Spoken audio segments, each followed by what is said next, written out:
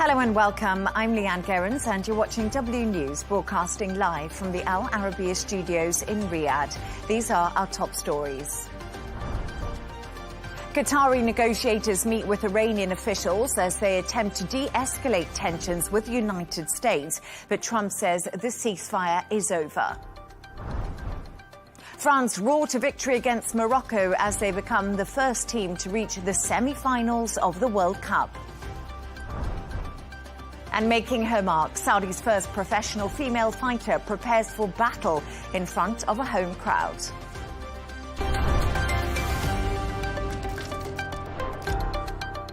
Qatari negotiators are in Iran today in a bid to calm tensions with the United States and encourage further negotiations.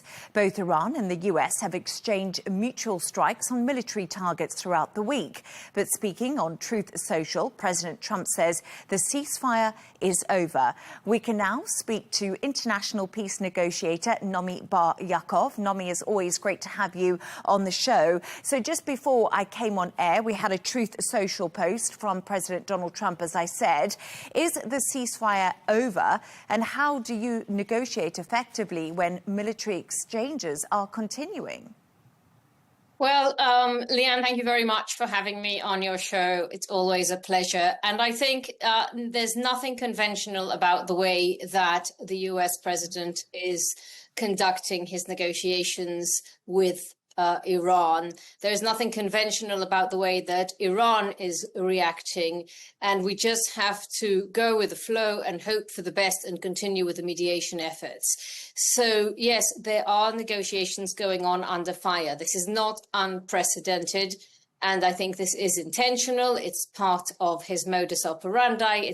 He's aiming to put pressure on Iran while attacking Iran. Meanwhile, Iran is retaliating against Qatar, against Bahrain, and against Kuwait, and you don't know who, Jordan, and Iran, as we know and as we have seen, could retaliate against any country. They have also said they may retaliate against Israel.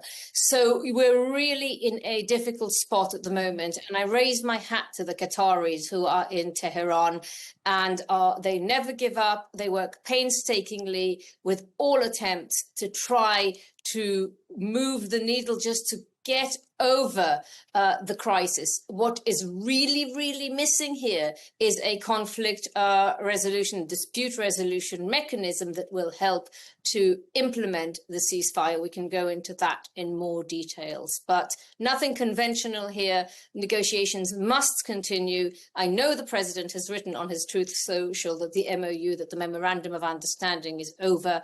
I beg to disagree, not for the first time with the US president. It's definitely not over, but it is, as predictable, hitting many stumbling blocks given the ambiguity in the drafting. And you did mention this, but Qatari negotiators are reportedly in Iran for talks, and they have been coordinated by the US. But, you know, Nomi, it was just a few days ago that a Qatari tanker was struck in the Strait of Hormuz. There's actually a lot at stake here for Qatar and also the Gulf regions, certainly. Exactly. So precisely. So there is an awful lot at stake, and Iran is acting for a long time now in a fashion that is actually attacking its allies, Qatar and Oman, two countries that have gone out of their way to try to work with Iran, for Iran, against other countries in very difficult times. They have stood by Iran steadfast, so very, very difficult for them. But I think, yes, as you said, the dispute is over the route of that tankers and ships can go through. Iran would like all the route to be close to its border, north of the islands, the Iranian islands there. And of course, previously they have gone south of that area, sort of closer to Oman. And I think until so that's one area, is the actual route. You need to see whether it's Larak Island or whether you're going where, what route are you going to have ships going through? Who is going to ensure the security of them? The other, of course, is that the Iranians are claiming a toll, whether they can call it a toll or a management fee or a security fee to ensure security. It doesn't really matter what you call it. I don't think any country in the world, and especially not the Gulf countries, would accept that. And that's totally outrageous. So that's their negotiation bargaining chip. So you see, the US president is using force to try to force the Iranians' arm, and they're using the Strait of Hormuz as their main card. So it's tricky. The Qataris are expert mediators, expert negotiators. They're working in Tehran, but they're in close contact, I believe, with the Vice President, US Vice President J.D. Vance, and with chief negotiators Steve Witkoff and Jared Kushner. So they are there under American I don't know if instruction may be too strong a term, but maybe not too strong a term.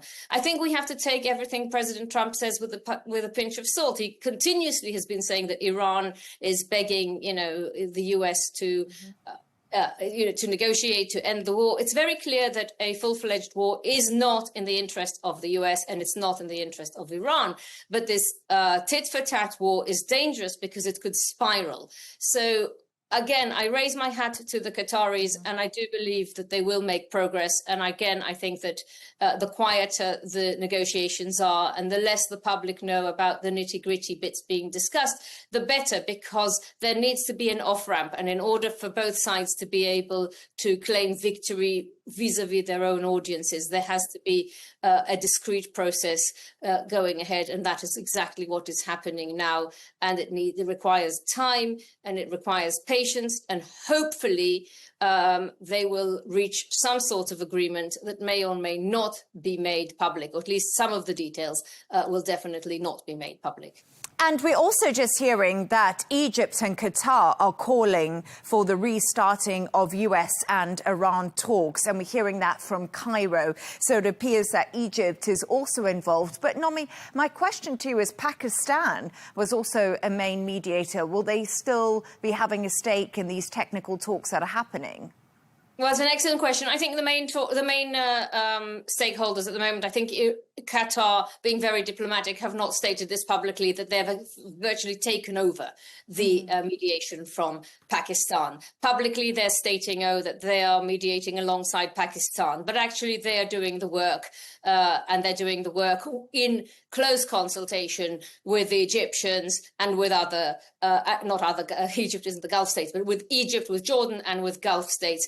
So I think, namely, with Saudi Arabia, obviously Oman, given that they share the Straits, Bahrain and other countries that have been affected by the crisis. All the Gulf countries have been affected. So I think it's moving to the Gulf in close consultation with Egypt more than Pakistan. I think Pakistan have more or less exhausted their role in these negotiations. And Nomi, what compromises would Washington and Tehran need to make on the Strait of Hormuz for the Memorandum of Understanding to actually remain viable? Because this seems to be the biggest bone of contention. Absolutely. It is the biggest bone of contention. I think all the other issues can be resolved, and they, they're pegged on this. How much money will be, how much money will Iran get? When will they get it? But the sequencing is very, very important. And each side, this is what's very important to understand, each side believes that the other side violated the agreement, because the agreement is drafted in such a manner that it was opened to different interpretations by both sides. So as long as each side accuses the other of violation and can't see inwards on the fact that actually both sides are in violation of the agreement, we're not going to move forward. And that is exactly what the Qataris are mediating. It's the route, as I said before, the route of the shipments and the management of the strait that has to be agreed upon. Don't forget that the US, in the Memorandum of Understanding, was meant to evacuate its forces from the area, and they haven't done so. So again, Iran will say, well, the US is in violation, they're still here. The US is saying Iran is violating the agreement because of the route, and they are shooting on ships that don't obey their orders. So the actual management of the strait is what is obviously being discussed now. I think that's obvious. That's not a secret. And I hope and I believe that a compromise is possible, but it's not going to be an easy one, given that Iran is very upset about the fact that the US attacked at the time that their former slain supreme leader, Ayatollah Ali Khamenei, was buried in his hometown of Mashhad. So the US president had said that there will be no attacks during the 6 days of the procession and funeral, but he did the exact opposite. So trust is very low, and that's not just a betrayal and a question of trust, it's also a question of respect, because the supreme leader, as you know, the former supreme, is not only the supreme leader of Iran, he's the supreme leader of all the Shia believers in the whole world. So this is a real violation of the culture, of the religion, and I think all of these issues have to be mediated painstakingly, and I do believe that the Qataris will be able to reach a compromise, but it's not between both sides, but it's not going to be easy. Yes, Nomi, as you say, not going to be easy and not conventional either. Nomi Bar Yaakov, as always, great to have you. Thank you. Thank you. Thank you very much. Let's continue this conversation with international relations professor Dr. Derek Grossman from the University of Southern California. Derek, it's always great to have you on. I was just speaking to my guest Nomi before you. If Washington and Tehran are still willing to talk despite declaring the ceasefire over, does this suggest that neither side wants the conflict to escalate into full-scale war? Well, thanks, and it's good to be with you again. And I think it's encouraging that the two sides are continuing to talk, if that is in fact true. We always have to wonder with President Trump. But I mean, to continue the war without talking is a far more dangerous circumstance. And so I'm going to take President Trump at his word in this case, because I think that the Iranians do not want to stray from the MOU. I think what they want, honestly, is to maintain their ability to eventually build nuclear weapons if they decide to do that, and then also now to essentially establish a toll over the Strait of Hormuz, whether it is environmental fees or boating fees or whatever they want to call it. It is de facto a toll. So they want to have both of those things intact. And they're trying to interpret the MOU as supporting their case. To go back to war really doesn't help Iran's predicament at all. It only worsens it, frankly. So I think what we're going to see from both sides is a period of renewed hostilities. But in the end, and as you mentioned, or your folks mentioned at the outset, this push to try to negotiate once more, through Qatar, right? I think you're going to see that as the ultimate outcome here in the coming weeks and months. And that's really interesting, Derek, that you feel Iran doesn't want to give up its nuclear program and wants to put tolls on the Strait of Hormuz. The big question is, how does the US stop that without boots on the ground? Because a lot of analysts have said, especially military ones, you can't actually effectively achieve that with airstrikes alone. Yeah, I would agree with those analysts, right? I mean, you certainly need to get on the ground in order to inspect the site and to basically retrieve the enriched uranium, or the nuclear dust, as our president likes to call it. And that is only achievable either by a full-scale invasion of Iran, which of course could be World War III and is very undesirable, or some sort of negotiated truce in which the Iranians allow us to enter their country, or some sort of coalition, international coalition, to enter their country in order to retrieve the enriched uranium and to bring it to a safe place. I don't see that happening. I don't see any prospects for that happening, frankly. And I mean, even if, let's say, it were to start happening tomorrow, as President Trump has said, and again, I believe him on this one, the uranium is completely buried under piles of rocks and mountain.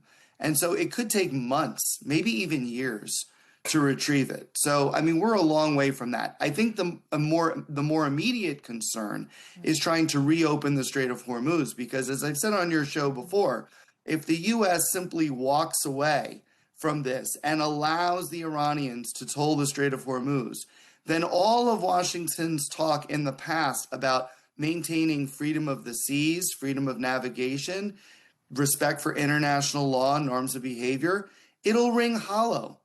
And that, I think, is the ultimate difference between prior to February 28th, when the war started, and everything that's happened since.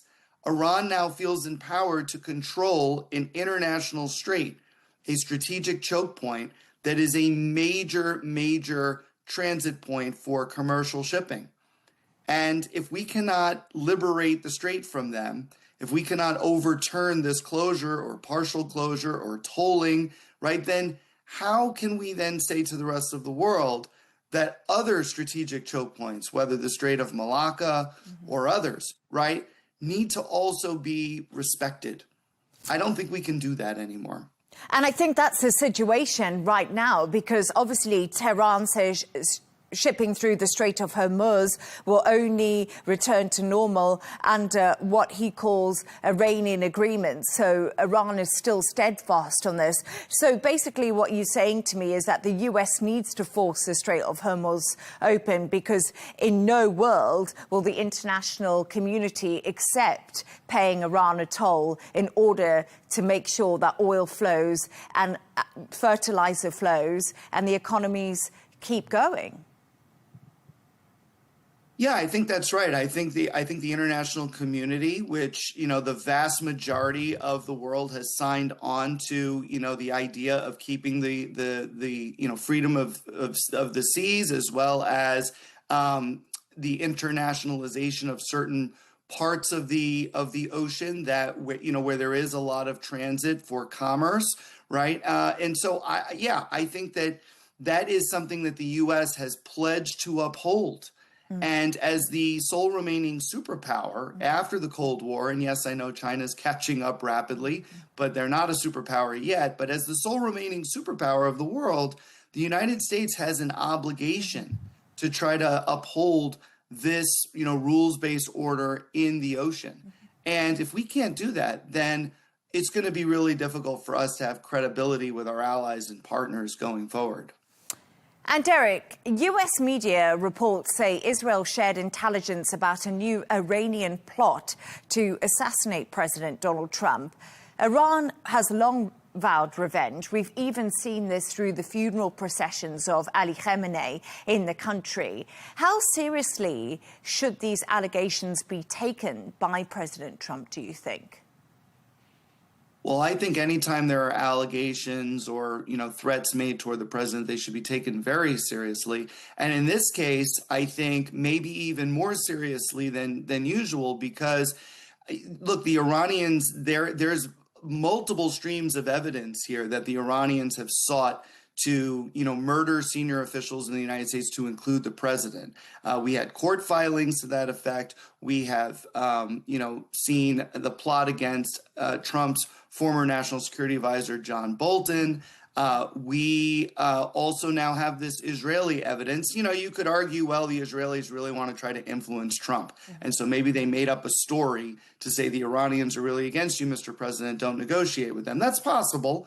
But it does, I have to say, the Israeli story does fit with a pattern of the Iranians seeking retaliation. All you got to do is look at some of the images that came out from the Supreme Leader's funeral and from other protests around Iran, and you will see posters that show President Trump with a target on his forehead, right? And actual in English, by the way, you know, so that we can see it and we can read it, that they want to kill President Trump. You know, that has been some of the wording on these signs. And so I think there's certainly an interest among the people to do that. And I mean, among the IRGC, which is the most hardened element of the Iranian military, right? There is certainly there's a good reason from their perspective to seek retaliation because General Soleimani, their former leader, was assassinated by Trump, and of course now the supreme leader, right? So I think that there's certainly something here, and then you're showing alongside me just now that President Trump was on his aircraft, possibly the Qatari gifted aircraft, right? Remember, he just switched aircraft on his way out of Ankara, probably because of security concerns. So I'm glad to see that the Secret Service is taking this seriously. It's not to say that something is actually going to happen or can happen. I mean, Iran is pretty downtrodden at this point, but we cannot rule it out and we shouldn't. Derek Grossman, it's always great to have you on the show. Thank you so much. Thanks for having me.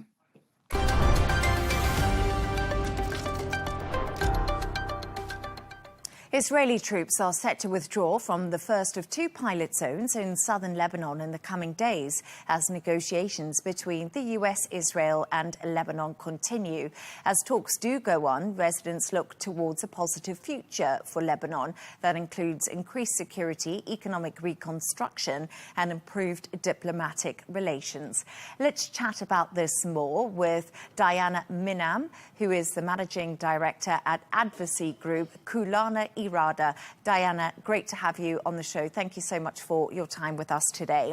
President Joseph Aoun has defended Lebanon's decision to negotiate with Israel. This comes despite domestic criticism. Do you believe these talks are in Lebanon's national interest? Absolutely. I believe that diplomacy is the only way left for Lebanon.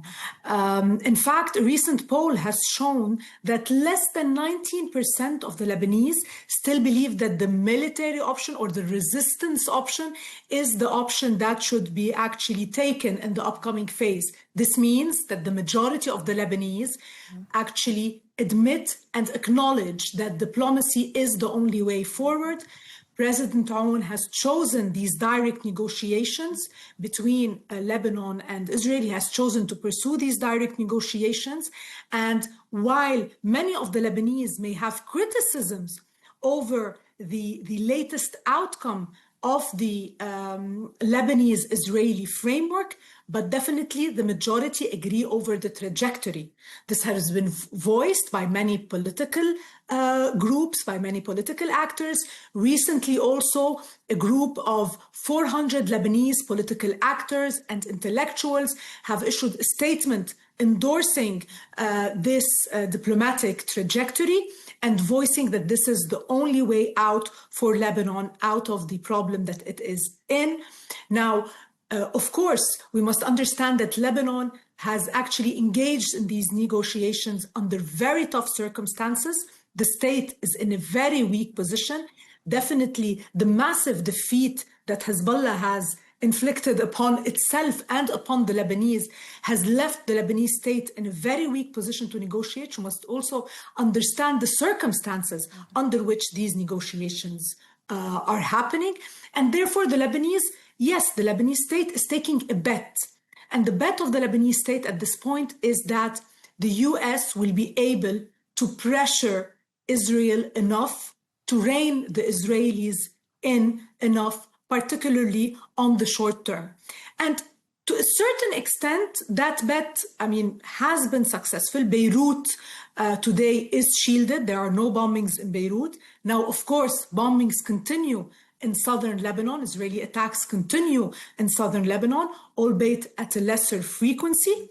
The success in the upcoming phase will depend on the Lebanese state's ability to actually get more guarantees from the international community, particularly the US, but also from the Arab and Europeans, and more support in order to be able to rein Israel in and in order to support the Lebanese state in pursuing this track.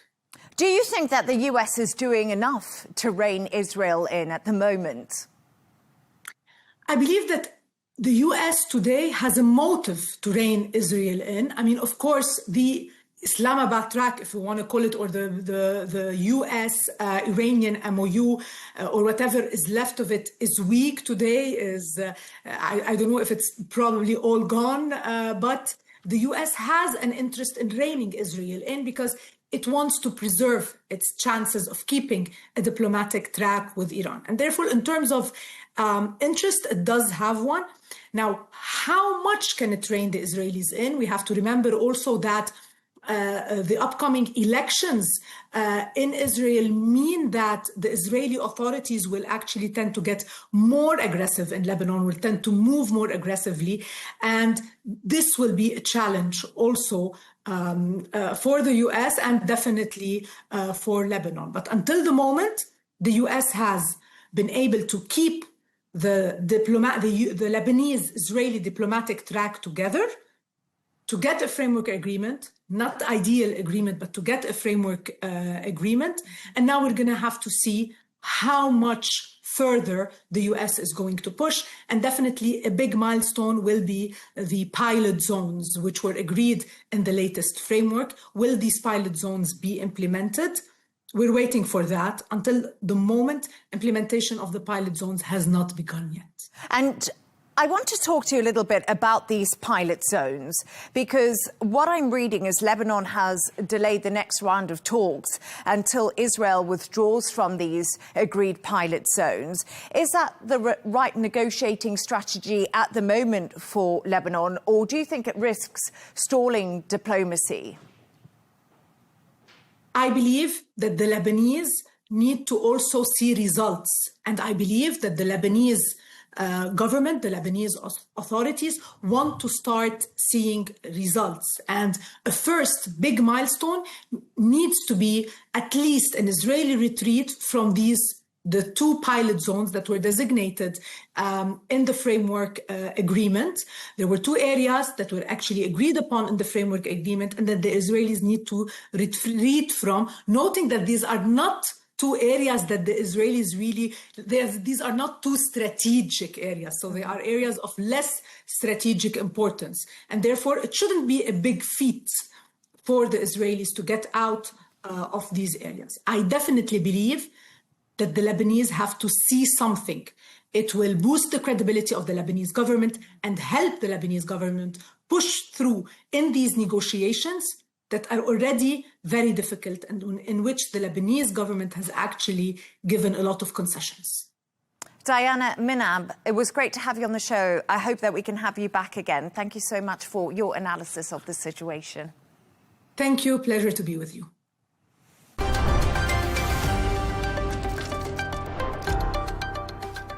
History will be made in Riyadh this evening as Saudi-born MMA fighter Hattan Al-Sheikh makes her professional debut for PFL MENA. The 22-year-old local is the first Saudi female to sign a global MMA promotion, taking on Algeria's Dania Ohashi. I caught up with her before the fight and asked her how she felt about inspiring a whole generation of female martial artists.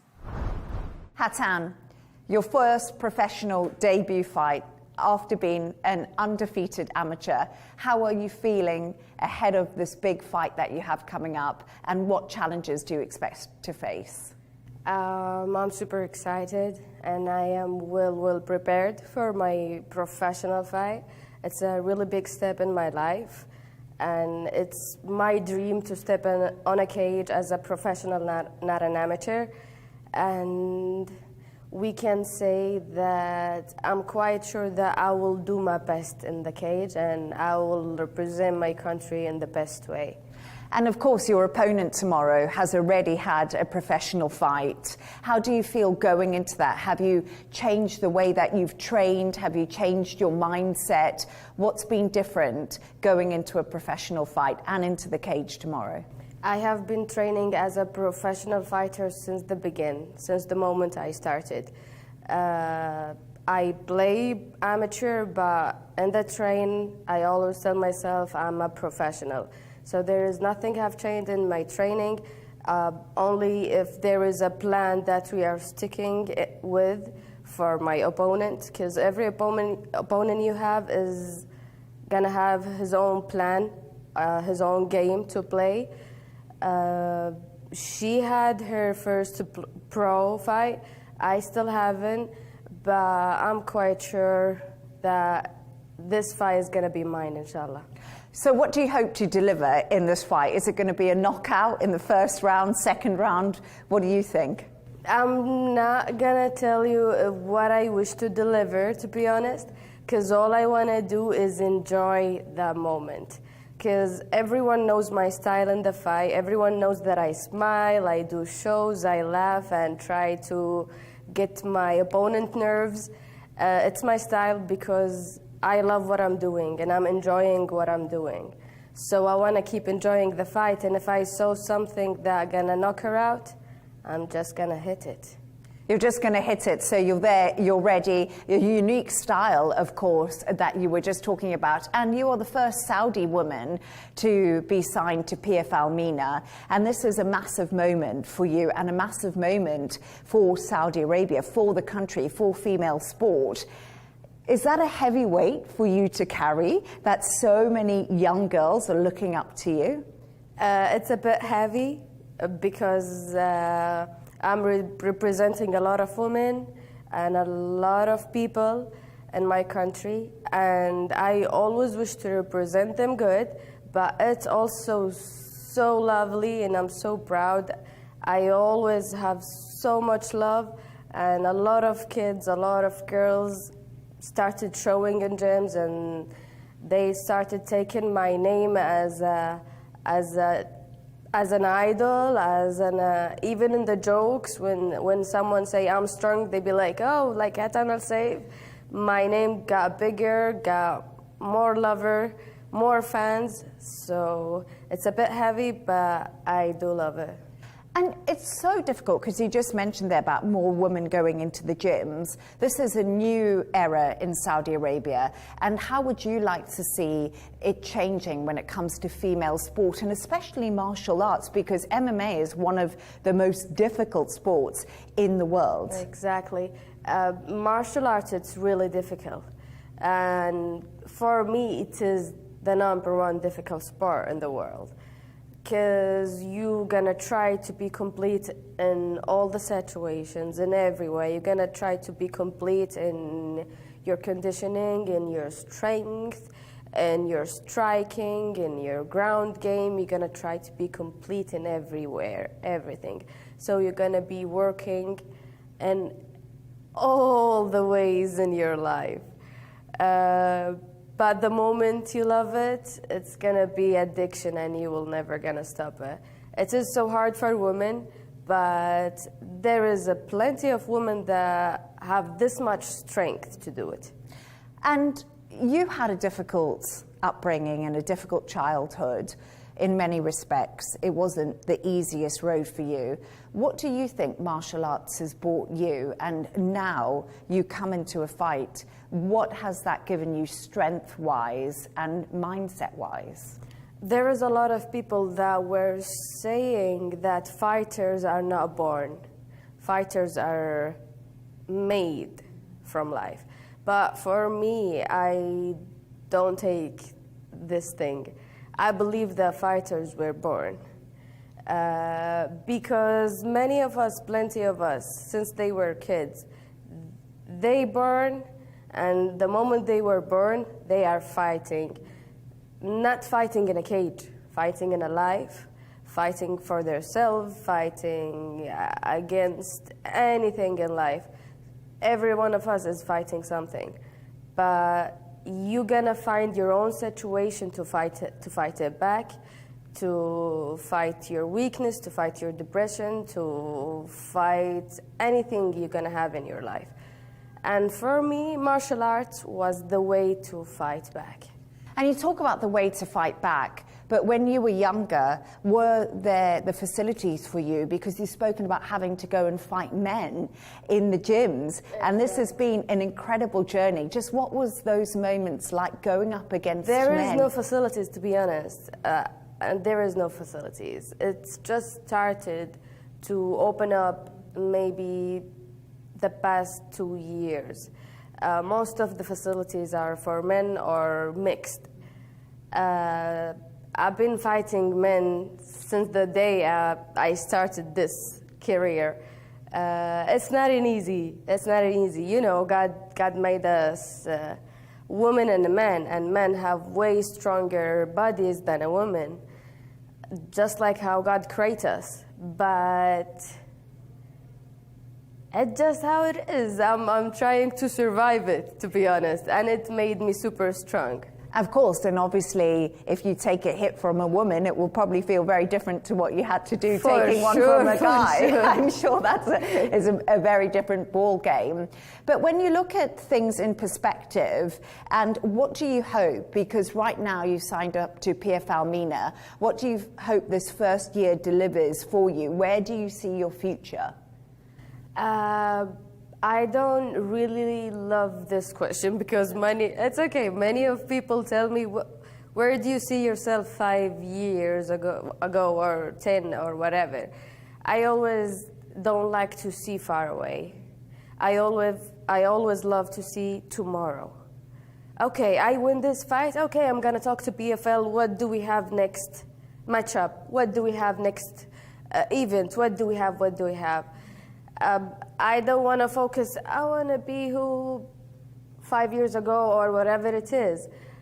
I just want to focus tomorrow, after tomorrow, tomorrow, after tomorrow, and focusing on tomorrow is going to give me to reach where I deserve. I just believe in God's destiny.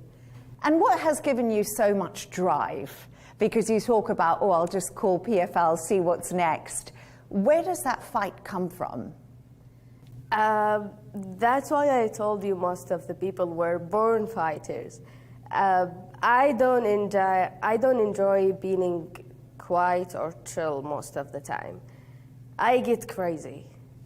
It drives me crazy. Like I can chill and I can have a vacation for a week, 2 weeks, and after 2 weeks I will start to make problems with everyone.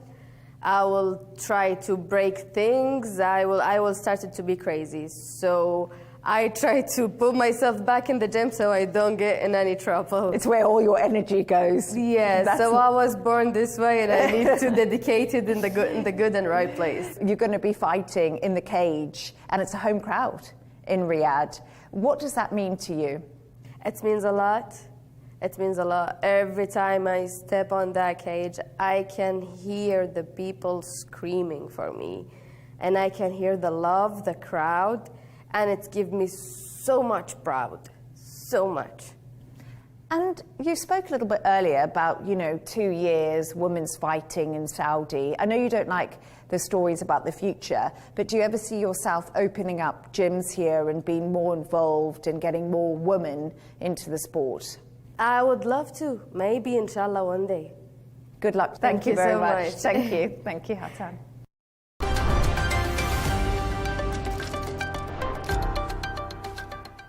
France continues their dominance at the FIFA World Cup after beating Morocco 2-0 on Thursday. They are the first nation to qualify for the semi-finals after goals from captain Kylian Mbappe and Ousmane Dembele.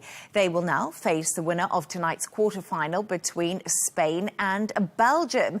Let's go live to London to speak to former Chelsea footballer Mickey Ambrose. Mickey, as always, look at that England top. I love it. What year is it from, Mickey? I keep hearing everyone talking about different years they're getting England shirts from. Yes. Well, lovely. Thank you for having me on again, Leigh Ann, and all the team. Thank you very much here in East London, opposite the London 2012 Queen Elizabeth Stadium is where I live. So thanks so much for having me. Yes, well, this shirt was actually given to me by the former assistant England manager, England assistant manager Steve Holland. This was at the Euros, 16th of when was it? June, 16th of June, 2024. Yeah, it's on my shirt. So thank you for Steve Holland, who's now assistant manager at Manchester United. So he very kindly gave me that for all the hard work I do with young George on the song. So yeah, that's where it's from. Looks great on you, Mickey, but let's get to the football, not your fashion. Mickey, No, exactly. France beat Morocco 2-0, and that's despite Kylian Mbappe missing a penalty. What do you think gave France that winning edge? Because everyone's now asking, can they go all the way through to the end?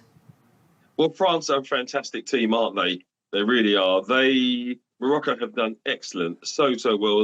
A lot of the lesser clubs, so lesser country clubs, have done really well in this World Cup. I think it's been a fantastic World Cup and a spectacle for football for boys and girls. But in answer to your question, France have got that extra edge, haven't they?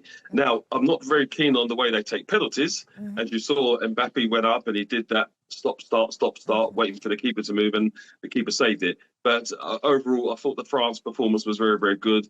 Maybe the first half, they knew they could step it up a gear, but they're the ones to beat, I think. And I do think, as you say, this has been such an exciting World Cup when it comes to the likes of Morocco, even Egypt the other night, and Cape Verde. Yes. We've seen lots of countries we never expected to actually do very well. But now we're in the final stages. Spain will be hoping to join France in the semi-finals of that World Cup. But of course, standing in their way is Belgium. The match is kicking off a little bit later in LA. Who do you think are the favourites, Mickey, for that next semi-final spot? Well, Belgium did very, very well, didn't they? We had the controversy with the bookie, with the sending off of the USA player. I think Belgium are a bit of a dark horse, actually. I wonder if they can cause an upset tonight against Spain. But Spain are very, very good as well. It's a tough one to call, actually. I've got a funny feeling that Belgium might nick it, believe it or not. So you think Belgium might just nick it? Let's wait to see. But I want to talk a little bit about England, because we never speak about England enough, do we? And of course, they go into the semi-final absolutely full of confidence. But how do they stop Erling Haaland, do you think? Because everyone's talking about this, aren't they? Yes, they are. And it's not just Erling Haaland you need to stop. I think the other danger man, is Antonio Nusa, the winger, who a lot of Premiership clubs are looking at. So Antonio Nusa is a very, very good player. Obviously, if you do focus on one player like Erling Haaland, but then again, you have to think about they have to focus on Harry Kane and some of our players that we have, Saka or Rashford. But obviously, the two top scorers, Erling Haaland's on 7 goals already, along with Messi, and Harry Kane is just behind them. So it is going to be a battle of the strikers, maybe, with Norway, with Erling Haaland and Harry Kane. It's going to be a tough match. It's not none of these games, as we've seen, are easy games, even against the lesser clubs, as we just mentioned, Cape Verde and Senegal, some of the other clubs. So it's going to be a tough game for both teams. I mean, we're going to be quite interested to see how they came out. Are they going to come out strong, England, or is it going to be like a cat and mouse game? So it's a very interesting game. But maybe it's going to be down to the strikers. Whoever can put the ball in the net and can score the goals will win eventually. The whole point of football, isn't it? Putting the ball in the net there, Mickey. Yes. But Mickey, this was my next question to you. Who has the best striker? Is it England with Harry Kane? Is it Norway with Erling Haaland? And who has the best fans? Is it the Norwegian ones or is it the British ones? Oh, in fact, one of my neighbours is from Norway, so I've got to be careful here. Don't talk too loud. Yeah. No, I won't talk too loudly. I'll do it discreetly. They're both excellent players, aren't they?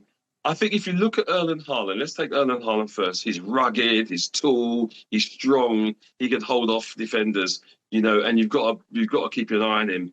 Erling is a very, very difficult player to play against. Now, do we put Gaya in? I think Reece James is back at right back. Then he's got the speed as well, and he's got the touch. Normally, tall players don't have that.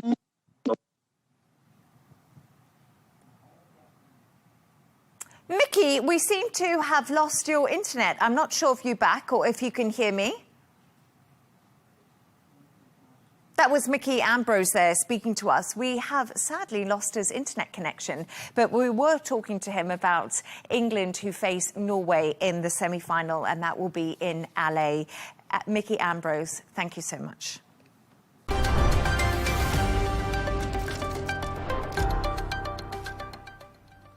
A reminder of our top stories. Qatari negotiators meet with Iranian officials as they attempt to de-escalate tensions with the United States, but Trump says the ceasefire is over. France roar to victory against Morocco as they become the first team to reach the semi-finals of the World Cup. And making her mark, Saudi's first professional female fighter prepares for battle in front of a home crowd.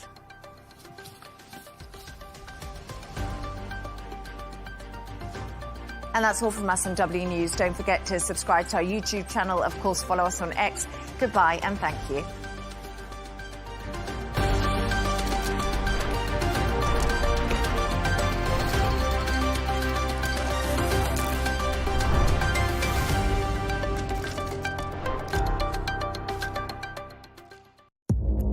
Our allies, in many cases, are worse than our enemies. Stay informed and connected with the latest international headlines. There obviously is a risk. From breaking news to in-depth analysis, it would appear that this war is coming to an end. Who buys this stuff? Investors, pension funds. we deliver the most important developments straight to your screen. Iran always wanted to deal with militia. Join us for compelling, expert-driven conversations. A curfew order has been established. And an insightful look at the issues shaping our world today. There are a lot of proposals about European architecture for security. I'm Leigh Ann Gerrans, and this is W News. We dealt with this when I was Chief of Staff in the first term. Where you don't just hear the headlines, you get the full story.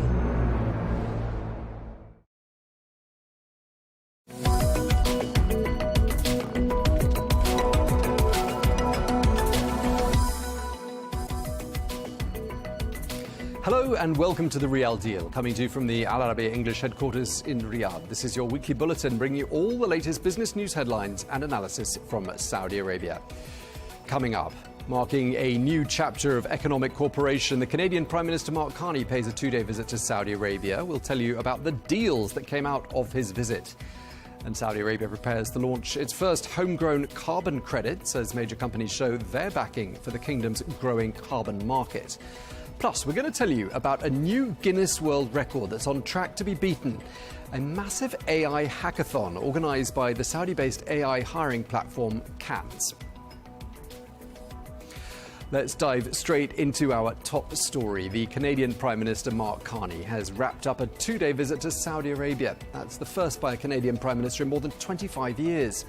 Well, during the visit, Carney held talks with Crown Prince Mohammed bin Salman, as well as the Minister of Industry and Mineral Resources, Banda Al Khuraif, and the Energy Minister, Prince Abdulaziz bin Salman. Well, that visit resulted in a series of agreements aimed at deepening cooperation across sectors, which included mining, industry, energy, infrastructure, AI and financial services. Well, one of the standout announcements was in the field of artificial intelligence, where Saudi Arabia's Humane and Canada's Cohere agreed to work together on advanced AI systems, including Arabic language AI models and new tools for businesses.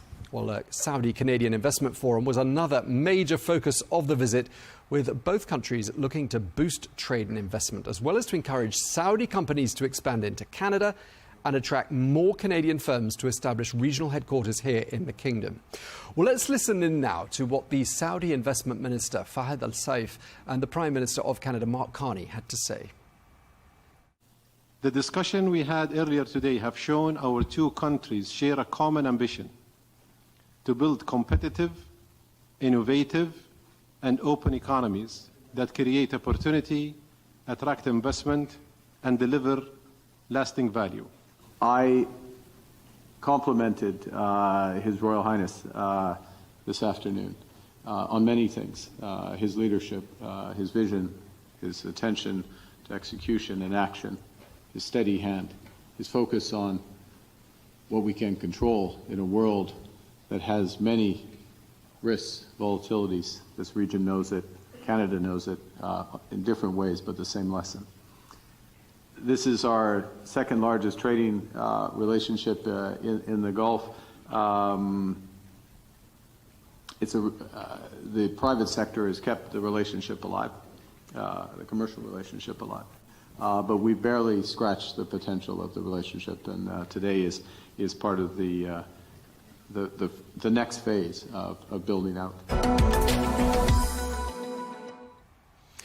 Now, Saudi Arabia is taking another step in the development of its carbon market. This as businesses increasingly look for ways to meet their sustainability goals. Well, at a special ceremony at the Tadawul Tower in Riyadh, officials have just announced CMF Select Red Sea 2026, which is a new sustainability-focused gathering that will bring together business leaders, investors and policymakers later on this year in November. Well, the event will also mark the launch of the kingdom's first Saudi-generated carbon credits through the Regional Voluntary Carbon Market Company, or VCM. And that will allow companies to invest in projects that reduce or remove carbon emissions here in Saudi Arabia. Well, more than 30 leading entities, amongst them the PIF, Saudia Group, Ma'aden, STG, Bank Al Bilad, have expressed interest in joining this milestone, signalling growing corporate engagement with Saudi-generated carbon credits and market-based climate action. Well, we're joined now by the CEO of VCM, Fadi Sadeh, who is with us now. Thank you so much for taking the time to come and see us. Let's start with that announcement that I was mentioning there, the announcement at the Tadawul Tower. What exactly was unveiled there? So, first, thank you for hosting me, Tom. So we announced the CMF Select Red Sea, hosted, focused on sustainability, and is owned and hosted by the Saudi Exchange, Saudi Tadawul, and is co-organized by VCM, our company. What most importantly is also CMF Select Red Sea is going to host the inaugural Saudi carbon credit launch on the platform. This is the first time Saudi carbon credits from projects here in Saudi Arabia being generated and being launched in the platform. They will have access to our market for the corporates to start trading those carbon credits. Okay, I mean, Vision 2030 is entering its final years, its final stretch before the year 2030 itself. Why is this such a significant moment, do you think, for Saudi Arabia? So this is a significant milestone, and mainly because now we are entering a new phase when it comes to the carbon market and the sustainability agenda for corporates. So we started by building the demand the first 3 years of establishment of our company. This is where we managed to trade more than 15 million carbon credits, valued around 350 million Saudi riyals. Now we're entering to the phase where we are enabling those project developers, either international project developers or local ones, to stay here, to build projects here in Saudi Arabia. This creates so many jobs here in the kingdom. It also builds a circular economy for carbon credits here in the kingdom. Okay, this isn't, of course, VCM's first carbon credit auction. What's so different about this one? This is the first year where we're gonna also we'll have and host and auction Saudi carbon credits here in the kingdom. Part of it also, this event is happening here in Saudi Arabia. It's happening in the Red Sea. And a very important factor is these project developers will have access to the market. Corporates now are more mature, more advanced than 3 years ago, where it was zero supply, zero demand. So these corporates now have more access to these Saudi credits. And from a financial perspective, we are moving capital to these Saudi projects here in the kingdom. Okay, I mean, there's one piece of terminology I haven't understood 100%. Maybe you can help us with this. Saudi-generated carbon credits. What does that mean in practice? That's a great question. Whenever we talk about carbon credits, people say, what do you mean, right? So carbon credit means one carbon credit is a certificate. This is a tradable certificate. One carbon credit means 1 metric ton of carbon dioxide or equivalent gases being prevented or being reduced or removed from the atmosphere. So this is a very measurable certificate. This is verified by external verifiers for this. So any project developers who build projects here in Saudi Arabia, they have verifiers who come and verify how many tons or metric tons of carbon dioxide or equivalent gases being removed from the atmosphere. These projects varies from nature-based projects to more advanced technological-based projects and to waste management. And of course, as we see in Saudi Arabia also, renewable energies is a big factor out of that. Okay, thanks for helping us decrypt that. 30 projects already being developed across the kingdom to generate these Saudi carbon credits. Can you tell us a bit about some of these projects? Of course. So these projects varies from Saudi entities establishing projects here in the kingdom into more international project developers who already have projects around the world coming to the kingdom, putting investments here and building this. These project developers varies also across the kingdom. And what's amazing is a lot of these projects are also in rural areas. So everything comes from circular economy of building jobs there. Investment in those areas are super important. And what also these projects come, as we mentioned, there is nature-based. We have reforestation projects happening here in Saudi. We have mangrove planting. These are nature-based. And then we have more e-waste management, landfills projects. We have renewable projects here in the kingdom, to more advanced projects or technologically advanced projects such as air capture, negative concrete. Just for me to give an example, negative concrete is projects here in Saudi Arabia where project developers are they have technology to take these carbon dioxide, take it from the atmosphere, and inject it in concrete, makes the concrete much stronger, and it captures it for hundreds of years. These are edge technologies coming here in the kingdom, being traded and being built here in Saudi Arabia. Wow, so it's really cutting edge stuff. Yeah. What's been the response from Saudi businesses so far? As we saw in the ceremony that we announced, we're seeing a very big interest from corporates coming here with us. We started 3 years ago where we have big corporates. Today our platform captures more than 70% of the corporate emissions in Saudi Arabia. And what's amazing is 50% of these companies who joined us in this ceremony are taking the first step when it comes to carbon market. This just shows the growth and the confidence in the carbon market in Saudi Arabia. These companies covers all sectors of the economy of Saudi Arabia. So we have financial sector, we have mining, industrial, aviations, healthcare, and others, real estate, of course, all covered in the kingdom. Some of them are publicly invested companies. We have private sectors, and we also have family businesses are all joining us into building this market. This just shows the confidence here in the kingdom to build this market and to become a leader globally. And as you say, across all sectors, well, every sector you can think of pretty much. Yeah. So that probably means, doesn't it, that, carbon capture and carbon markets are very much a part of the mainstream corporate conversation now, are they? You perfectly said it. So that's the idea. So a lot of corporates today are building their sustainability agenda, their corporate sustainability agenda. Part of us as the voluntary carbon market, VCM, we have our advisory division, and that's mainly to help these corporates first build their decarbonization agenda, they build this decarbonization strategy, and that comes from first having to understand where the emissions are coming from their operations, from their value chain. So we have tools here in Saudi that help them build and find where the emissions are coming from. Then the next steps comes for them to build an internal decarbonization strategy in order to reduce that internally. Of course, there will always be emissions that are hard, at least on the short term, to be reduced. And this is where carbon credits comes in. These corporates, for those hard to emit carbon credits, they buy or they trade those carbon credits. In return, they invest directly on projects that are credible projects, measurable impact for these projects that's affecting the environment and the climate here in the kingdom. Okay, I mean, some people watching might be wondering whether buying carbon credits is a substitute for reducing their own emissions. And I wonder, what's the right way to think about it? So the short answer is, of course, no.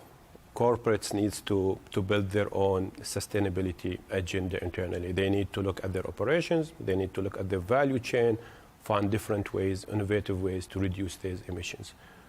Now, of course, this also requires time, requires investments. There's always hard to emit or hard to remove emissions.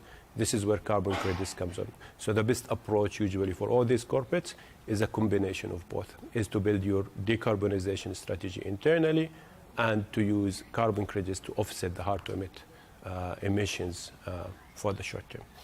Okay. The Red Sea is among the places where I think it's fair to say sustainability is sort of built into pretty much every aspect of day-to-day life. Why is it significant, you think, as a top destination? Of course, we all know that Red Sea is one of the most ambitious projects in the kingdom, and what makes it perfect for our sustainability event is also it's one of the biggest examples when it comes to sustainable development and regenerations. Red Sea took a lot of approaches when it comes to sustainability, and they build their whole approach comes to that. It's very important for us to show corporates, company leaders, and examples of the scale of sustainable development in the kingdom, and there's no better place for have it other than Red Sea. Okay, just looking ahead to November and this Red Sea event, what should businesses and investors be expecting? So this is an event where we gather project leaders, project developers from across the country, policymakers, government entities, as well as corporates who would buy. So this is a perfect place for discussions and for us to build into that discussion into the next phase, from building a demand now to building the supply in the market. One important factor as well for this event, this is a perfect stage for these corporates to actually shows what they achieved so far and how they can learn from each other to build this decarbonization strategy that they have. Okay, and just lastly, Fadi, I want to ask you if there's a short message you have you'd like Saudi businesses, investors, project developers to take away from our conversation, what would that message be? That's a great question. So Saudi Arabia has a big ambition. We have a big target for us to achieve. No one company can achieve this alone. It's something that all corporates from different sectors in the kingdom needs to work together in order to achieve this. We're seeing leaders from different sectors doing this today, so it's time today for you to take that action into climate change in the kingdom. Okay.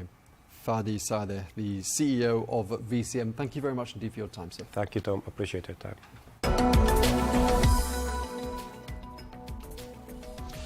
Let's get a quick look at some of the other stories from the week. And expanding their presence in the kingdom, the German banking giant Deutsche Bank has announced that it's obtained a regional headquarters license here in Saudi Arabia. The new HQ will be here in Riyadh and will oversee Deutsche's management, strategy and corporate functions right across the Middle East region. Well, Deutsche joins several other global financial institutions that have made Saudi Arabia their regional hub, amongst them JP Morgan, Goldman Sachs and Morgan Stanley. Well, the regional HQ programme is central to Vision 2030.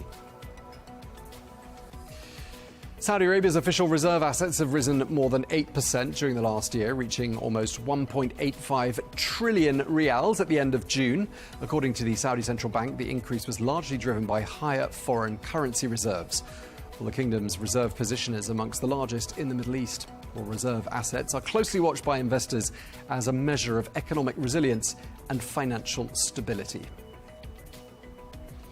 And construction of the kingdom's first entertainment-focused business park and corporate resort has been completed. This marks another major milestone in Saudi Arabia's Vision 2030 transformation and reinforces Riyadh's status as a regional business hub. Well, Boulevard Business Park is a 1 billion riyal development which offers more than 60,000 square meters of office and retail space.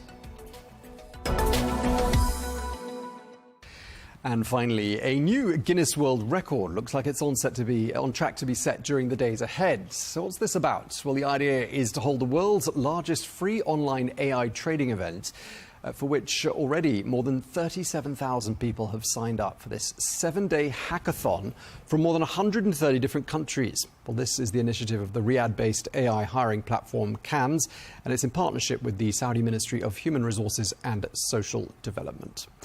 Well, I'm joined by the CEO and founder of CANS, Roy Baladi. As we've said, Roy, CANS is an AI-driven recruitment and tech platform based in Saudi Arabia, built on AI, and it seeks to simplify the hiring process. So I'd like to say, first of all, congratulations to you, because it's amazing the turnout you've had so far, the number of people who've signed up.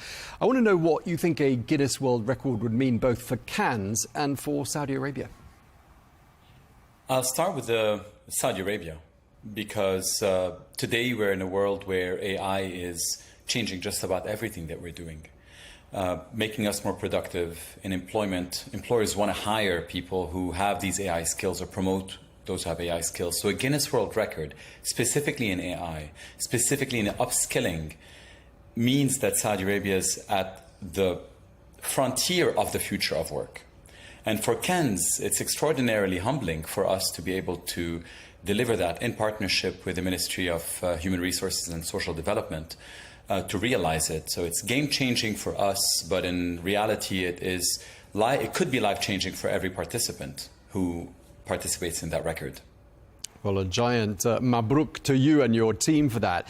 I mean, this initiative should see a record-breaking result, but that's only part of it, isn't it? I mean, there are some serious aspects to this hackathon. I want to ask you what participants are going to take away with them.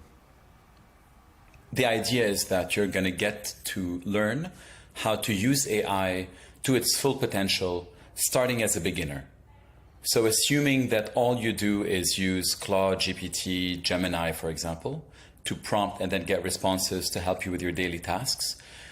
Starting Wednesday, from 6 to 9 p.m. Saudi time, for the span of a week, you're going to learn with an instructor, offered for free, how to build on day one an app, web app, mobile app, and publish it from scratch. We're going to be using Replit. On day two, you're going to learn how to create images and videos in a way that does not look like it's generated from AI, where you can use everything from the role of a videographer, costume designer, lighting designer, so on and so forth, all through prompting. We're going to use Magnific. On day three, you're going to learn how to create avatars and how to bring them to life and give them the right accents and sounds and animate them. And then after that, you're going to learn how to create songs, and you're going to understand how to protect your data from it being stolen on the internet and how to protect your digital identity. All the while, you'll be building your own app. And that's the hackathon part. So one part of it is training every day, and the other part is hackathon, where you build your own thing. And then on day 5, you submit it. On day 6, an AI engine is going to be grading it, shortlisting it, and then a panel of judges and employers, top-notch employers, are going to be evaluating. And then on day 7, there's going to be awards, prizes, actual live commitments for interviews from employers, a certificate of completion from the Ministry of Human Resources and Social Development, and the Lebanese American University's Academy of Continuing Education. And everybody's going to have an AI portfolio, which means that you'll be able to apply and show a project that you built from A to Z using AI, which can make you that much more marketable when you're applying to jobs. Right, I'm going to be asking you about that exact point in just a moment.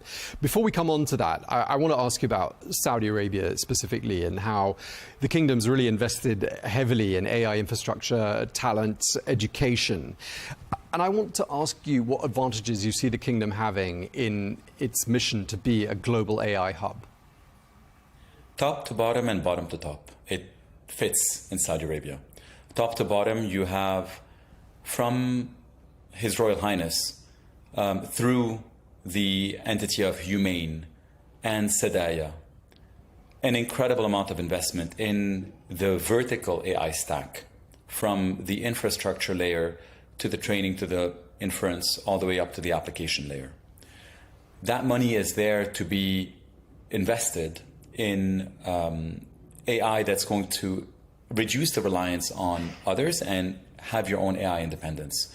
$100 billion is not a joke. It's a significant investment. Bottom up, Saudi Arabia is known to be the most digitally penetrated country in the world when it comes to adoption of digital tools. really good at social media, really good at gaming and e-gaming. Well, AI is just one step next.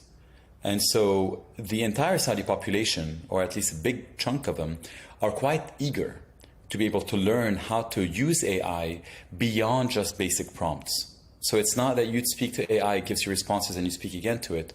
No, you speak to AI in a way where it speaks to itself and then iterates until you have a proper agent. And you have these agents together and you build your own company, your own consultancy, or you can become a lot more productive when you're at work.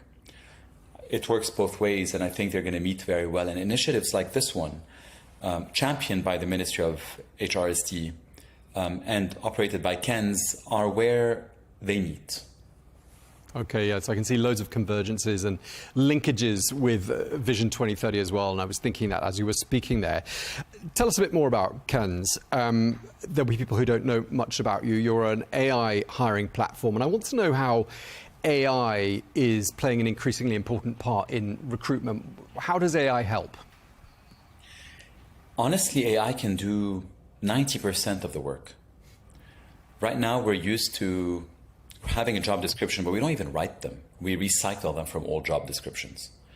We're comfortable leaving voice notes to friends or text messages. So if someone leaves a voice note of a particular job, says, this is who I want to hire, growth marketing manager with 5 years of e-gaming in Riyadh, earning that budget. And after that, you can say, this is when I want to meet them, next Monday at 2 p.m. AI can do all the rest. It can take the voice note and convert it into a job description. It can publish it into 20 job sites, including KENS.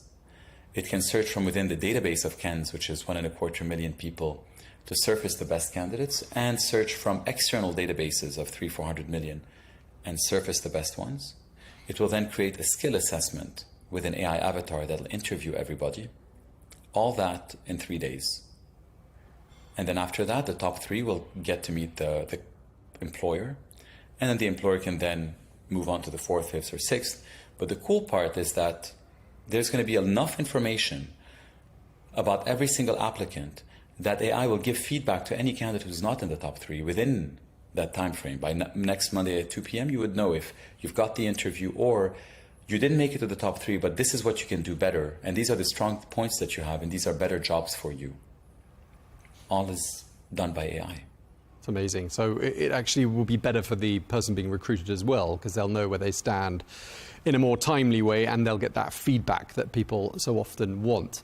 Now, before we started the interview, you told me that KENS means a treasure in Arabic, and clearly you're going to have a whole pool of treasures at your fingertips with these AI tools and on your database. I'd like to ask you, I mean, AI skills are valued by employers more and more. And I'd like to ask for your advice. How would you advise people to stay ahead of the curve and essentially remain employable with these new tools out there? It's extremely important to be up to date on AI, because AI can allow you to do your work 10 times better. Anything that could be automated, like what we talked about, the recruitment flow, can be automated through AI. In order to get into that, you can go on YouTube videos and watch YouTube videos and upskill yourself. Or you could work with, get consultants, and they could be quite expensive. This is why we're offering this initiative for free, where you're going to learn the 10 most popular AI apps with experts in each field. So the Google session is going to be with a top instructor from Google, so on and so forth, where you're going to be able to learn all of these apps. So ideally, as if you can join a training hackathon where you learn, but you also apply at the same time. Because once the session is over, if you just learned, 2 days later, you're likely to forget 80% of it. But if you end the session, the 2 to 3 hours, and you've actually built something, then afterwards, all you have to do is just prompt it a few more times. And then you're just going to retain all of this and build upon it. Okay, that's good advice. I mean, people are quite afraid of AI and how AI is going to take all our jobs away. I mean, do you think people should be slightly afraid? Or do you think, on the other hand, AI is actually creating opportunities that will counter the losses of these perhaps older way of doing things? We should be afraid, I think, to be honest. It is a bit of a major technology change. And so it's really important to get ahead of the curve. People are not going to be replaced by AI per se. You're still going to have marketers, salespeople, developers, engineers, architects, entrepreneurs. You're still going to have that. But you're going to hire someone who can use AI to their advantage. And I will give you an example. Last year, we ran a similar initiative. We graduated 3,300 people. One of them, Rihab al-Mut'ab, built an app in marketing that will connect Facebook in the Facebook, Twitter, Instagram, TikTok, Snapchat, X, where she can put her content, schedule the post, put her hashtags, and then in one shot, it'll post everywhere and bring back the analytics. And then she shared that in a 1 to 2 minute video. When I saw that video, I did not need to interview Rihab. I knew that she could run the marketing department of one on her own, and she'd be highly effective. And the proof is there. She's helping us build this hackathon. So that's where it comes in handy. If you're able to augment what you do, and you don't have to learn a single line of code. So people are afraid because they're like, oh my God, this is so big. Where do I start? Where's the menu? Where's step 1, 2, 3? Well, the thing is, when you have this training hackathon, organized and curated with the ministry, with a certificate from them, then you're starting from step 0. You're not going to do anything but prompt, like you generally do on ChatGPT. And then after you do this, you're just going to do it in a different application, like Magnific, like Higgsfield, like the ones that we're going to teach you, Notebook LM, Replit, Claude. And then, but it's going to give you a full application that you can then use for everything. Okay, Roy, that sounds fantastic. And we wish you all the very best with the hackathon. I just want to ask you briefly, if someone wants to participate, what should they do? They can just go to the website or Google Ken's Hackathon. That's going to be the first link. Okay. And then the link is ka.nz/hack. But you can simply Google Ken's Hackathon. Okay. All right, we're going to have to leave it there. Really appreciate you taking the time to talk to us. Roy Baladi, the founder and CEO of Ken's. Thank you so much for your time, sir. Thank you for having me. Thank you. Well, that's all we have time for. Thank you very much indeed for watching The Real Deal here on Al Arabiya English. We look forward to seeing you again next week. Meanwhile, stay tuned.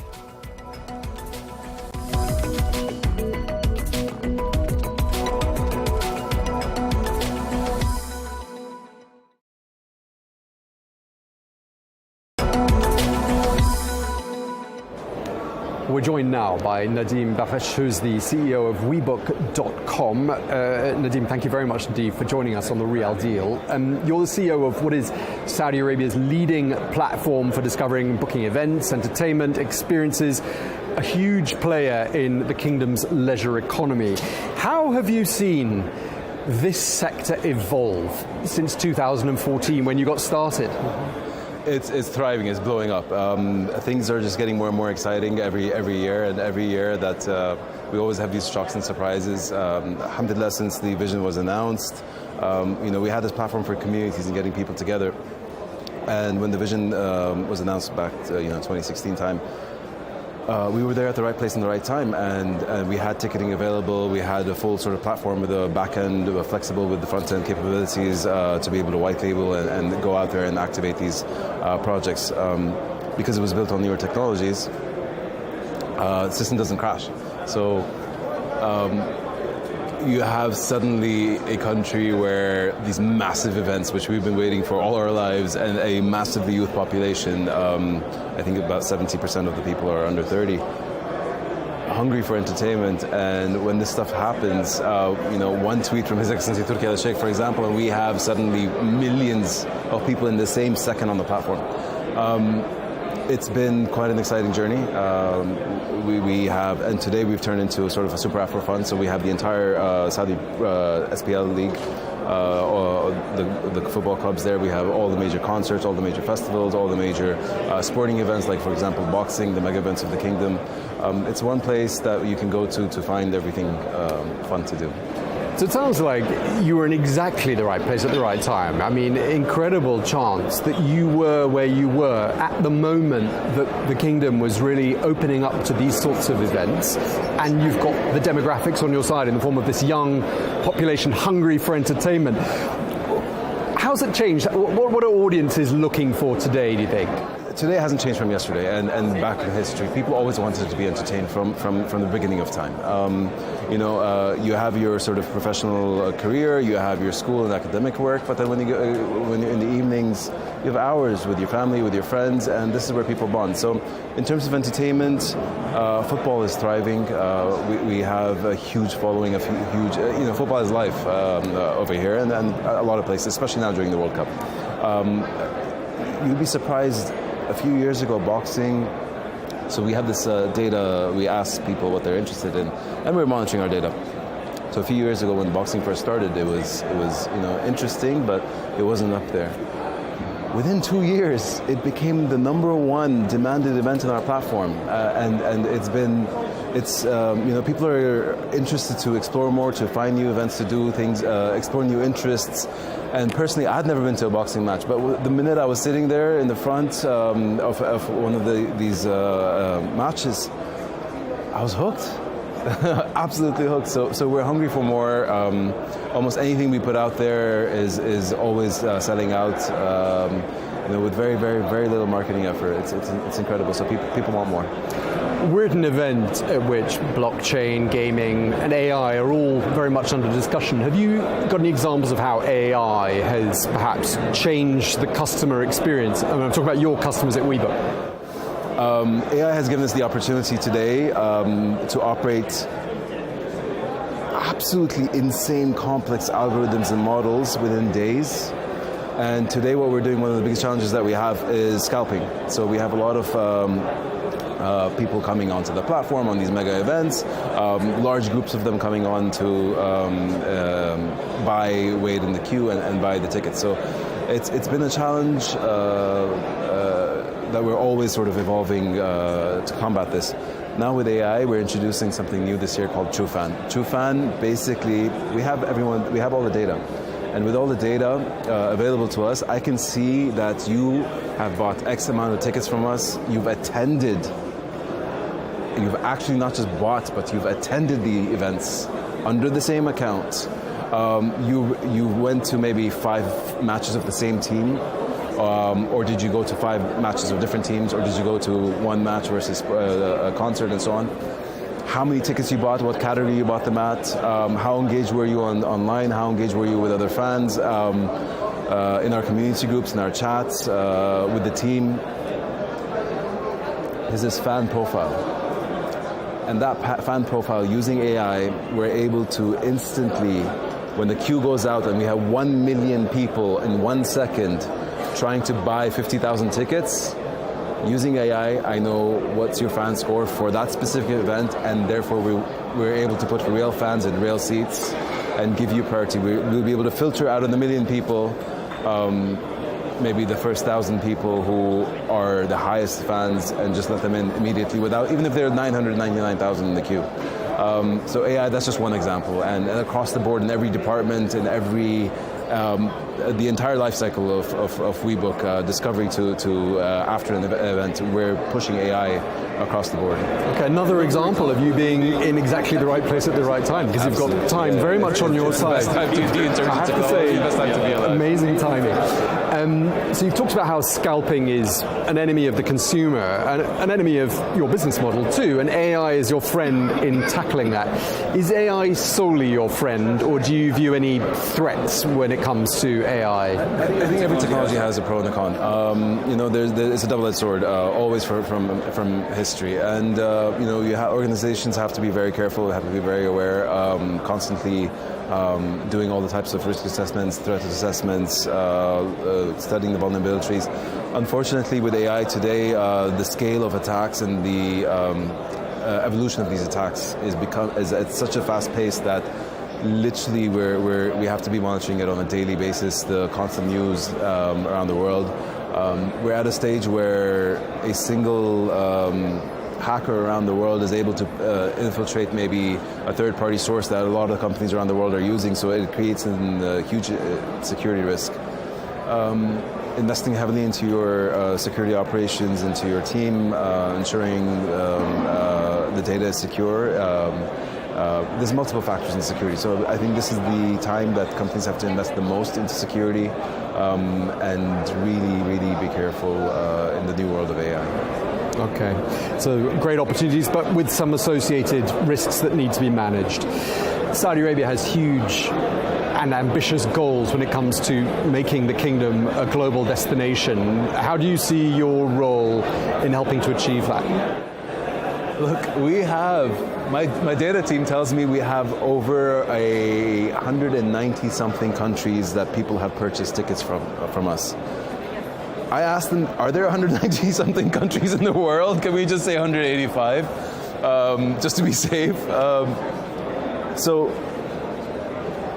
And the majority of our events today are based in Saudi. We are expanding internationally, but that is actual users all over the world purchasing to come to Saudi at one of these events. I mean, the events that we have being developed by Ministry of Sports, by the Entertainment Authority, by Ministry of Culture, and so many more are world class.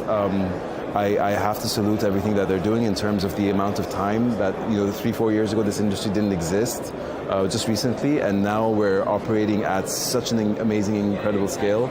I'm hats off and salute to everyone that operated these first events, the first versions of these events. I'm sure it was a huge challenge and they barely got any sleep. But if you look at the events today, oh my God, they're incredible. They're one of the best in the world.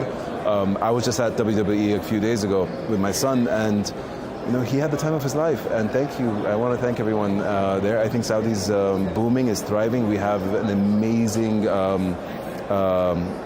tourist sort of destination throughout the world. I can't wait to sort of, I want time off so I could just drive around the country and experience all the different areas. The main cities, the cultural areas, the entertainment spots, and the hospitality. It's people have to come. They have to experience it. So you're bringing people into the kingdom. Absolutely. You're also entertaining people who already live here. What's the split between domestic and international? It depends on the event. So I don't have an overall number at the top of my head. But it really, I do know that it really depends on the event. So for example, boxing. Boxing invites, we have a massive population from, for example, England, Russia, a lot of people coming in from GCC as well. And it's literally, I have a chart of so many countries. And this chart keeps changing based on the type of event. You also have Boulevard Riyadh Seasons and Boulevard World. Their events are vast and diverse, so they target different types of people. They provide entertainment to different demographics as well. So again, they challenge, they bring a lot of, every event has its own sort of diversity. And an overall answer I don't have off the top of my head, but it's a big number and it keeps increasing every year. Okay, and you've got the World Cup coming up in 2034. I mean, I feel like you, of all the people I think I've ever met, are the most perfectly positioned person at the right moment in time, in history. Does it feel like that? Absolutely. I think we're extremely lucky to be here. We're blessed, under the leadership that we have, the vision, the ambition, and the support that we get. I mean, as a Saudi startup, just a few years ago, we were much smaller, and almost every minister at the highest level has helped us, has supported us, has embraced us and given us challenges, allowed us to fail, allowed us to learn from our mistakes, and we're at a stage where we're now operating around the world. We're about to announce some of the major events, I think within a month, that we're going to be operating around the world. And that's all Saudi-built technology, powering major events around the world. Okay, and just last is my last question. A couple of words. Tell us what makes a Saudi-hosted event stand out on the global stage. What's the USP for coming to Saudi Arabia to watch a major sporting event, cultural event, entertainment event? What is it? You will be shocked from the minute you land. Every aspect of the customer journey, every aspect of your visit is being taken. There's teams in every part of every ministry deep diving into this to make sure that we provide. The industry didn't exist a few years ago in tourism and entertainment, so we have this massive opportunity where without all this legacy technology and legacy tools and processes in place, we're able to leapfrog way ahead, and that's what everyone's working on across the board. So every year it improves. I think within a few years we'll be one of the best destinations in the world in terms of the minute you land to the minute you leave. It'll be full of things to do, whatever choices you want, whatever level of service you want at the highest level around the world. It's very exciting. All right, certainly is exciting times. We're going to have to leave it there, though. Nadim Barash, the CEO of WeBook.com, thank you very much indeed for your time. Thank you so much. Thank you.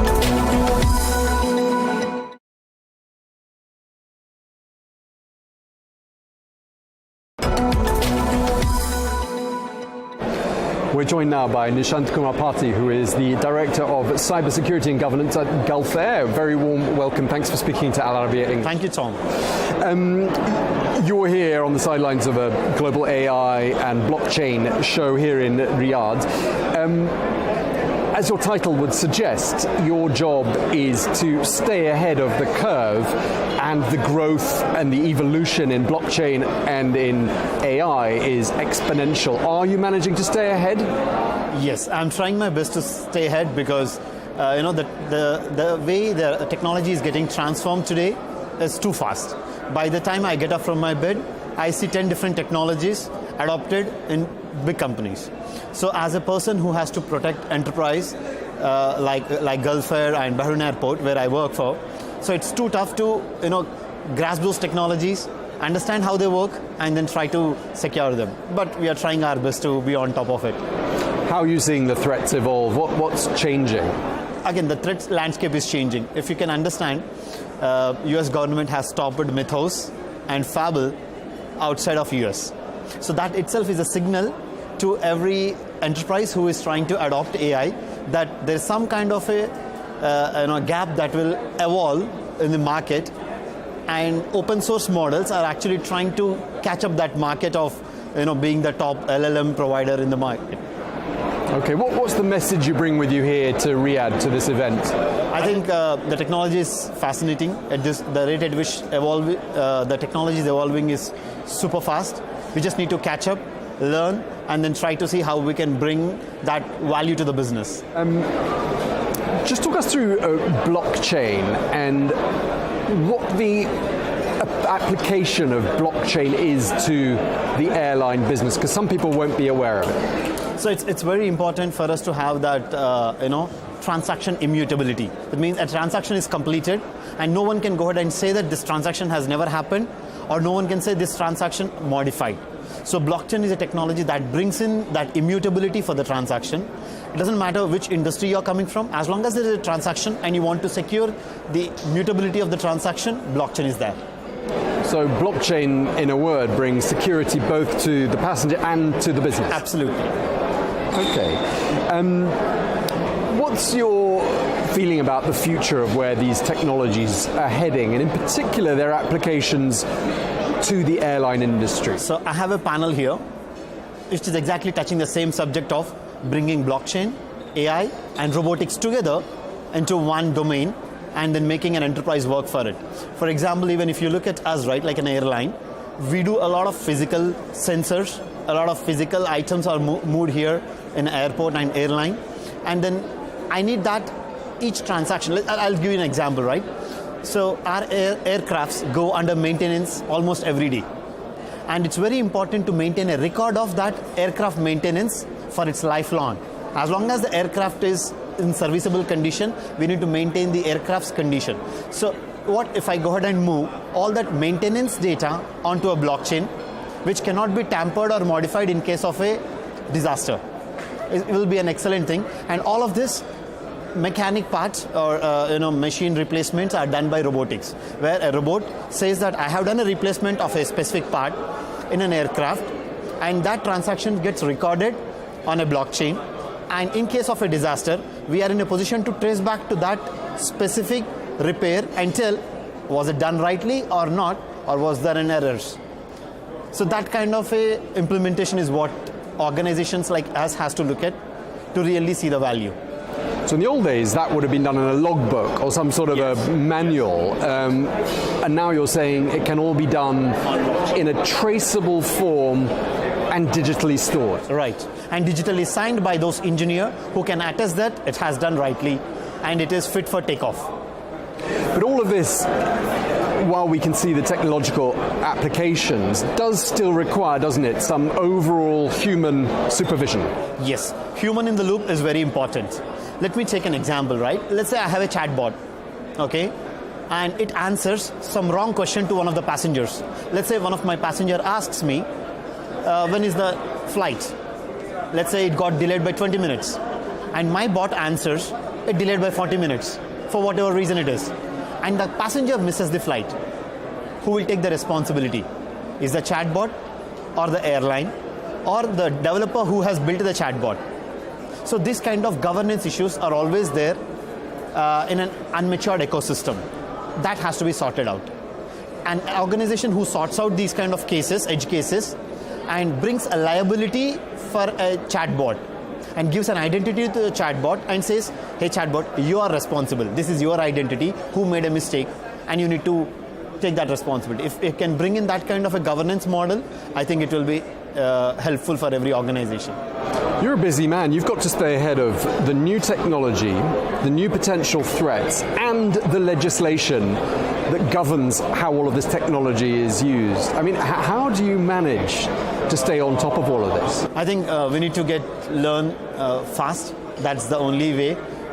If you are a little slow, I think you will not catch up the race. And that's what is happening in United States, right? Today, let's say ChatGPT releases a model. In 3 days to 5 days or less than a week, Gemini releases a new model, and then DeepSeek releases another model, and Claude releases a different model. So the model release cycle is not in months, it's in weeks. So that itself will tell you the pace at which the big companies are competing.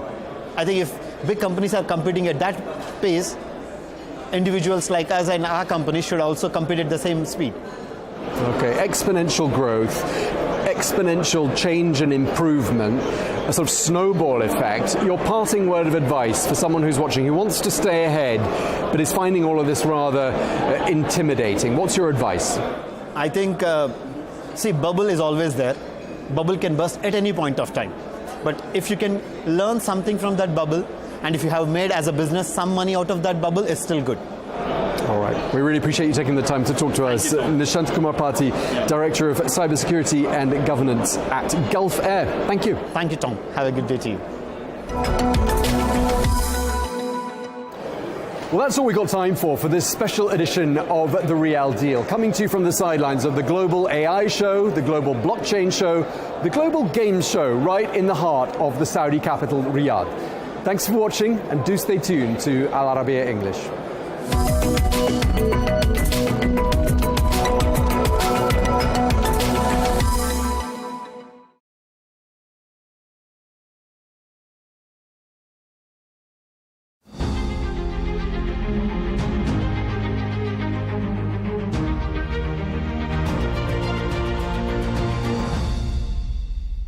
Hello and welcome to this special interview with Lord Roderick Balfour, the great nephew of the former British Foreign Minister Arthur Balfour. Lord Roderick, thank you for your time and for this interview. I'd like to first start by asking you about your family legacy and the history of the name of the family of Balfour. Being a descendant of former Foreign Minister Arthur Balfour, how do you think that carrying the name shaped your own perception and understanding of the declaration and the impact given its significance and to the whole world, I would say? Good. Well, listen, thanks for your interest. The Balfour Declaration, you may have read before, hung on the back of the lavatory door in our house in France. Nobody ever talked about it. It was just not a feature through the 50s and the 60s and the 70s when I was growing up. Although I say the 70s, by then it was a bit, because The first time I came across it seriously was during the Six-Day War in June 1967, when I worked for the New York Herald Tribune in Paris. And unlike today, you'd be amazed, all of the Champs-Élysées and all the area around was completely pro-Israeli, bizarrely. That wouldn't be the same today at all. And then I really, when it first sort of mattered and people wanted to talk about it, I would say was really around the centenary. So really quite recently. And I wanted to ask, looking back 100 years ago, do you think that the UK government and your great uncle have foreseen the long-term consequences of this declaration? Do you think that President Trump and everybody else can see the long-term consequences of what they're proposing today in 100 years' time? I mean, nobody can. And I think it's very important to stress, I mean, a lot of people who talk about this talk as though it was a problem 100 years ago. It wasn't. I mean, there were only 700,000 people in the whole of Greater Palestine and Cisjordania and I think the south of Syria. 700,000. There are now, 12, 13 million people inhabiting a smaller area. We hadn't had the Holocaust, which made a huge difference. And no, I mean, Arthur Balfour and the rest of the cabinet. And I mean, I think it's important to stress that this document was not typed out by his secretary dictating to him over breakfast. I mean, this was, he was the foreign secretary, and somebody else might have been the foreign secretary. In fact, somebody else did say somebody else should be writing it, I think. But anyway, it ended up with his name on it as the foreign secretary. And before moving to, I will ask you a bit more about the declaration itself, but before moving to that part of the conversation, I have a question about how you talk about the Balfour Declaration in your own family. Is it usually a source of pride, or is it usually a source of controversy?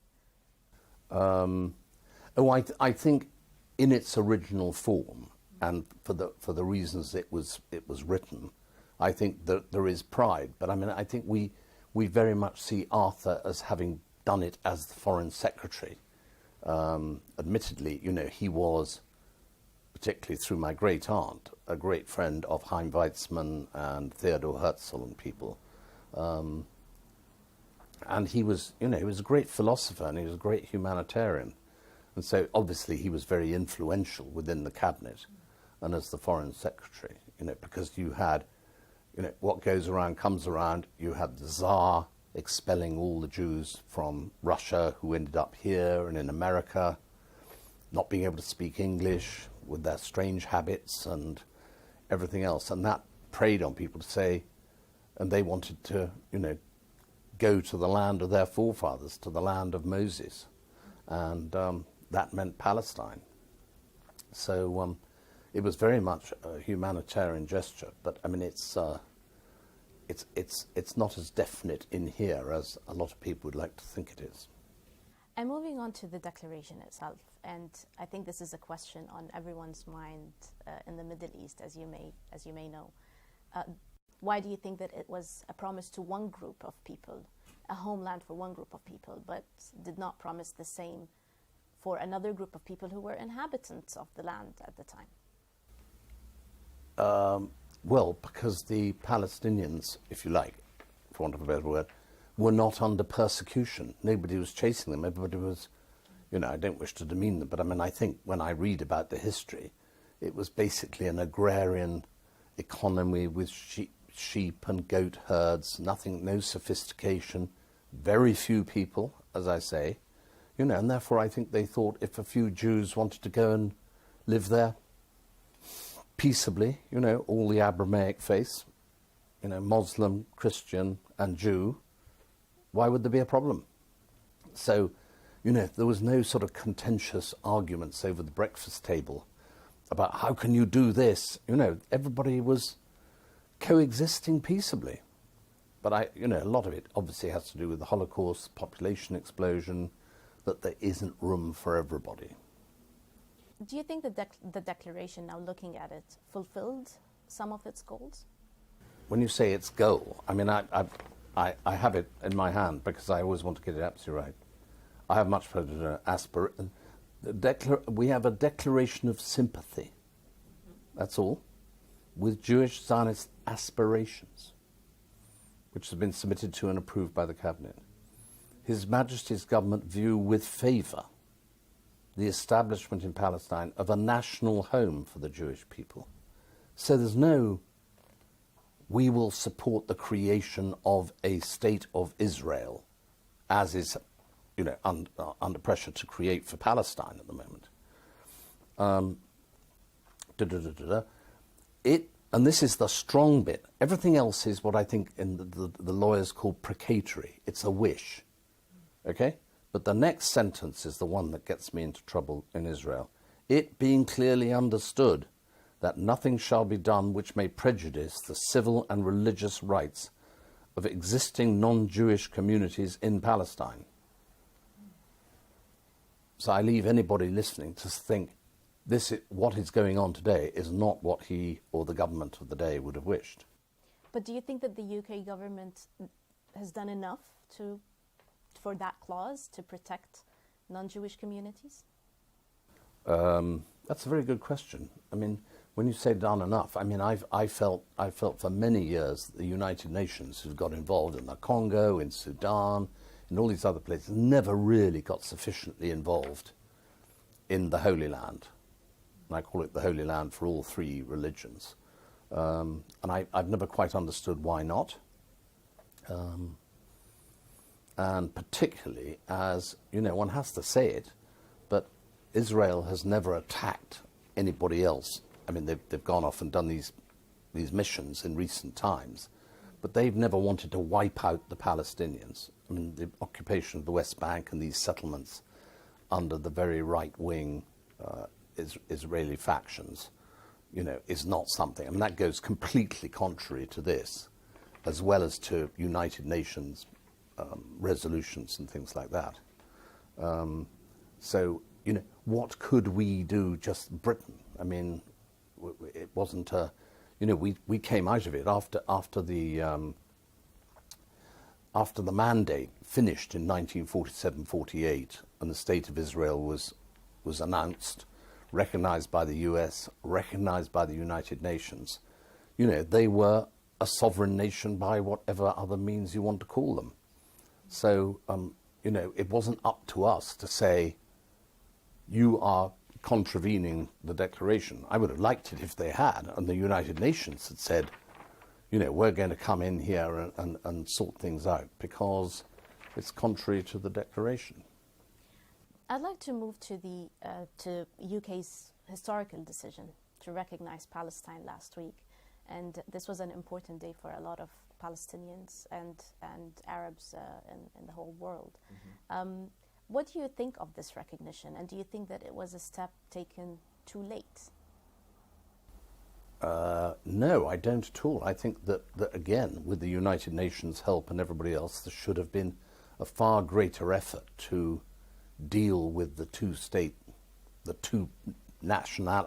population problem much, much earlier, whereby there would have been far more democratic regimes in both Gaza and the West Bank. And instead they've just been able to run riot and do whatever. I mean, the West Bank hasn't had elections for 20 years. Gaza has been ruled by Hamas. I mean, are these, in their present condition, are these really suitable entities for us to recognize as a state? I'm not sure. But I mean, it's symbolic. It shows that we are in favor of the two-state solution, but there's got to be a lot more before it actually means anything. And do you still believe in a two-state solution? Do you think that with today's circumstances that it's still a viable solution? Well, clearly the Israelis don't think so. And I don't think Hamas thinks so, because Hamas want to get rid of Israel, and Israel doesn't trust any of the Arab countries while they're run as, the Palestinian enclaves until they have a reassurance that they're not going to be populated by people who swear death to Israel from the river to the sea. So you've got these two blocks who are implacably opposed to each other. And I suppose that's what, love him or hate him, but, President Trump is actually somebody who at last is not just muttering warm words, but actually getting on and doing something. And I think has realized, and obviously done a lot of talking around the Middle East and with other Islamic countries, who, you will know yourself because you're from there. I understand none of the countries want to have an unstable world there, which is rife with terrorism and murder and everything else. I mean, I think, excuse me, especially Saudi, I believe, very, very keen to have peace. And of course, we were talking earlier about Abu Dhabi, and I mean, these are now commerce has taken over from the theocracy element, which I think ruled a lot of the sort of views of Islamic countries before. And now they're major economic powers. They don't want to see war and terrorism on their doorstep. So I think that's why they're, as I understand it, giving their full support to this effort, the Trump effort. But moving to today's reality, do you have any reservations about Israel's act of violence? Do you think, what is your view on what Israel is committing against the Palestinians today? I think you've got to take that in two halves. I think the West Bank is something that really has got to be stamped on. That is so contrary to the declaration and against the United Resolutions, things which we were talking about. But Gaza, how has Hamas allowed this to happen and not said, listen, please don't bomb all our houses and think we will surrender the hostages? I mean, one feels, and this is evidently what everybody else feels through the Trump proposal, that Hamas, I mean, he said it, Hamas has got to be neutralized because they're the destabilizing force. But I think the West Bank and Gaza are, but I'm no lawyer, I'm not a professional historian, so these are just my personal opinions, but you've got to separate the West Bank problem from the Gaza problem. And how's your relationship with the Palestinians and the Israelis, if you have any? Well, I've not really come across too many Palestinians per se who live in Palestine, but I have come across a lot of the Arabs who live and work in Israel. And of course they don't like it either because they've peacefully coexisted in Israel, done a lot of business with they're integral part of the business landscape. And I just want to ask two more questions. One of them is, when you reflect back at the declaration, for you personally, do you feel that it's a source of responsibility? Do you feel it's a burden that you carry the Balfour name and you do these interviews? And that's interesting. I mean, I suppose that really why I accept sort of the invitation to do these interviews is it gives me an opportunity to defend the declaration and point out what it actually says.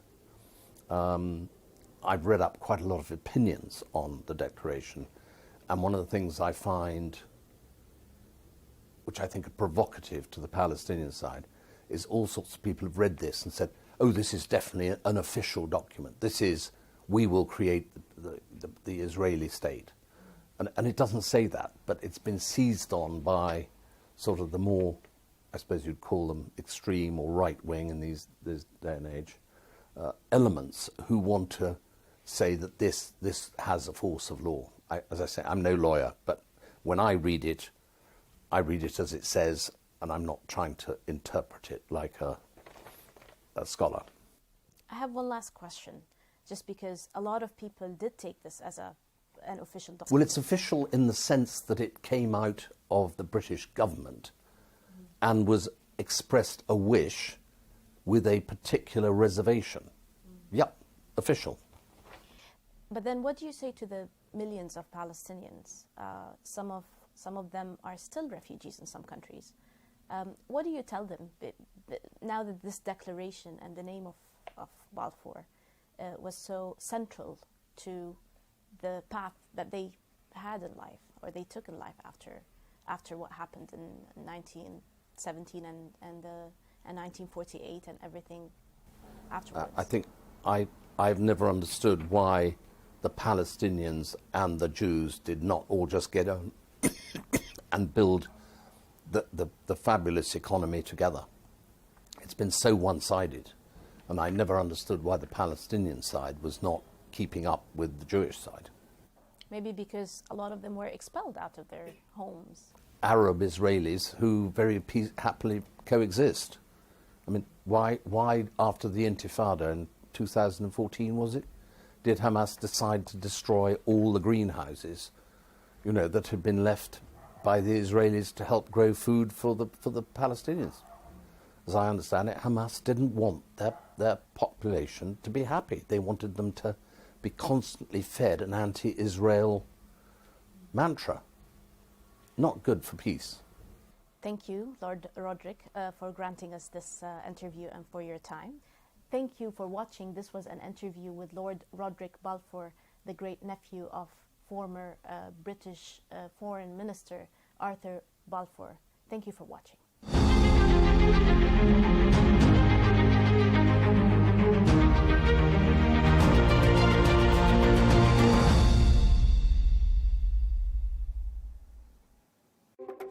US support for Israel has traditionally been a given, no questions asked. But President Donald Trump isn't big on tradition.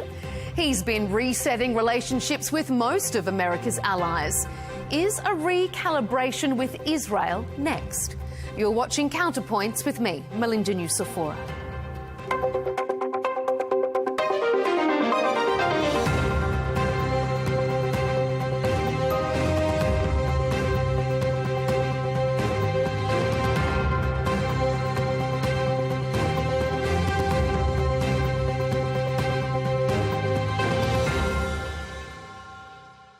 It started with criticism of Israel's actions in Gaza and was exacerbated by an unpopular foray into Iran.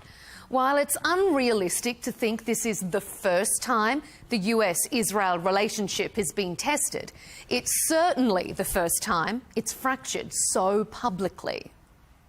Donald J. Trump is the only head of state in the entire world who is sympathetic to the nation of Israel at this moment in time. And he happens to be the head of state of the world superpower. If I was in the cabinet of the Israeli government, I might not be attacking the only powerful ally that I have anywhere left in the entire world. An Israeli TV poll in June found almost 3/4 of respondents didn't trust the Trump administration to look out for Israeli interests. And on the flip side, in the US, numerous opinion polls from various agencies have shown an erosion of public support for Israel. It's playing out so publicly that Prime Minister Benjamin Netanyahu was even forced to defend their alliance on US television. I don't think there's a rift. America called us the model ally because we're, unlike many of your so-called allies, we actually fight alongside you. Our brave soldiers and your brave soldiers fight shoulder to shoulder. I think America has no greater ally than Israel, and Israel has no greater ally than the United States. So, coming up, we'll ask, is there a serious rift between Israel and the United States? Do the allies now have competing visions for Middle East stability? And what impact will an erosion of US public support have on Israel's policies and its security? So let's get into the debate. Joining us is Harrison Berger, a correspondent for the American Conservative magazine. Josh Hammer is back with us, senior editor-at-large at Newsweek and host of The Josh Hammer Show. And rounding out this Counterpoints panel, Robbie Soave, senior editor at Reason magazine and host of Rising on Hill TV. To all of you, gentlemen, welcome to Counterpoints. Well, on the global stage, we're used to hearing US presidents declare their unequivocal support for Israel and their dedication to this so-called special relationship. What we're less accustomed to hearing is a US president describe the Israeli leader as crazy and lacking good judgment.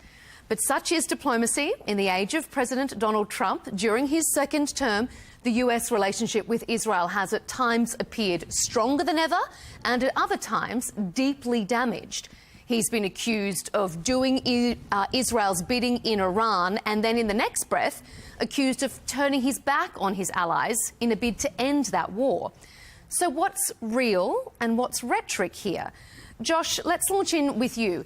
Is there a real and serious rift currently between the Israeli and US administrations? It depends what you're defining as the administrations. Is there a major rift between Donald Trump and Bibi Netanyahu? I think that the answer is squarely and unapologetically no. They've known each other for a very, very long time. They are generally like-minded thinkers when it comes to nationalism in an age of globalism, when it comes to political realism in an age of abstractions. I think what is happening here in the United States is there are very real political currents that are happening across the broader political spectrum and certainly happening in pockets of the broader American right as well. And I think above all, really what's happening is you have a midterm election happening. That's really what's happening here is you have domestic political considerations that I think are dictating in favor of, in my opinion, prematurely cutting off what began as an overwhelmingly successful military operation in Iran. I think that the president and a lot of his advisors are looking, and no one can blame them for this, they're looking at gas prices, oil prices, inflation, things like that. After all, we know that it still is the economy stupid, to paraphrase James Carville. That remains the case in virtually every American election. It's been that way for my entire lifetime, with very, very, very rare exceptions.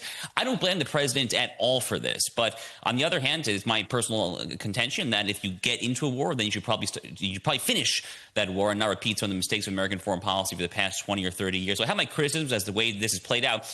But when the dust settles, Melinda, I do think that this relationship is going to endure for the long haul. It is definitely facing its pressure points across the spectrum as well, again, including no shortage of pressure points on the right here. But what's happening right now in this exact moment, I think is really dictated by short-term political considerations, not a long-term ideological separation or anything like that. Mm-hmm. Harrison, does that ring true for you? Is this just rhetoric leading into midterms, not a real wedge between their ideological positions, or do you see it differently? Well, I would hope that that the shift is real, but I actually do agree with Josh. I don't think it's necessarily real, and you could look at the rhetoric coming out of the administration from people like J.D. Vance and Trump himself, who are saying that Israel is going too hard in Lebanon, that they're destroying entire apartment buildings with entire families inside of them.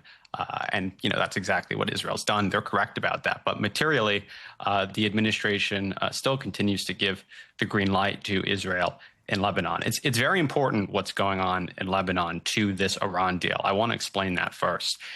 The Iranians have said that there has to be a complete ceasefire, and they demand that the territorial integrity of Lebanon is ensured for any regional peace agreement to end this war, which, as Josh mentioned, has been, raising gas prices and hurting Americans in all sorts of ways. So Americans want this deal done, but Israel's campaign in Lebanon really won't allow it. And the Israelis, what they say now is that they haven't received any American demands for an end to their occupation of Lebanon, of southern Lebanon. And so materially, the support for Israel's campaign in Lebanon, which is jeopardizing and sabotaging a regional agreement to end the Iran war, continues, even as there might be this kind of rhetorical separation between the U.S. and Iran and Israel. So Melinda, Harrison is actually understating this point. It's a very important point. So what happened at the U.S. State Department recently was Marco Rubio presided over a trilateral negotiation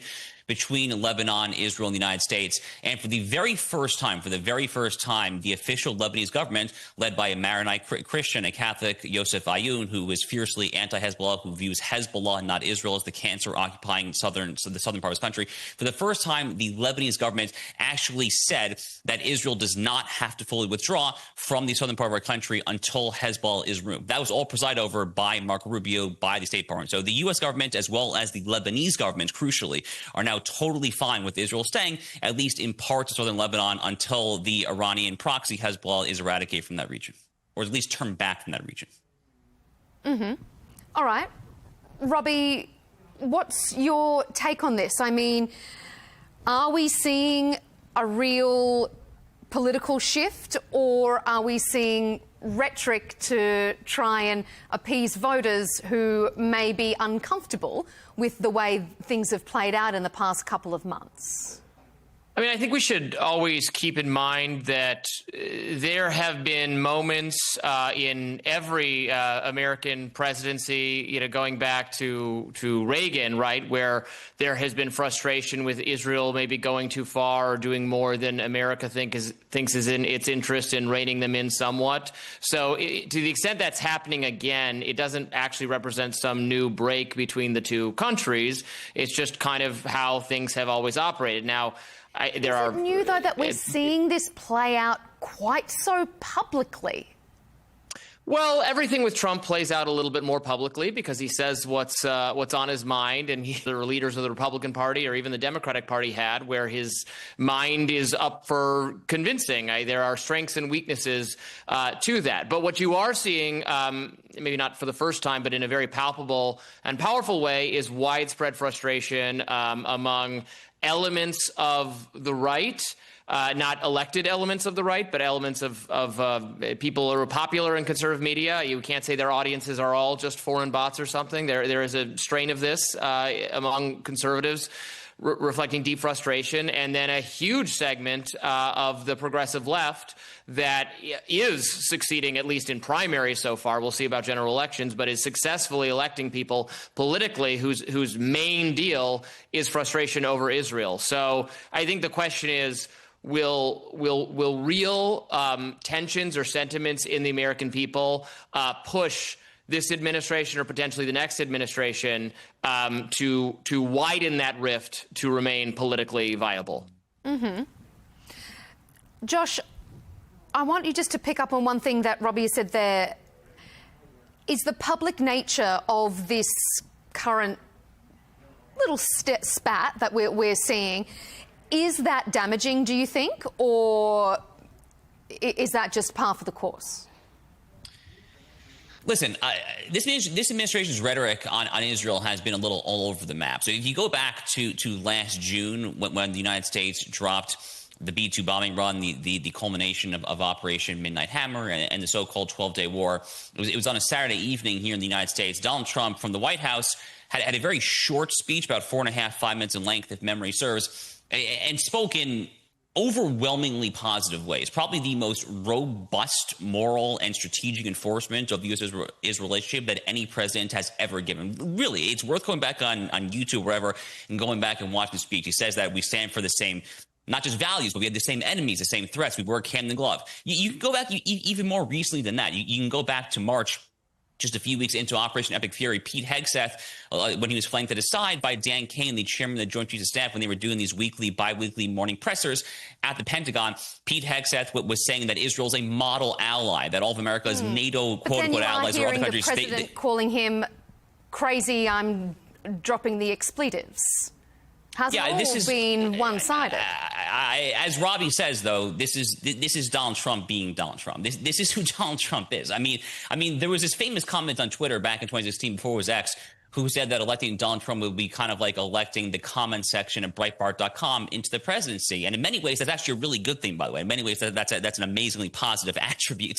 But in sometimes, he's going to be a little fickle, a little mercurial. Again, I don't think that Donald Trump is personally having a gargantuan separation from the alliance. If you look at the polls, by the way, Melinda, the polls on this don't lie. There's a lot of high-profile podcasters who Robbie's alluding to who are taking an increasingly skeptical, at times deeply hostile view. No doubt about that. The polls overwhelmingly still say that Republicans at large, and especially MAGA Republicans, have a very favorable impression of this relationship. In fact, there was just a poll that happened coinciding with our 250th anniversary, July 4th, this past week. The poll said, who do Democrats and Republicans, what are their favorite flags? Like, just like the flags, right? So for the left, their favorite flags were like the Black Lives Matter flag, the rainbow flag, the American flag was like third or fourth or something. On the right, the most popular flag was overwhelmingly, and as it should be, the American flag. And then the second and third and fourth flags in some order were the Gadsden flag, which is Don't Tread on Me, the quailed snake famously, the thin blue line pro-police flag, and then the Israeli flag was like the third or fourth most popular flag. I forgot the exact poll, but this is a poll that just happened this past week. So this issue remains very popular among the American rights. There definitely is a very, very loud segment that is very hostile. And I think that's sometimes they're whispering in the ear of folks in the administration. I have no doubt about that, frankly. Yeah. But what we see from Trump, I think, is coming from a place of political realism looking at November, really, above all. We are going to come to the public nature of this current division a little bit later. So I'm just going to turn us back to politics first. Harrison, do you think that the US and Israel now have competing visions of what Middle East order and security looks like? You were discussing Lebanon earlier in this debate. Do you think that there has been a divergence now on what they see as a stable Middle East looks like? Yeah, I do. Because Israel right now is pursuing what's called the Greater Israel Project. This is basically a plan to create and... There is no such thing. This is a total garbage talking point. There's not a single official in the entire history of the Israeli government who is referred to so-called Greater Israel, because it's literally not a thing. It is absolutely not a thing. The only thing that he is even possibly alluding to was one line from the United States ambassador, an American official, Mike Huckabee, speaking with Tucker Carlson at the Ben Gurion airport a few months ago, talking about a quote from Genesis about the borders of the land of Israel from the Red Sea to the Euphrates River. That was an off quote from the U.S. ambassador. It has nothing to do with any statement that has ever been said by any member of the Israeli government ever. This is a scathing, stupid lie that a lot of dumb people fall for, frankly.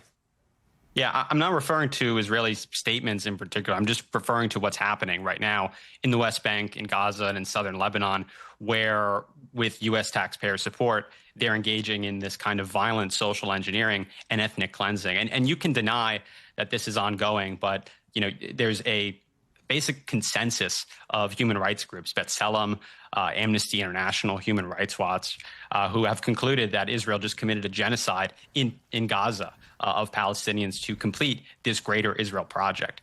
So it's just only in these Israel first circles that you exist in where this is denied. But around the world, everyone can see it. And Americans increasingly are rejecting it. They go on Instagram. They see the fact that Israelis are posting their own war crimes there, the mass suffering that our taxpayers are just paying for more and more.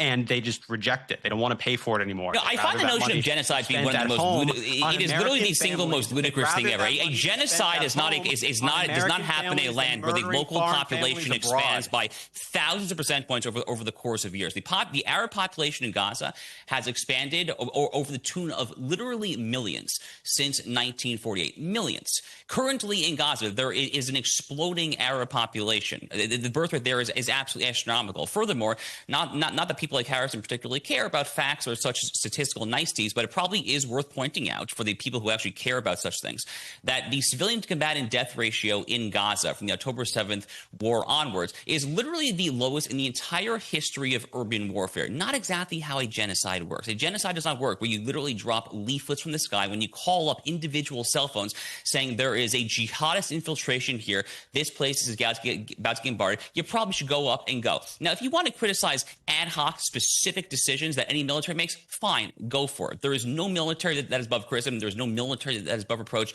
This stuff is axiomatic. It should be obvious. Frankly, it's silly that it even needs to be said. But the notion that there is a genocide is one of the most disgusting lies that has ever been said here, and it is not borne out by facts, reason, logic, history, or anything other than just a fervent, scathing, vile, anti-Israel ideological fervor that comes from Harrison and his comrades over at the American Conservative. Okay. All right, Harrison, back to you, and obviously respond to what Josh has been saying, and then I'm going to bring you back away from the that particular genocide topic and onto the idea of whether this has sparked a divergence in policy between the two countries. Yeah, I mean, this strategy waged by Israel firsters like Josh Hammer to just deny that the genocide just happened with U.S. taxpayer funding, it doesn't work anymore. Human Rights Watch, Amnesty International, Physicians for Human Rights, Beth Salem. Why is a guy who works for the American conservatives citing left-wing groups like anti-international human rights? I'm going to let Harrison have his say now. Like, really, like, these are code-pink citations coming from a publication called Conservative. Are Israelis anti-Semitic saying that their country just committed a genocide? Are they anti-Israel? Because that's what Israelis claim they just did with U.S. taxpayer support. So your plan to just keep talking about this like it's some kind of fringe position. There's a small percent of Americans who claim that the United States committed genocide in Iraq and Afghanistan. I have no idea what point you're trying to make. Okay, all right. And Harrison, I'm going to bring you back to the point at hand before I hand it over to Robbie. Are we diverging? Are the two countries now, do they have a different vision of what it looks like to rectify this obviously very contentious topic? Well, there's the interests of the American people, which are not at all aligned with the interests of Israelis. And you can just look at the polling. Right now, if you ask Americans what they want to do with this war in Iran, they want a deal to end it. If you ask Israelis, the vast majority want to continue funding this war, which isn't even their war. It's an American funded war using American Air Force to defend Israel. They're not even fighting it themselves. All right, Robbie, jump in. What's your... I often find myself in this position, and maybe I'm totally alone, and everyone else doing this has strongly held and deeply formed moral convictions for or against Israel, like our other two participants in this discussion. I am not like that. I see the situation, and I feel conflicted, and because I think what was perpetrated on Israel by a terrorist group was awful, and that, of course, they were going to respond to that just as we have. But then again, I think regardless of whether you call it a genocide or not, and I'm totally uninterested in getting into like a debate about the semantics over that, you know, so many Americans have seen the images from Gaza and the deaths of tens of thousands of people, many of whom were not terrorists or engaged in hostilities, and that troubles me, and it troubles a lot of people, regardless of whether you get into, oh, and it was a plan, and that's what they're trying to do. They're trying to erase them. It's ugly. It's maybe this is just what warfare looks like up close, but a lot of people say, you know what? I don't know who's in the right or what's going on over there. I don't want to be involved in it, and I don't want to pay for it, and then it's up to them. And that's a position, I think, that I would advise more people in politics on the right in America to adopt that position, or else they're going to lose out to the total anti-Israel position, which again I don't hold. I think Israel should remain an important ally of the United States. I'm happy to sell weapons to them and to other allies of the United States, but that much of what they're doing is coming off as too indefensible to the American people, and that's a problem. Mm-hmm. Well, can I ask Robbie a question quickly? Because, first of all, you said we're selling them weapons. I don't think we're selling them. We're handing them over weapons. That's the purpose. Right. I said I would be happy to sell them, not give them. Right. Right. Yes. I would not just give them. I'm for ending the military aid. I would not just. I mean, we do it in the reverse subsidy way, whatever. Yes. I would sell them to them at the full market rate for anyone else and them, but no charity. Let me ask, because I want to just look at this question that was just raised about whether or not Israeli and American national interests are the same. I mean, Robbie, you're a free speech guy. I know that. If Israeli interests were aligned with why would Israelis and their lobby need to codify across 38 states in the United States censorship laws, which restrict Americans who have government contracts with those various states like Texas, Wisconsin, and Florida from taking anti-Israel positions? If you sign up for a boycott of Israel, if you use your free speech right to do that, then thanks to the Israel lobby's efforts to codify these laws across those states, you'll be punished and in some cases fined with penalties. You could shake your head, Josh, but this is just a fact. One of us on this panel is a constitutional lawyer, and it's not you, dude. So like you're blatantly distorting. Are you saying that there are not anti-BDS laws across 38 different states? The anti-BDS laws are part of the anti-discrimination laws. Josh. They are part of the same anti-discrimination laws from the 1960s. Okay, the same way that if you were competing for a state contract in Texas, Florida, South Carolina, Tennessee, wherever, if you're competing for a government contract and you come out with a public statement and says, I hate black people, guess what? You're not going to get a state contract. The same way you come out and say that I hate Israel. You could boycott China. So you could boycott New York. They are accepting the internationally accepted definition of anti-Semitism, which Harrison included in life. They are accepting the definition of hatred of Jewish people that's accepted by the international community, which Harrison obviously does not care for. But this is the internationally accepted definition that says that if you call for the abolition of one state in the world above all others, and that happens to be the world's tiny soul Jewish state, then you are an anti-Semite. And that is what and misogynist or whatever will be treated for purposes of acquiring a state contract. That is the purpose of those laws. It is consistent with a 50 to 60 years of anti-discrimination law in America. It actually goes back to the Arab embargo from the 1970s there. It says a long and rich pedigree. By the way, it's been upheld by federal courts time and time again. I'm not sure there's been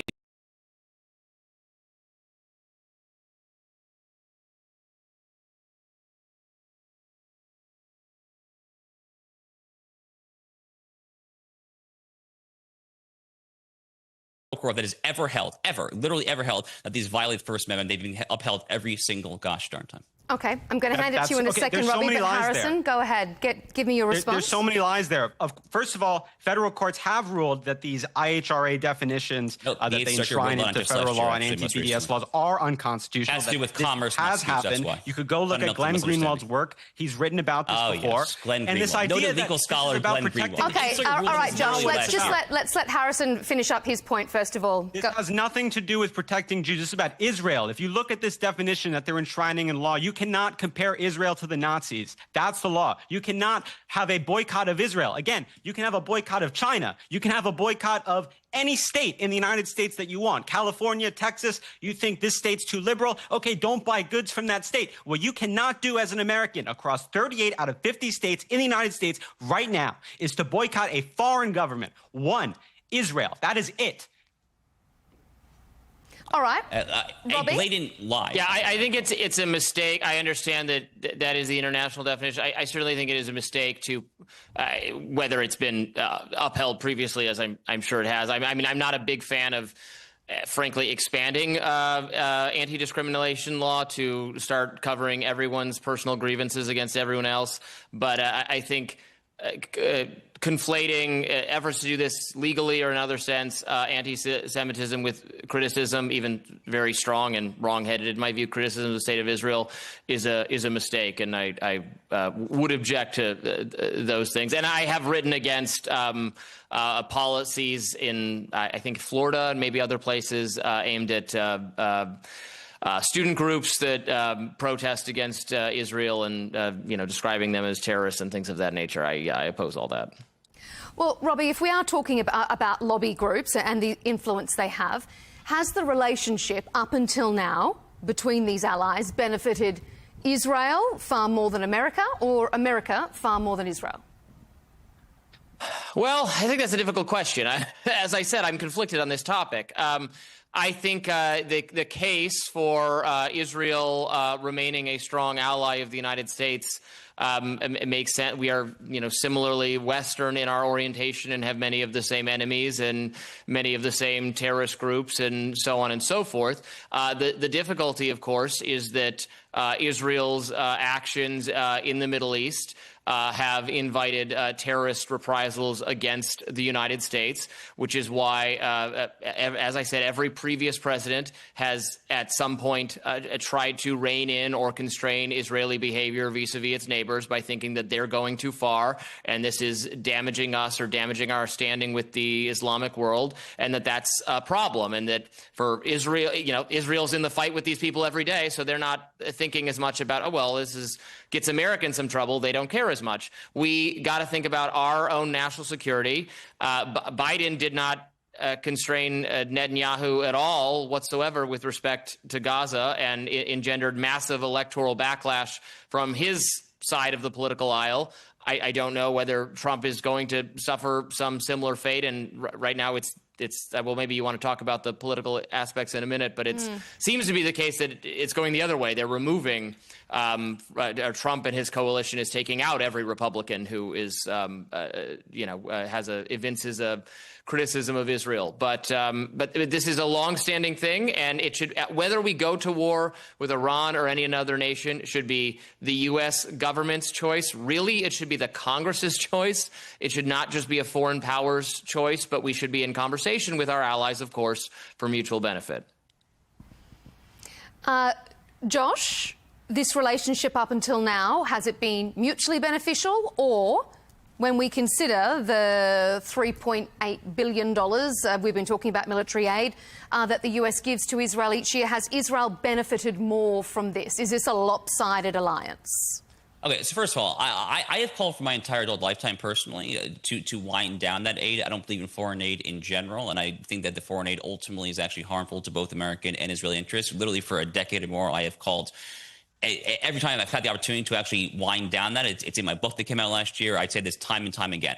Having said that, the aid does exist, and it's probably worth pointing out that $3.8 billion in aid translates directly to $40 billion, so a times 10 plus multiplier of Israeli purchases back in American defense companies, purchases, et cetera there. Again, I oppose it. I think it ends up being a cross-subsidy to the defense industrial complex, to Boeing, Northrop Grumman there. I think it's actually probably bad for Israel as well.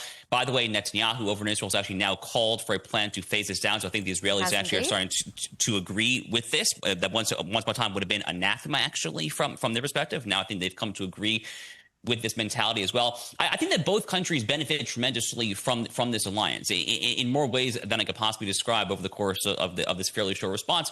But just to give one extremely quick and dirty example here, look. So the 1983 Beirut barracks bombing, which was directed by Iran and its Hezbollah proxy, killed 241 U.S. Marines in Beirut, Lebanon, in the Marine barracks. There was also a bombing at the U.S. Embassy that same year that killed between 60 and 70 people. The two Hezbollah, Iran-directed jihadists who blew up those two facilities that year were men by the names of Ibrahim Akil and Fuad Shakur. They had U.S. State Department bounties on their head of $7 and $5 million, respectively. Those bounties went uncollected for 40-plus years. The men were alive and at large until the summer of 2024, when Israel, ultimately before it got to Hassan Nasrallah, the head of Hezbollah, took out both of them. So people oftentimes say, what does the United States get out of this alliance? Well, you get things like a dead Ibrahim Akil and a dead Fuad Shakur. More recently, the New York Times report actually on an act of Israeli intelligence whereby Israel found a terrorist cell operating inside of Syria that were working on bombs that were so sophisticated that they probably would be able to get by an airport security detector because they are made to so closely physically resemble the laptop batteries for computers. That intelligence was shared with the United States.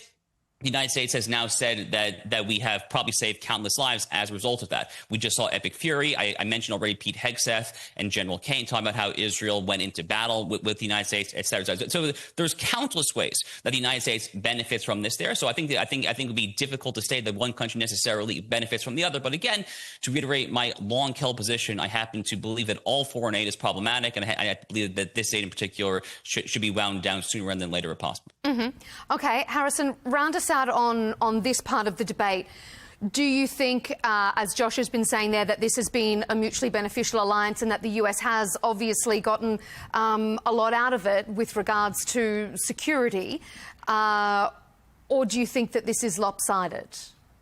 I mean, very simply, and I think John Mearsheimer and Stephen Walt wrote about it the best in their book, The Israel Lobby, that came out in 2007, where they recognized decades ago that Israel was a net liability and not an asset. And they pointed, among other reasons, to all the money that Americans are forced to transfer through their taxes to the foreign government of Israelis, of Israel, while Israelis have health care and they don't.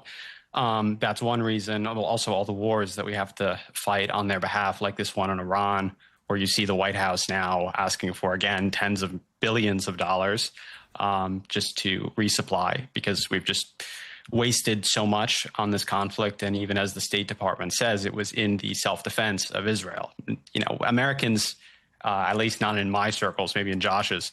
The ones that I talk to, the ones that are my age, 25, they don't care about Iran and ballistic missiles and Hamas and Hezbollah. I mean, maybe in Israel they care about that, but not in the United States. They don't think about that on a daily basis. They think about the fact that inflation is up like crazy right now, year over year, and it's not keeping up with wages. So that's what Americans are focused on. But the Israel lobby doesn't care about that at all. What they want is just money and weapons to.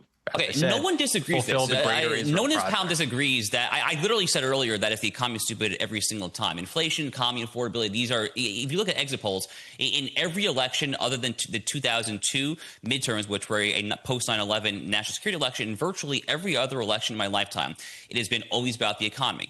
President Trump did not have to go into Iran. My contention is that if you choose to draw a red line, which Donald Trump drew over the course of the Islamic Republic, butchering somewhere between 30 and 80,000 of their own people, he drew a red line 2 or 3 times. Is that the number? The number keeps going up. If you draw, I thought it was like 6,000 or 3,000. Now it's like 40 well, you're or looking. 80. That's probably because you're looking at. That's probably because you just make claims like Russia without evidence. That's probably because you're looking at Russian propaganda, Russia funded Glenn Greenwald sources. But if you're looking, the point is, when you draw a red line, you should fill it up. And when you go in, you should finish the job. It's wacky, but you could just say with no evidence whatsoever that tens of thousands of people were killed. If I say there's a genocide, citing international scholars, I'm a lunatic and a nut to Israel firsters like you. Iran International estimates it between 350,000 there, but you're free to rely on your Russia propaganda if you prefer the MI6. Okay.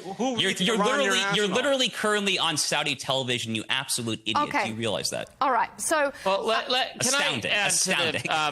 On the Iran point, I mean, I look at it in terms of the outcome, right? An outcome you, Josh, seem unhappy with. A lot of people aren't happy with it. I say, what did we spend $300 billion for to end up with an agreement that is functionally the same or very similar to the Obama-era agreement that everyone on the right hated so much? If we'd had no agreement with Iran and the achievement of the war was this, you could at least say, well, we had nothing and now we have this agreement to have them delay developing a nuclear weapon, or say they're not going to develop a nuclear weapon at all, delay their enrichment, et cetera, and we're going to release funds to them. But we had already agreed to do all of that. So now, because of pressing needs for Israel's security, right, was the reason, was the justification for doing this. It was not a crackdown on dissent in the country, which, while obviously lamentable and something very bad and something that deserves condemnation, we are not. You probably agree with this. America is not obligated to intervene or to stop, bad domestic civil liberties and worse than that, murders and detentions that are happening in all sorts of sordid places all over the globe that we just don't want to involve ourselves in. But this was not sold to it wasn't really sold to the American people at all. It happened, and then the post facto justification was that Israel's security was in jeopardy, and we wanted to be involved to prevent that. And the outcome of that, again, being a deal similar to the one we already had in place, weeks, months, we were told this would only be days, this would only be weeks, longer than that, economically damaging. The point of all that, it makes me wary, very wary. Harrison, do you want to round us out on that before we move on to public support? No, I agree with Robbie. I think that Americans realized that the war was not worth it. And I hope that we get a deal to end it soon, although, as we mentioned at the top, and I think Josh would agree with me on this point at least, that the Israelis don't really seem intent on allowing the deal that was negotiated on June 17th to go through. Mm-hmm.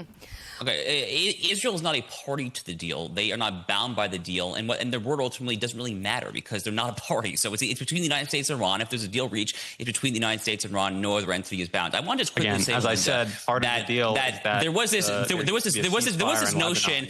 After February 28th, and as we discussed earlier, Harrison, as you may recall, if your memory goes back that far, we discussed how the United States actually presided over this trilateral diplomacy, thereby solidifying Israel's presence against Hezbollah in southern Lebanon. Anyway, if we go back to the beginning of the war, Melinda, this is an important point. I want to make it real quickly.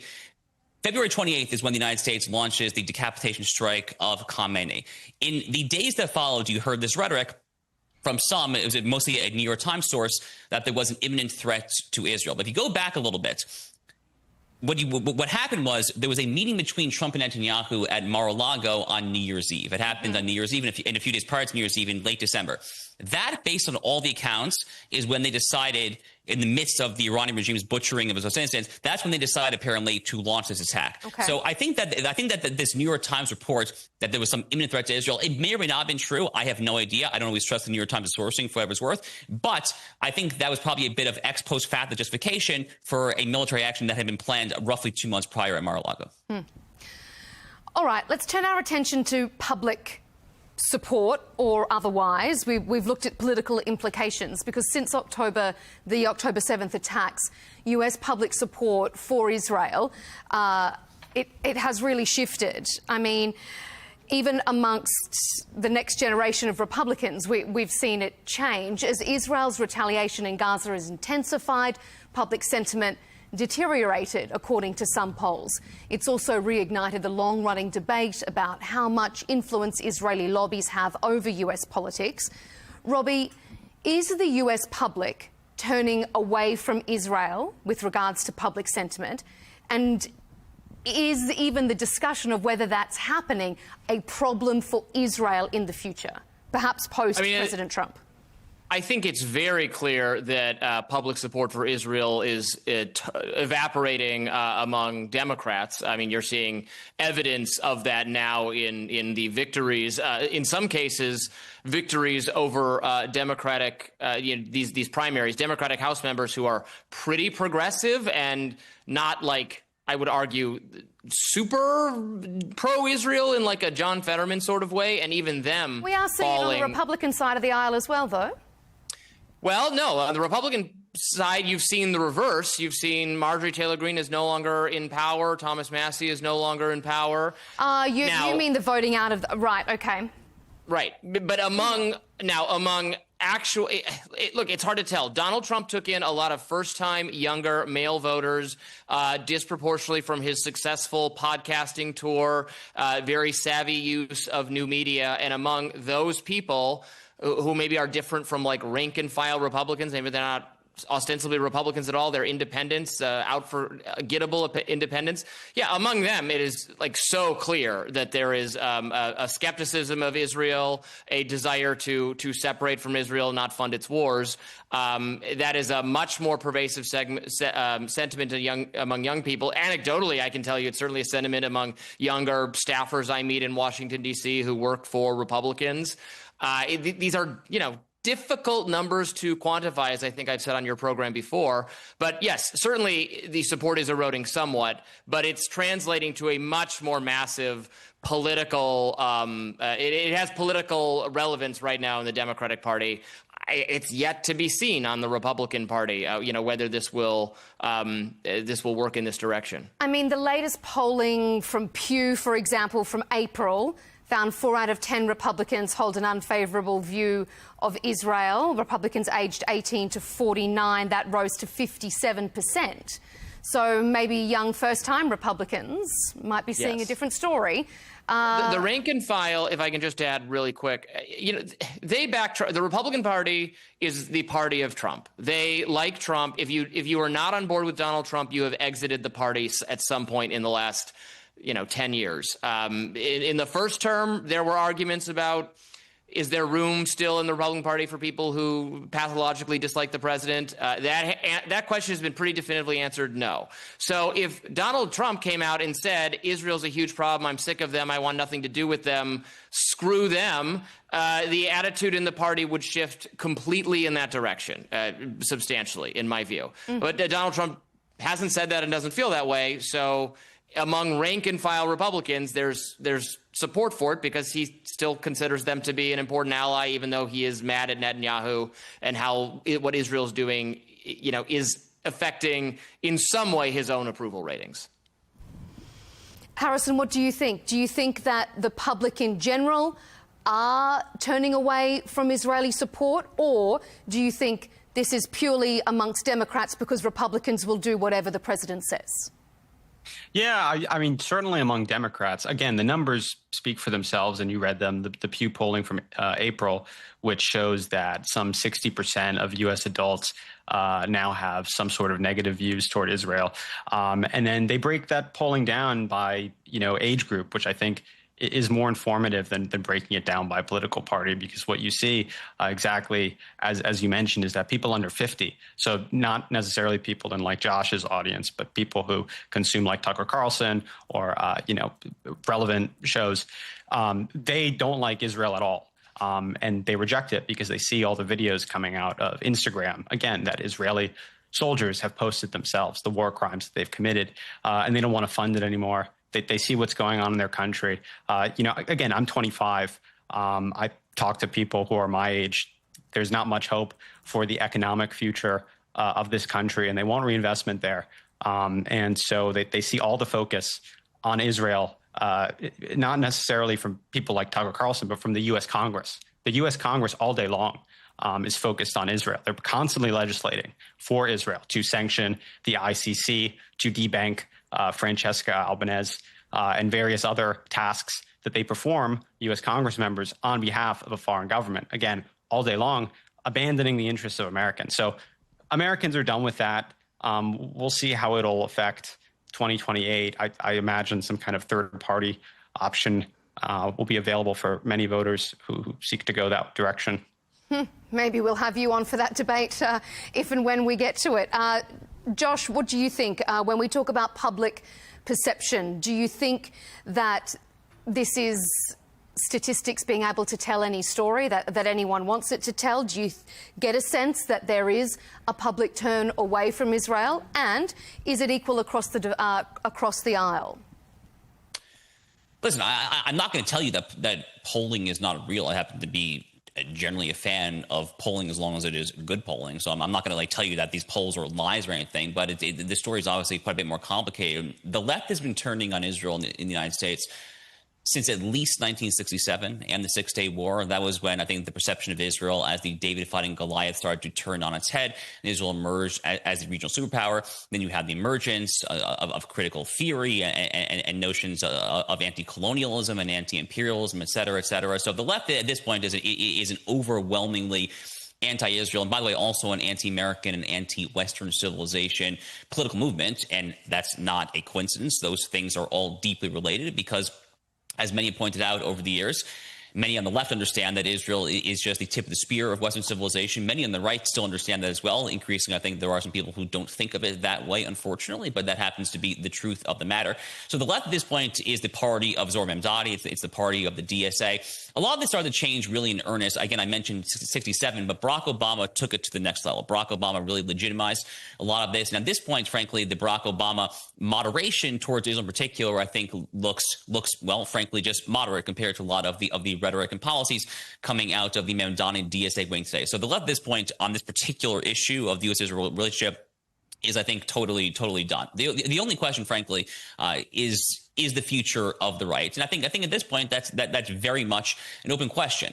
You can cite polls. I mentioned some polls earlier as well, which shows that self-described MAGA Republicans, according to every poll that I've ever seen over the course of the second Trump administration, are overwhelmingly supportive of the U.S.-Israel relationship, overwhelmingly supportive of Donald Trump's actions in Iran. You can slice and dice this question basically any way, but the polling crosstabs all tell a very consistent story, which is that Republicans, by and large, the rank and file, and especially at an even higher level among self-described MAGA Republicans, are very supportive of this relationship, have a very high approval rating, frankly, even of Netanyahu as an individual. It's probably the only demographic that Bibi is currently polling at a pretty high level when it comes to the crosstabs of the American electorate there. So it's an open question. I think 2020 is going to be very, very interesting when it comes to the Republican primary and beyond there. There definitely are some real problems when it comes to some slices, not all of the younger Republican demographic, but I think even that can be exaggerated at times as well. Okay. All right. We're almost out of time, so I just want one final question to all of you in a brief response to wrap us up.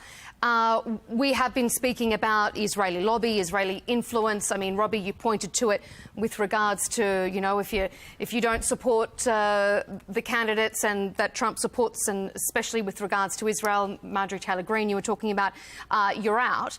Harrison, does the Israeli lobby traditionally have too much influence in the US?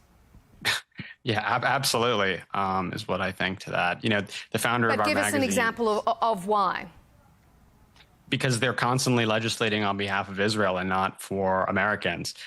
You know, the founder of our magazine, again, Pat Buchanan, said in the 1990s that at the time, the U.S. Congress or Capitol Hill was Israeli-occupied territory. And you look at the amount of money that people like Paul Singer and Miriam Adelson, who are basically surrogates for that foreign government, spend on our elections, most recently to, you know, oust Thomas Massie. It's just, you know, kind of impossible to defeat. So, yeah, they spend too much and they have too much influence. Josh? Look, AIPAC is typically the organization that gets brought up in this conversation most. AIPAC is a lobby of American citizens who happen to care a lot about Israel. I'm actually not even a particularly big fan of AIPAC, by the way, because this AIPAC basically exists to get this massive military aid package every year that I happen to oppose. So I'm not actually even a particularly big fan of AIPAC, but AIPAC is just a lobby of American citizens who, much like the NRA, which cares about gun rights or national right to life, it cares about pro-life, they care about this particular issue. That is not a foreign lobby or anything like that. You know, this book that Harrison cites and all the Israel haters and anti-Semites love to cite, the Israel lobby. I'm not saying that Mearsheimer and Walt are necessarily ipso facto anti-Semites, but they do love to cite it. This book makes a very interesting argument, Melinda, when you actually go and read it, as I have, where they basically say that the Bush administration was talked into war in Iraq due to the nefarious Israel lobby, which was led by all these nefarious Jews, led by people like Paul Wolfowitz and Doug Feith and all these second and third level Pentagon staffers there. I find it so fascinating that they don't conveniently talk about the fact that the president of the United States was, well, George W. Bush, that it was Donald Rumsfeld, Condoleezza Rice, Colin Powell. So it's this deeply convoluted narrative that is a selective focusing on certain individuals and on certain actions there. Look, the number one reason that Israel has been a close ally of the United States, for the most part, not overwhelming part, because there have been cold periods for sure, but for the most part, they've been a very reliable and warm ally for decades, is very, very, very simple. Because most Americans feel a certain kinship at a very kind of basic emotional level. They understand, for instance, that Benjamin Franklin and Thomas Jefferson wanted the national seal of the United States originally to be Moses crossing the Red Sea, leading the Israelites. Americans don't know that. They understand that the book of Leviticus is quoted on the Liberty Bell in Philadelphia. They understand that there's a basic notion here that this nation was founded on inalienable rights to life, liberty, and pursuit of happiness that is downstream of Genesis 1:27. They understand there's a basic worldview, a basic ecumenical biblical worldview. And at a very guttural, visceral level, the efforts of Pat Buchanan and those reprobates notwithstanding, they understand there's a very basic kinship, and translating also to discuss into strategic gains between these two countries. Yeah, I mean, if that were the case, then they wouldn't need to spend so much money and censor Americans so much. I mean, if there was just this basic natural kinship, this thing that you quoted, some Benjamin Franklin letter. I don't know any American. Kinship. I don't know any American who knows this, and you know, even Jewish Americans now, it's not a letter, like myself, like younger ones don't like Israel. So even that base of support that Israel traditionally maintained with, you know, evangelicals and Jewish Americans, they're losing it very rapidly. Robbie, round us out. The Israeli lobby, does it traditionally have too much influence, or is it an inherent basic biblical worldview, as Josh is saying there? I mean, when it comes to lobbying, I take a kind of idiosyncratic, you know, speech maximalist position that everyone has the right to lobby for whatever they want, and they can spend as much of their own money on it, and they have that right, and enemies of Israel have that right too, and let it rip and let people decide. I certainly didn't appreciate that Thomas Massie, the member of Congress, you know, closest to my ideology, was taken out over this issue and then also over the other issue where I happened the 1 in 100 issues I happened to disagree with him on. His zeal for the Epstein issue got him in trouble with Trump, and it certainly engenders resentment that AIPAC or wealthy billionaires on behalf of Israel would go after him and then sit back while Daria Lisa Avila Chevalier is going to be elected to Congress in that primary. So I think I would urge people who are much more supportive of the state of Israel than I am to be more strategic and to pick their battles or risk alienating more people, because there is a tide. I see it, a tide of rising anti-Semitism. I know anti-Semitism is, the oldest prejudice in the world, but I think it has made a comeback, and that is tied to the declining popularity of Israel among some elements of America. And so decoupling those two things from each other to some extent is necessary to not see a wave of much greater resentment of Jewish people that is utterly unconscionable and wrong and ought to be condemned. Well, it sounds as if we are going to have a meeting between President Trump and Prime Minister Netanyahu soon, by all reports, at the White House. So we'll see how that plays out. It's been a really illuminating and interesting debate with all three of you. Thank you for your diverse opinions. Harrison Berger, correspondent for the American Conservative magazine, Josh Hammer, senior editor-at-large at Newsweek, and Robbie Suave, senior editor at Reason magazine. Thanks for being on Counterpoints.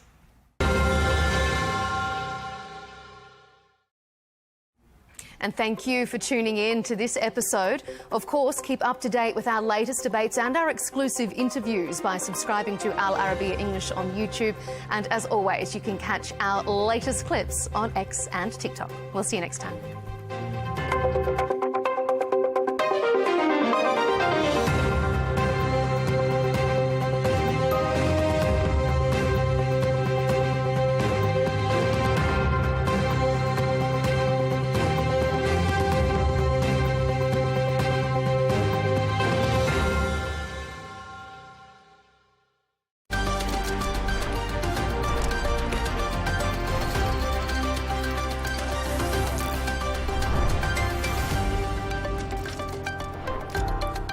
The US and Iran have continued to trade strikes for a second night, with the US claiming to have hit 90 military targets. Iran has called the attacks a gross war crime, with Iranian authorities reporting the death of 14 people. US President Donald Trump says Iran wants to make a deal, but he doesn't know if they're worthy. Take a listen. We have many ways we can win, but we've already won militarily. They have very little. They have very little left, and they want to make a deal so badly. They called a little while ago. They want to make a deal so badly. I just don't know if they're worthy of making a deal. I don't know that they're going to honor the deal. That's the problem. They're sort of crazy, to be honest with you. They're sort of crazy. They're a little bit out of control, but they want to make a deal badly. To discuss this and all of today's stories, I'm joined by Shane McGinley, news editor at Arabian Gulf Business Insight, and geopolitical journalist Alina Cara-Beyer. Alina and Shane, great to have you on the show with me. Alina, just before we start, I'm going to bring some breaking news. So we've had several explosions were heard in southern parts of Iran, including Bashir, where one of Iran's nuclear plants is located. We have had reports of a strike near to Bashir, and that was yesterday. Are we seeing both sides right now, both the US and Iran, trying to gain leverage when it comes to the talks, or do you think that diplomacy is just slipping away? So it all started 2 days ago when Iran attacked the ships in the Strait of Hormuz. Then U.S. retaliated with, now over the 2 days, 170 strikes. Also, you mentioned it, at the nuclear states, which is clearly an escalation. We didn't have that before, especially not during this ceasefire. And Iran hit back with missiles against U.S. bases in Bahrain, in Kuwait, Qatar. Qatar, interestingly enough, they are the main mediators, and Iran is now attacking them, and now also today at Jordan. So we definitely see an escalation. Trump also yesterday called a ceasefire over, said talks with Iran are a waste of time. Then earlier this morning, the Iranian negotiators said if US is attacking again, then they will widen their attacks around the Gulf region. And then today, the US is attacking also Tehran, where people are mourning because they lost their leader. So it's clearly an escalation from both sides. However, I would say negotiations still keep on going. Those channels never closed. We know that Pakistan is still negotiating, Qatar is still negotiating, Oman is also pushing for a deal. And in general, I'd say it's a pressure diplomacy on one side, on the other side, further escalations. And when we even look at Donald Trump's book from 1987, it was his bestseller, it's called The Art of a Deal, he lays down his whole tactics and explains why he wants to put pressure on his opponents. And you always have to have different balls in the air and try different techniques in order to find a deal. The problem, of course, is Iran is not a normal partner for negotiations. It's not a business partner. It's a country fighting for its life. So if there's one wrong turn, of course, this can lead to a whole escalation. But so far, I'd say it's pressure diplomacy. And it's really interesting, Shane, what Alina's just said to us, because in a lot of ways, Donald Trump concentrates on the art of the deal. But when it comes to Iran, he's struggled to actually make a deal because they are also shrewd negotiators when it comes to diplomacy. And things haven't been that easy. And the MOU was extremely vague. And both sides appear to have read that very differently. And now we see an escalation, especially when it comes to the Strait of Hormuz and US attacks again. But rightly so, the channels of mediation are still open. Yeah, I think, Iran is a very good negotiator. And the comments that Donald Trump made there earlier that, they're ringing up desperate for a deal. He has said some of this before, so I'm not entirely sure that I really buy that. That's kind of rhetoric that he's used a lot. But I think the fact that the latest development, as you announced at the top of the show, this explosions that we're seeing in Bushehr is very, very concerning, because that's where the Iranian nuclear power plants are. And the Iranian Revolution Guard said quite clearly at about 6 o'clock Dubai time this morning that if the US kept attacking, that they would expand to more attacks across the region. And this was around the same time when they were already attacking bases in Kuwait and Bahrain. And they, previous days, as we mentioned, they had attacked Qatari and Saudi tankers. So I think the latest developments just in the last 25 minutes are concerning, because obviously Iran has previously attacked close to nuclear power stations in the Gulf. And obviously if that escalates further, that would be a very, very disturbing development in the war. But I would kind of hope that diplomacy can still win out. And we saw earlier today as well that the Iranian foreign minister has been talking to his Omani and Turkish counterparts. And I think I read reports of even the Qataris, who generally take on a lot of mediator roles within a lot of conflicts around the world, even though they have been subject to attacks, even in recent days. So yes, the Iranians are very good negotiators, and I kind of think almost, the Americans are a little bit out of their depth. But what I think is an important element is that the funeral for the former supreme leader is pretty much, I don't know if it's exactly concluded, but it has been ongoing. So I think this is just a process of the Iranians are grieving, and they're going through that process, and it's a highly emotional time at the moment. So I do kind of hope that once the funeral has fully completed, that they will revert back to the diplomatic route, and this attack by the US close to their nuclear power plant won't lead to an escalation to sort of like nuclear level, literally. And so I think that's what we can all hope for, that Oman and Turkey can wage some sort of push and persuade them not to escalate it further. And that's all we can hope for, really, to be honest.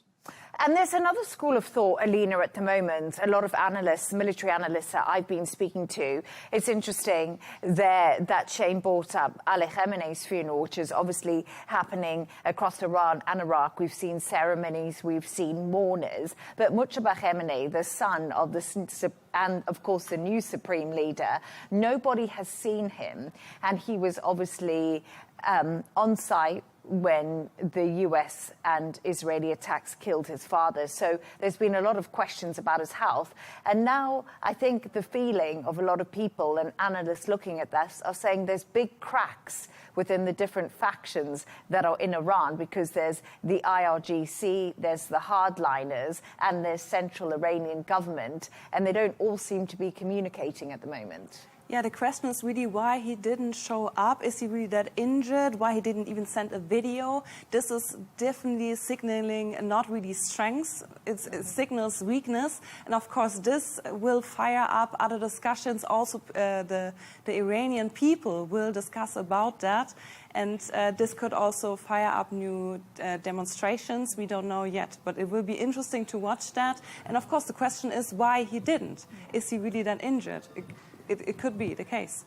Absolutely. Shane, I don't know your thoughts on that. Do you think that there's now this power vacuum just opening up in Iran and people are fighting for the top spot because Mujtaba Khamenei hasn't been nowhere to be seen, and the IRGC appear to be taking control of what's happening in the Strait of Hormuz, which is raising lots of questions at the moment? I think yes, the optics don't look good, and I'm quite surprised that they haven't, even just send a lookalike or something, like we saw allegedly in the Saddam Hussein sort of regime days. But I think just watching a lot of the funeral, I kind of think that actually there was a lot of factions within Iran, leading up before February 28th when we had the US and Israeli attacks. But if you look at the funeral, there was a lot of particularly anti-Trump sentiment. So I think actually the war may have unified a lot of the factions together, and because they've got a common enemy in Trump and the US.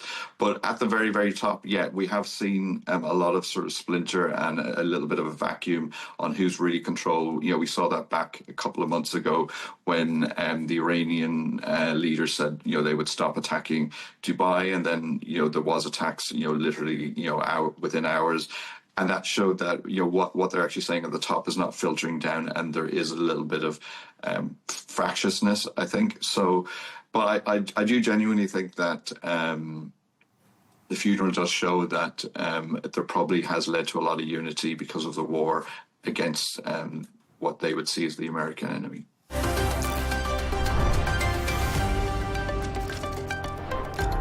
And Trump has granted Ukraine the license to manufacture their own Patriot air defense missiles in order to protect themselves from Russian attacks. President Zelensky has consistently asked the US for the weapons, which are expensive and in high demand. It's a big win for Ukraine as the conflict enters its 5th year. Here's President Trump. So one of the things we're going to be talking about is we're going to give a license to you to make Patriots. That's pretty cool, right?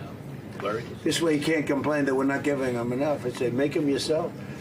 We've settled a lot of wars, and this one is the one that I thought maybe would be the easiest. But Putin's a difficult character, and this guy's a difficult character. You have two kids in a park, and they don't like each other, and they start fighting. Sometimes you have to let them fight. Let them see that it's tough, it's tough. Fighting is tough. And he's done an amazing job. Look, he's been very effective. Both difficult characters, Freddie, according to President Donald Trump, both Putin and Zelensky. But that was a very, very different meeting to what we saw in the Oval Office when Zelensky went there. But also a big question, does giving Ukraine the ability to build its very own Patriot systems, do you think, does it bring the war closer to an end, or does it just fuel the fire? Will it just annoy Russia? I think on the Patriot missiles, I mean, they're missile interceptors, are supposedly defensive, but also I think a lot of people think they could be used offensively. So it doesn't necessarily resolve the conflict one way or another. It gives Ukraine something they've been wanting for a long time. But again, to use that word, intractable, we have a foreign policy situation here, a war situation that seems to be intractable. And it is extraordinary that, 2 years ago now, Donald Trump had this famous Oval Office press conference with Zelensky where he told him, you don't have the cards, and the whole international, Western media went bananas and said, we are not supporting this ally. We are, Donald Trump is giving in to Putin and so on. Today, things have changed. Trump certainly is suggesting that Ukraine has cards. He's presenting himself as more of a kind of middleman between these two very obstinate figures. But you still have this extraordinary situation of Donald Trump, who is a world figure like no other. I mean, he was talking there, as you've seen in the clip, he was talking there like a school teacher who's dealing with a troublesome child. And you can see Zelensky there sitting there thinking, this is very strange. But that is the experience of so many world leaders now. Just you're dealing with a politician who doesn't believe in resolving conflicts in any of the normal diplomatic ways. He thinks it's about strength. He thinks it's about signaling, messaging, and so on. And as a result, the Ukraine situation, which is extremely complicated, extremely difficult, it's no closer to being resolved. And a lot of people admired this Trumpian diplomacy because it seemed to be more direct, more, getting around all the silly niceties of international diplomacy. But actually, I think it's running up against the limits at the moment, both on Iran and Ukraine. And as Donald Trump did say, well, he has been speaking at NATO, he's the deal maker. That's what he does. He makes deals. So I think he's desperate to bring this to an end. But once again, we need to hear from Vladimir Putin and what his thoughts are, because, of course, Zelensky and Putin have never spoken directly. John, I don't know what your thoughts are on what we're hearing from Donald Trump regarding Ukraine at NATO. I don't necessarily think that what Ukraine wanted was the ability to produce the weapons. I think they wanted the weapons, to be honest with you. The sheer cost is something they'll have to bear. The only thing I can equate that to is the Germany, Netherlands and Spain. They signed that deal for, I think it's over $6 billion for the European production of 1,000 Patriot PAC-2 missiles. So I want you to put that into context. With India, were recently building their very, very complex missile manufacturing plant that was set to cost around $300 million, just under it. So you're looking at a very, very expensive thing. Now, they are very effective. Obviously, the Patriot system is very effective. But giving them the rights to be able to produce it means that you have to get suppliers from more than 400 parts that have to be sent in from abroad as well. Very, very highly specialised parts. So the setting up and the establishment of a missiles-ready facility is something that will take months, years potentially as well, and getting people involved, including like Lockheed Martin, who are behind the Patriot system as well. This is a very, very long, drawn-out, complicated process. I don't think that's necessarily what Zelensky wanted going into this meeting. We said this on Monday when we spoke about it, that what he likely wanted was assistance, and he needed it now. He needed aerial defence. That's what Kiev and what Ukraine in general needs, and he needs it urgently. Giving somebody the right and the licence to go about producing their own Patriot defence missile system is amazing, but it's not something that happens overnight, and I don't necessarily think that that's what Ukraine will take away as a win. But we've seen in the past there's been heated discussions and exchanges between Trump and Zelensky. So I think he will have to say thank you very much, write him a nice thank you card, and walk away from that meeting saying there's been a success, even though I think that it's a limited success from Ukraine's part. But I also thought it was interesting, something that Donald Trump said in that conference, Freddie. I don't know what your thoughts are on it when it comes to Patriot missiles. He's given the licence for them to potentially build them, but he did say that they need Patriot missiles, that they are important to them right now. And that was something that he made quite clear. And I was just wondering, has the war in Iran and the use of the Patriot missile systems now really shown when it comes to this war between Russia and Ukraine?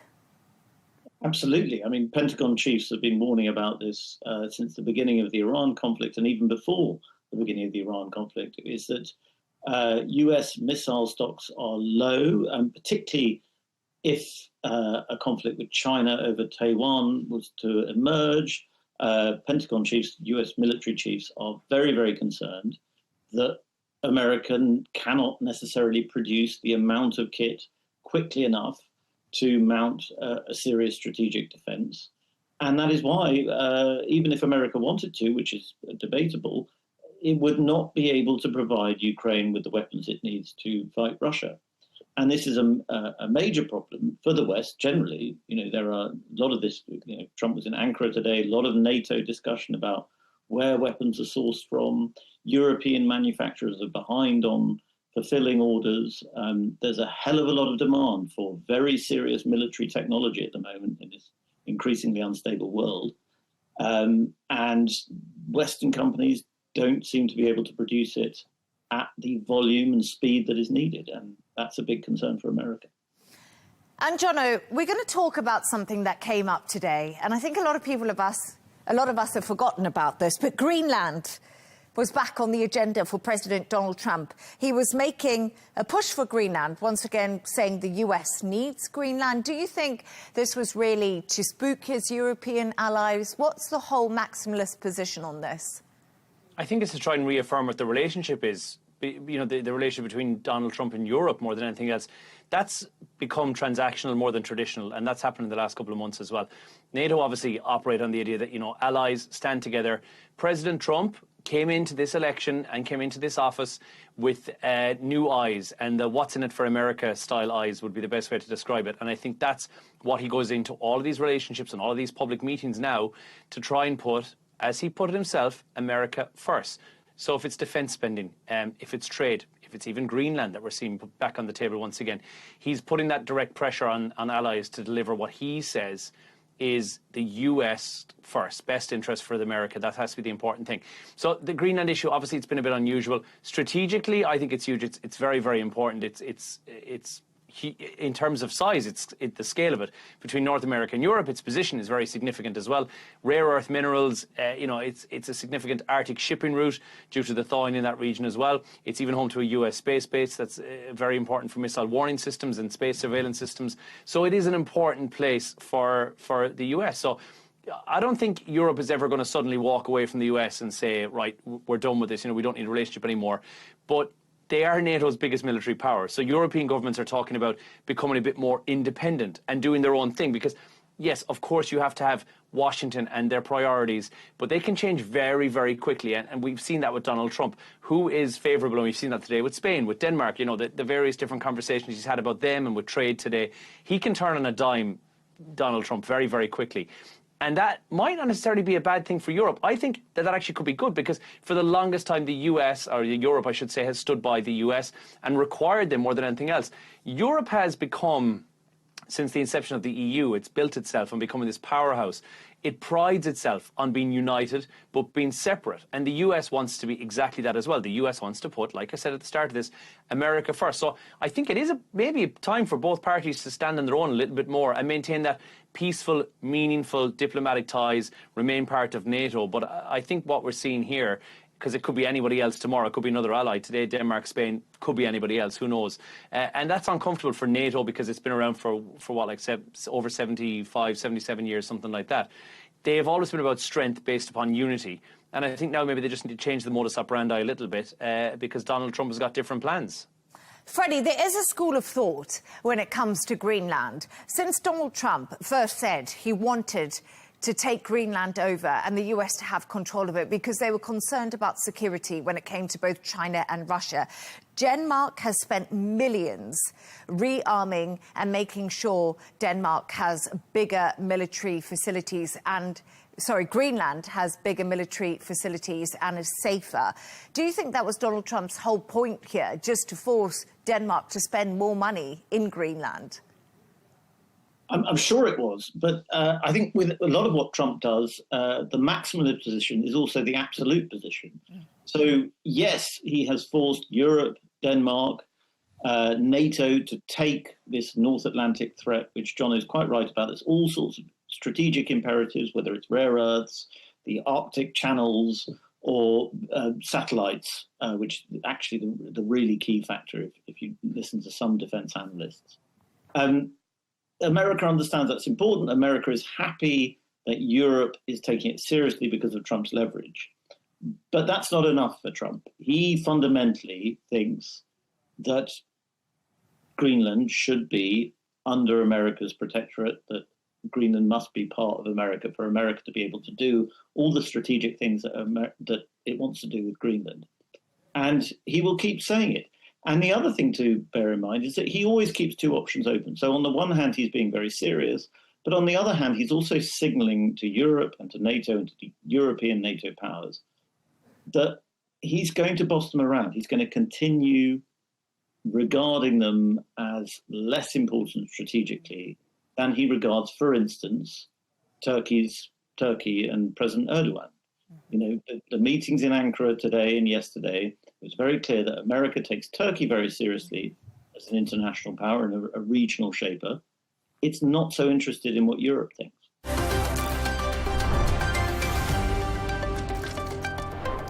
Far-right leader Marine Le Pen has won her appeal against a 5-year electoral ban. Le Pen was previously convicted of embezzling €4 million in EU funds last year. The court has upheld this conviction but shortened her ban from office, which paves the way for her political return. Michael, Le Pen has now said she plans to run in the next presidential race. Lots of people are waiting for this interview she was going to give on French TV. What more do we know? So it's interesting. Previously, she had said that if she had to campaign with an ankle monitor, that's not something that she felt that she could do, not because of logistics, but she felt it would affect her credibility. Now, however, we're in this position where she is going to appeal, and because of the appeal process, she will not have to campaign with an ankle monitor. And because of that, she has said, I'm sure that there are other reasons, but those are some of the more obvious ones, she will now run for office. It's interesting. I feel like someone such as Marine Le Pen could be so much more, I wouldn't say effective, but it would be a different role if she were to be the kingmaker. Now, it doesn't matter if it's Jordan Bardella or if it's Marine Le Pen. Their party consistently shows incredibly well in polls ahead of what would be elections in April of 2027. So we're 10 months away, and they're doing everything that they possibly can to make sure that they put their best foot forward. And so far, it's working. I think France is looking to embrace a different party, like different parts of Europe that have swung a little bit to the right. There's something about Marine Le Pen and Jordan Bardella that is resonating with the French population. And there are all indications that they probably will be in office 10 months from now.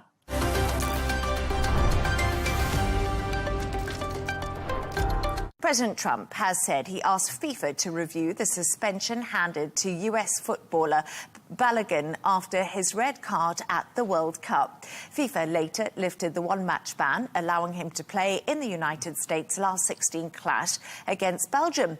But Trump says he believed the challenge was not a foul. Take a listen.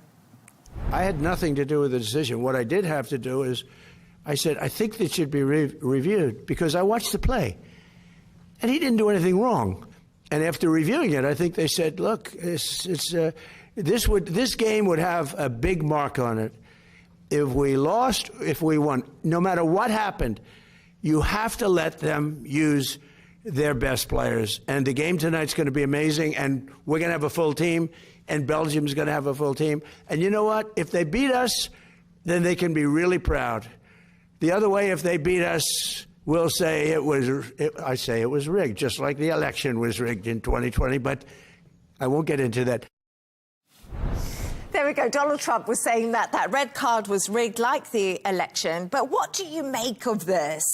Because, wow, it's causing an absolute storm, isn't it, Alex? Do you think FIFA and what some people are saying, his friend Gianni Infantino, bowed to the pressure of Donald Trump?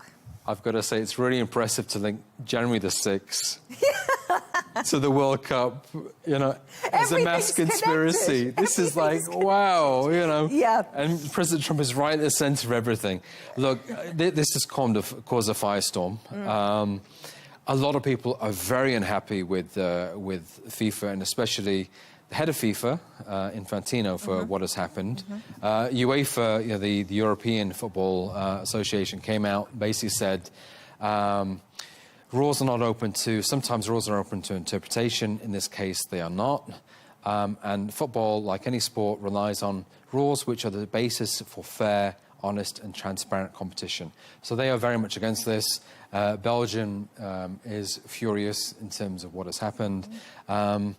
They are going to take this to tribunal if they can, if they need to. But having said that, The game is tonight, so there's pretty much nothing is going to happen between now and then. So actually we got the FIFA Appeal Committee rejects Belgium appeal against 1 year suspension of a Balogun match ban. So we've already heard back from FIFA on that appeal. And like you say, really, what can Belgium do right now, Alex? Because it's not like they can't play the match this evening and there's not enough time to reverse this. Well, so look, they are. I'm sure they're going to take this to CAS, the Council of Arbitration of Sports. It also, as well. Look, let's be straight. It also depends on what is going to happen in the game tonight. If Belgium win, I think this is going to be, in the short term, forgotten. If the USA win and Balogun scores, this is just going to grow and grow and grow. And Infantino has his detractors. There are a lot of people who are very unhappy in terms of how he has dealt with President Trump, you know, what he calls or they call his MAGA diplomacy, in terms of giving Trump the Medal of Peace, in terms of bringing Trump in to other events. You know, we had the competition in the summer, you know, the World Cup for the clubs, where President Trump was giving the trophy out to the Chelsea team, which again all looked very strange, and he is not very popular. Even Sepp Blatter, the former head of FIFA, the disgraced former head of FIFA, who is essentially voted out because of corruption scandals, has come out and said this is not what should be happening. So what is going to happen to Infantino after the World Cup, we will see, because I think there's going to be a lot of people who are going to be very much wanting to get him out after this. And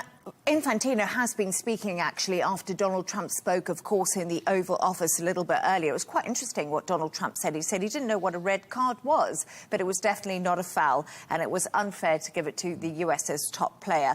But Infantino, FIFA regulatory body, rules independently. So that is what we hear from Infantino. But, John, a quick thought for you on this, because an England player went out on a red card during their game last night, which they did, of course, manage to win, which we'll talk about.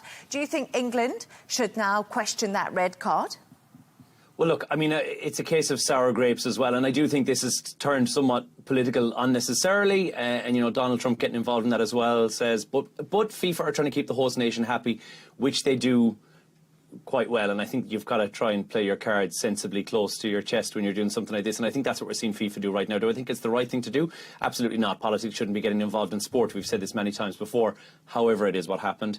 And I don't think England are going to be contesting that red card because it was very clearly a foul, and you can look back at it at VAR. One of the wonderful things about VAR that we can now look back and see if it was or it was not a foul. And Jono, of course, you stayed up last night. Mm-hmm. How do you think England played against Mexico?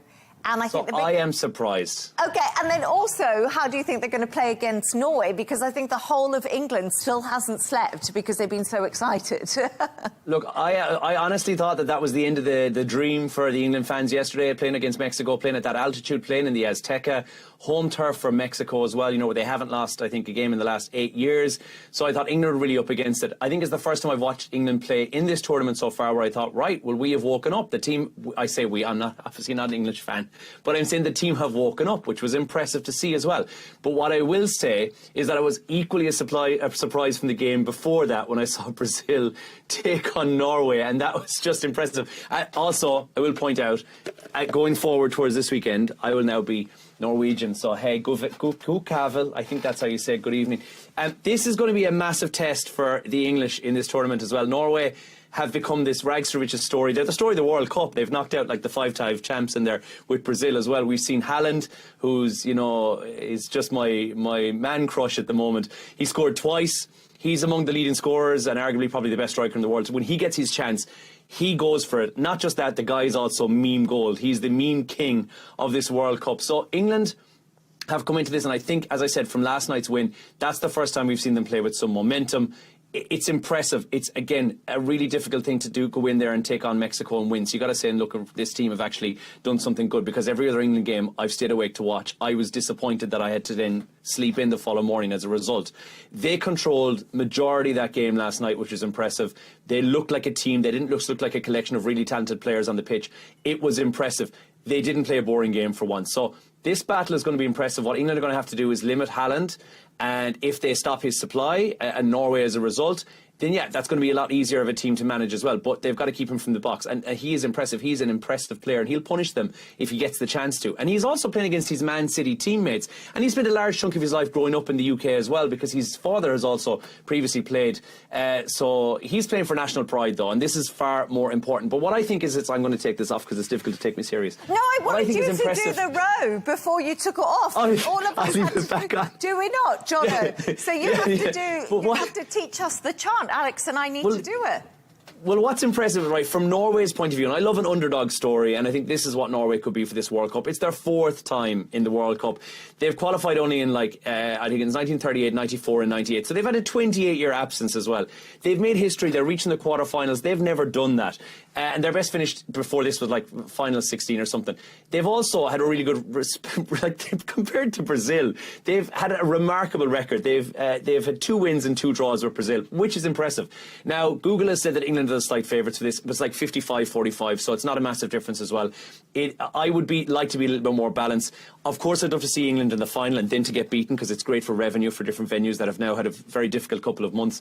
But I don't think it's going to be a comfortable game from any stretch of the imagination, but I can guarantee you that on Saturday I'll be doing the row. So for those of you who haven't seen this, it's where you basically, I'll just give you a cue in and you just have to row. So give us a cue in, we're here. I just have to go, row, row, and that's it.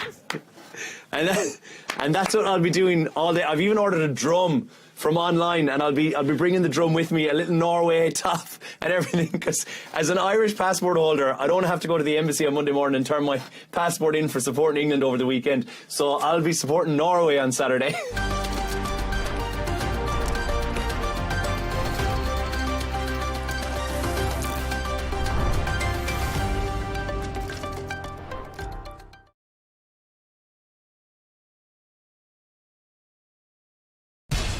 We have to take care of our people, and we're going to take care of our people first. For in-depth analysis and all the latest developments across the globe, make sure you join us every weekday.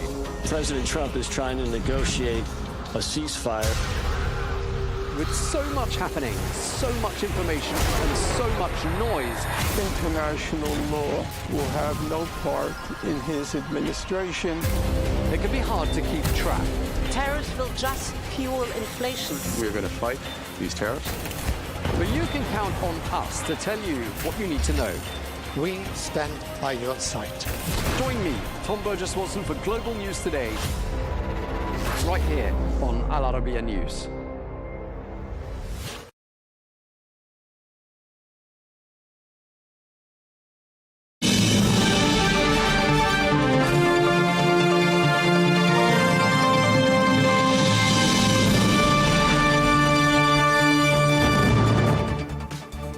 Hello and welcome to Global News Today, bringing you exclusive interviews with leading experts every weekday here on Al Arabiya English. From our headquarters in Riyadh, I'm Tom Burges Watson.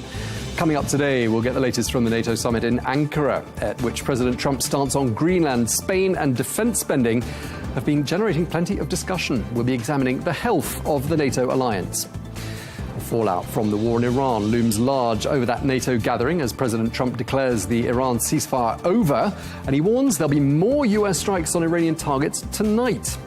Plus, we begin a new weekly segment here on Al Arabiya English. It's called The Diplomatic Quarter, in which we speak to an ambassador or envoy based here in Saudi Arabia. This week, we speak to the ambassador of India here in Riyadh. All of that coming up in this edition of GNT.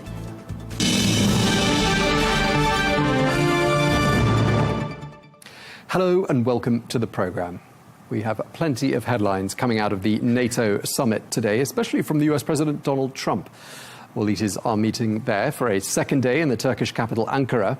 And President Trump has certainly grabbed the spotlight. He's once again criticised NATO allies, calling Spain a terrible partner.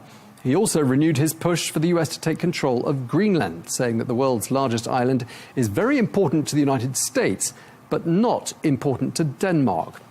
And then there were some big comments on Iran. President Trump declared the Iran deal is over. That follows on from the IRGC's attacks on US targets in Bahrain and Kuwait, adding that Iran's leaders are, quote, sick people. Let's take a listen. Is the ceasefire done? Is the MOU dead? To me, I think it's over. I don't want to deal with them anymore. They're scum. You know what scum is? They're scum. They're sick people. They're led by sick people. They're sick. There's something wrong with them. We say, go and do your funeral stuff. And instead of that, they start shooting rockets at ships yesterday. And so we hit them very hard last night, very hard. I would say 20-1, 20 times tougher. And they're a bunch of scum, you want to know the truth. They're scum. And so we don't like them. Well, let's get more now on that summit in Ankara. And we can speak to Kurt Volker, who is the former US ambassador to NATO. He was also US special representative for Ukraine negotiations under President Trump. And he joins us now from Virginia. Thank you so much for taking the time to speak to us, Ambassador Volker. Just sort of getting your overall view of that summit. I mean, Greenland seems to be back on the president's agenda. Trade ties with Spain are under threat. NATO allies have been lambasted for not spending more money on defense and not supporting the Iran war. The ceasefire with Iran is cancelled, and yet the NATO Secretary General Mark Rutte said that the summit had produced a huge sense of unity. The alliance is more together than ever before. Is that how it looks to you? Yeah, actually, all those things you mentioned are kind of things we already know. And when you look at the way the summit played out, President Trump referred to the NATO meeting as a very good meeting. He said there was a lot of love there. He said there was a lot of unity. That's very positive. There was a lot of announcements about defense spending and defense investment, including in defense industry. He had a very positive meeting with President Zelensky from Ukraine and said that we were going to authorize them to build Patriot missiles under license. That's a huge step forward, in my view, and I think a very strong signal to Russia. And with Iran, you know, a lot of this is predictable. The Iranians are trying to take steps to exercise control over the Strait of Hormuz. President Trump doesn't want them to do that, so he has to push back on that. But he doesn't want to go back to a full-scale war because of the impact on the global economy and oil prices and gasoline prices. So what we saw here was, I'd say, a pretty unified summit compared to the way some of these have gone in the past. And nothing really new coming out on those issues you mentioned, like Spain or Greenland or so forth. OK, so you think there's perhaps been a bit too much focus on the negative headlines, of which there have been a number, but as you say, there have been plenty of positive ones as well. On Iran... Indeed. On Iran, let's just take Greenland as an example, if I could, because this has come up a lot in the news today, Wednesday the 8th. People keep saying, oh, Trump is threatening on Greenland again. He wasn't bringing up Greenland. He was asked a question in the press conference that he was having with Erdogan. So, of course, he repeats his thinking about Greenland because he'll never back down on anything. But I don't think it signals some renewed push from Trump to go after Greenland all over again. OK, you've raised lots of important points already. I'm going to pick up on some of them. Let's start by talking about Iran in a bit more detail. President Trump said they are scum, they're sick people, they're led by sick people. The NATO Secretary General Mark Rutte says that he agrees with what President Trump has done in the last 12 hours or so, i.e. carrying out those strikes. Do you think everyone there in Ankara would agree with Mark Rutte that this was the right way to go? I think there are a couple things that they would agree with. They would agree that Iran attacking ships in the Persian Gulf is a bad thing. They shouldn't do it. They would agree that there should be freedom of navigation in the Persian Gulf.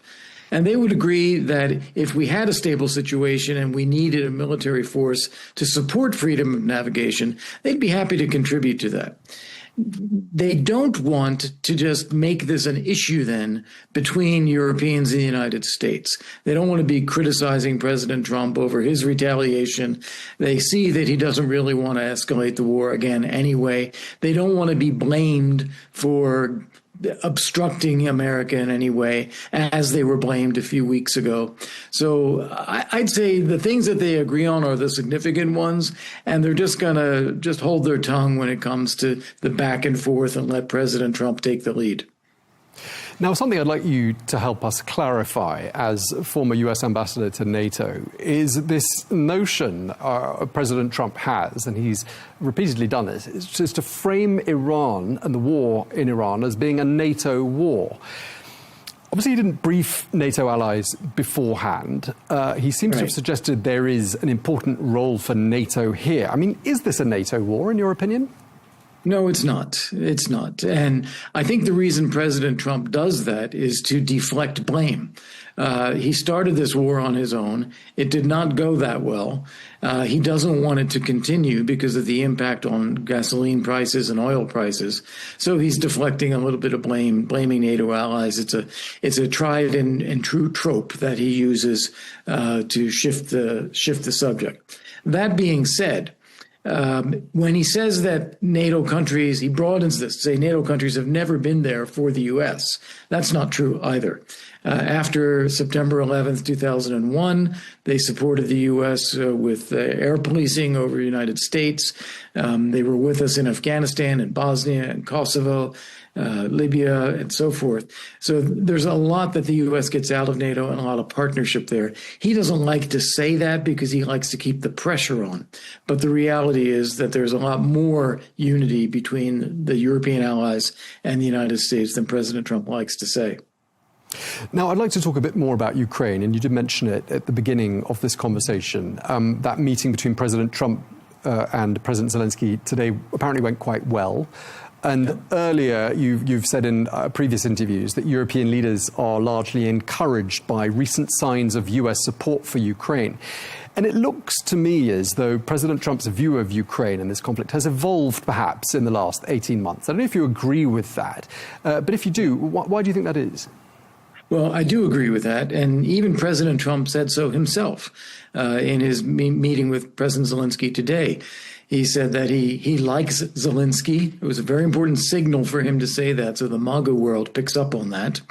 And he said, that's in contrast to what people might have thought at that famous Oval Office meeting. He said he's impressed with Zelensky's leadership, with the Ukrainian forces, with Ukrainian people. He said he was in Poland and met Ukrainians, and they all want to go home, and he was impressed with that. So, yes, it has shifted. The reasons for this are several. He misunderstood. He had wrong assumptions about Russia and Ukraine a year and a half ago. He thought Putin wanted to end the war. Putin doesn't.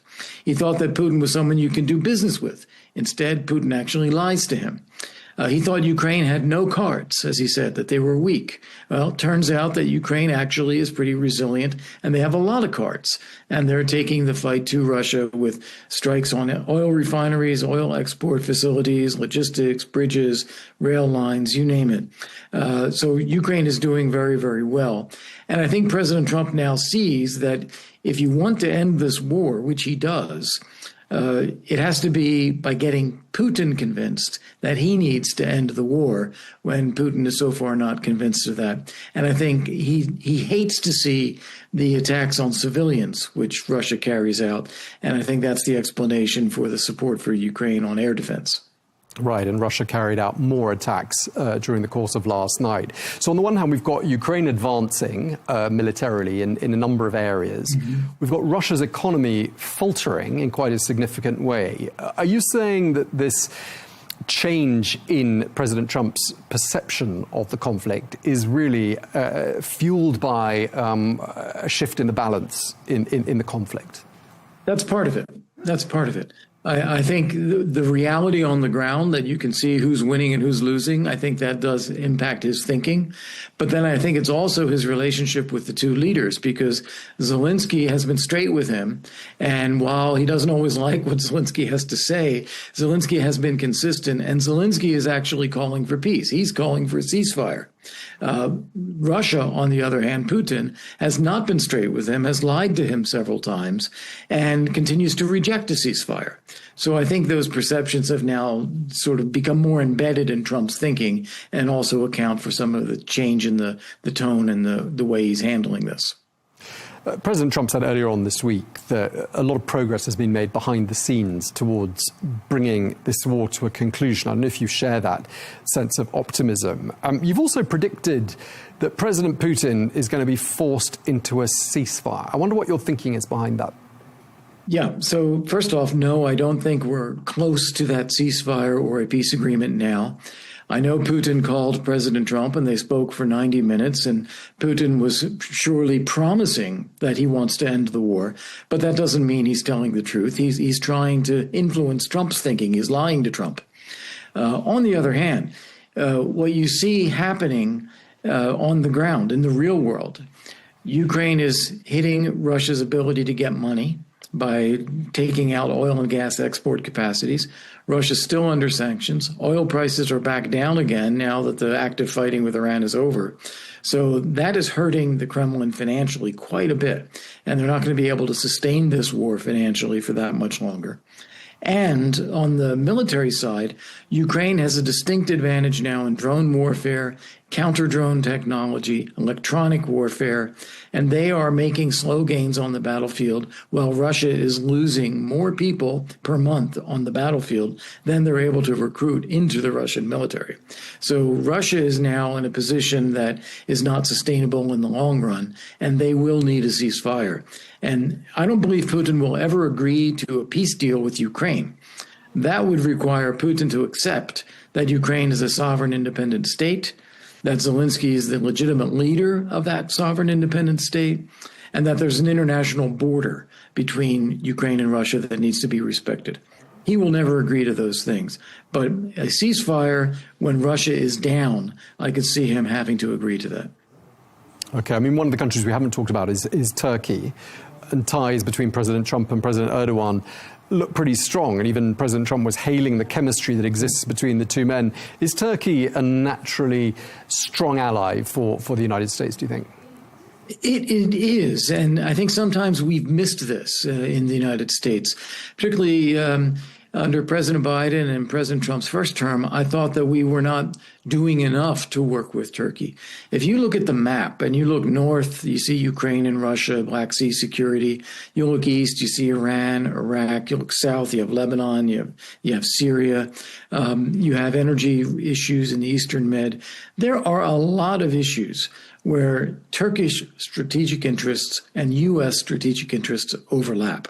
And we should be able to work together with them on those things. We haven't always done so. There are always going to be areas where we disagree as well. And, Palestine and Israel are probably one of the ones where the U.S. and Turkey are farthest apart. But I think when we work with Turkey strategically, we can actually address even some of these areas of differences and have a positive impact on the issues if we're working together. And since you mentioned Israel, the U.S. Defense Secretary Pete Hegseth has cancelled a meeting with the Israelis that was supposed to be happening. Clearly, Israel angered by this potential decision, it's not fully announced yet, that the U.S. might sell 6 F-35 fighter jets to Turkey. Is that a significant fracture, do you think? I don't think so. I think the reason he canceled his visit, and we'll see if there's any public explanation, is another way of putting pressure on Iran. Because if we say the ceasefire is over, then presumably Israel can resume its attacks on Hezbollah as well. And so rather than go to Israel and have that show of combination of support and pressure on Israel, respect the ceasefire, don't drag us further into war in Lebanon, I think it's a way of signaling to Iran, they're going to do what they're going to do. We don't have any influence on that. Okay. I mean, do you think the United States has to somehow choose between Israel and Turkey? Does it have to take sides, or can it maintain strong? No, I don't think so. As you clearly indicate, there are differences between Turkey and Israel, particularly over the Palestinians and Gaza and so forth. But I think we have a very strong relationship with Israel that's not going to change, and we can have a very positive relationship with Turkey at the same time. I mean, the 36 heads of state gathered there in Ankara, not just the 32-member alliance countries being represented, also representatives from Gulf countries.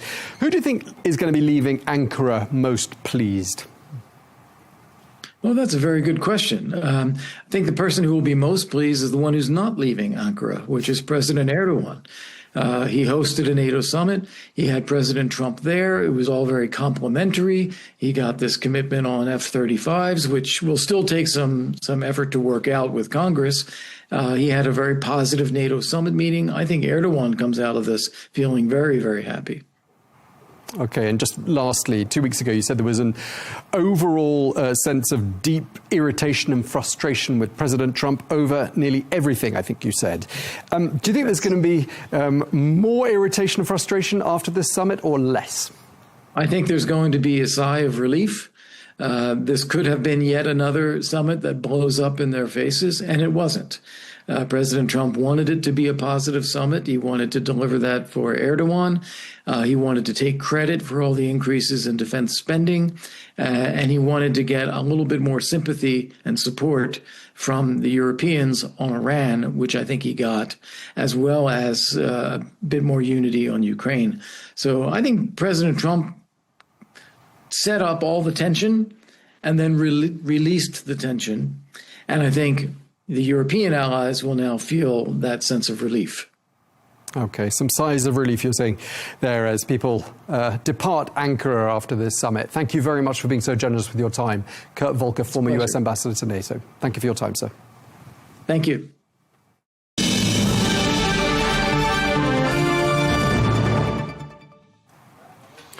We can speak now to Vice Admiral Robert Harwood, who is the former Deputy Commander of the United States Central Command. He joins us from San Diego in California today. Admiral Harwood, great to have you back with us on the program. There has been in the last 24 hours or so a flare-up of hostilities between the United States and Iran. I mean, it's turning that 17th of June MOU into a permanent peace deal was always going to be a bit of a stretch. And I'm wondering now how you see events unfolding. Do you think we're looking at a new chapter of all-out war? Well, I think these flare-up activities have actually been standard operating procedure since the conflict has happened.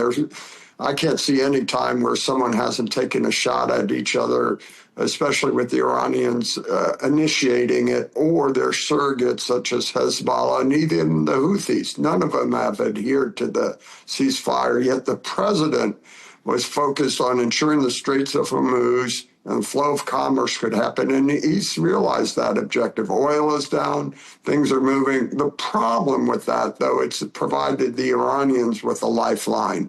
So they've been able to sell their oil and realize some revenue.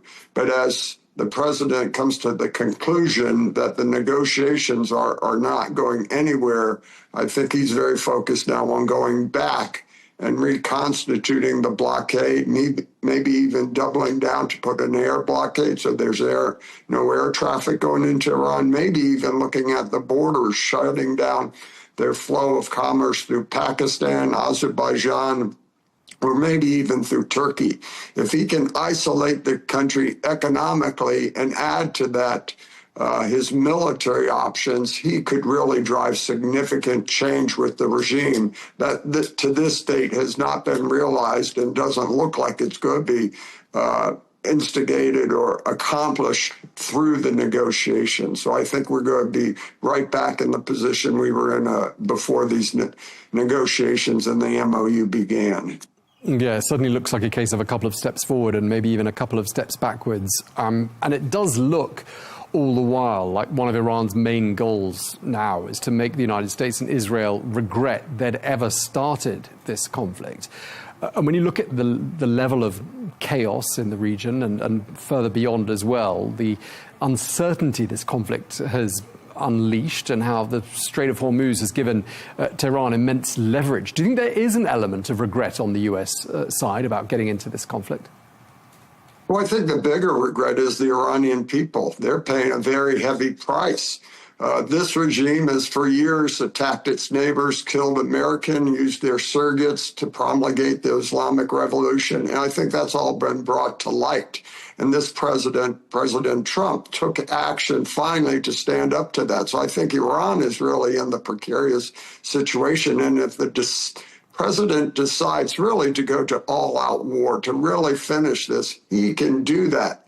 Iran has less options than everyone else does. So if the president decides he really wants to get his objectives accomplished, which beyond the Straits of Hormuz, ensure they never have a nuclear weapon, and support and funding of the surrogates, and then stop killing the Iranian people, the president can do that. I think that's the realization he's come to. So, yes, we're in a precarious situation, but if the president decides the price is worth it, he can meet those objectives. I think that's the path we're on right now. I think many of the Arab states understand that, and while this short-term economic problems have created issues at that side, I think they're all focused on what the long-term end state is going to be. And unless there's a regime change, this thing can go on for decades, like it has with over the last 47 years.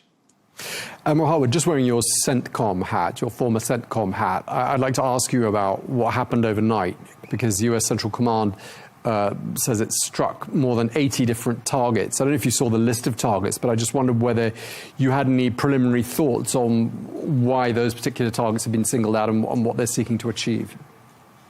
Two things. It's focused on anything that can influence attack the Gulf and anything that presents threat to air power, the ability to fly manned aircraft. So those are the priority of targets, and that's what that's what their only real leverage has been, drones and missiles. That's their ability to project power. So these targets, as we've gone through that, has decimated and taken out a large portion of those. But every time we get more intelligence, we know where any still remain, or they leverage any of those, shoot them, so we know where they'll go after those targets. So that's what occurred last night.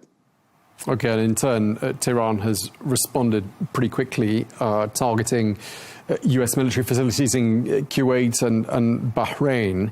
Do you think we might now see, and this is really sort of turning our attention somewhat to Ankara and to the NATO summit there, do you think we might see other allies of the United States step in at this stage, given that this is a conflict with global consequences? I would hope so. It's in everyone's best interest. Everyone's keenly aware of what Iran has been doing throughout its history, or at least the government of Iran. They understand the dire situation and the desires of the Iranian people to get rid of this regime. And now that oil is back up to normal prices, commerce is moving, everyone understands how important that is to them. So yes, I think everyone is starting to look at how they can contribute, how they can be a part of this, and what the long-term situation or objectives mean to them and the rest of the world. So I would hope and think they're considering that, and I hope many of them will come to the table in partnership to resolve this issue in Iran. Yeah, because the NATO Secretary General, Mark Rutte, speaking to reporters in Ankara on the sidelines of the NATO summit, he seemed to applaud the latest attacks by the United States. He described them as being absolutely necessary. And I wonder whether you think that sentiment is shared by the 32 NATO alliance members assembled there in Ankara. Always, the consensus among 32 nations is always a long road. But I would say this, and this is a direct result of President Trump's policies. You've seen in the NATO partners, the European countries, never have they had better political support for a strong military. Never have they had better popular support for a strong industry. Their defense industries are booming. Their defense budgets are booming. So again, all of this has resulted in a much stronger NATO, not only now, but going forward. And why that is so important, when we come together, when we need consensus, as we will here on Iran, everyone will be stronger, and the collective power of all will be stronger than ever before. And I think you're not only seeing that play out in Ukraine, but you'll see that play out in Iran as well, and anywhere else that's needed. So President Trump's policies and this position that NATO need to stay up has paid off well for everyone. I think that's part of the security and stability everyone's looking to Iran, and presents a real problem not only for Russia, but Iran as well.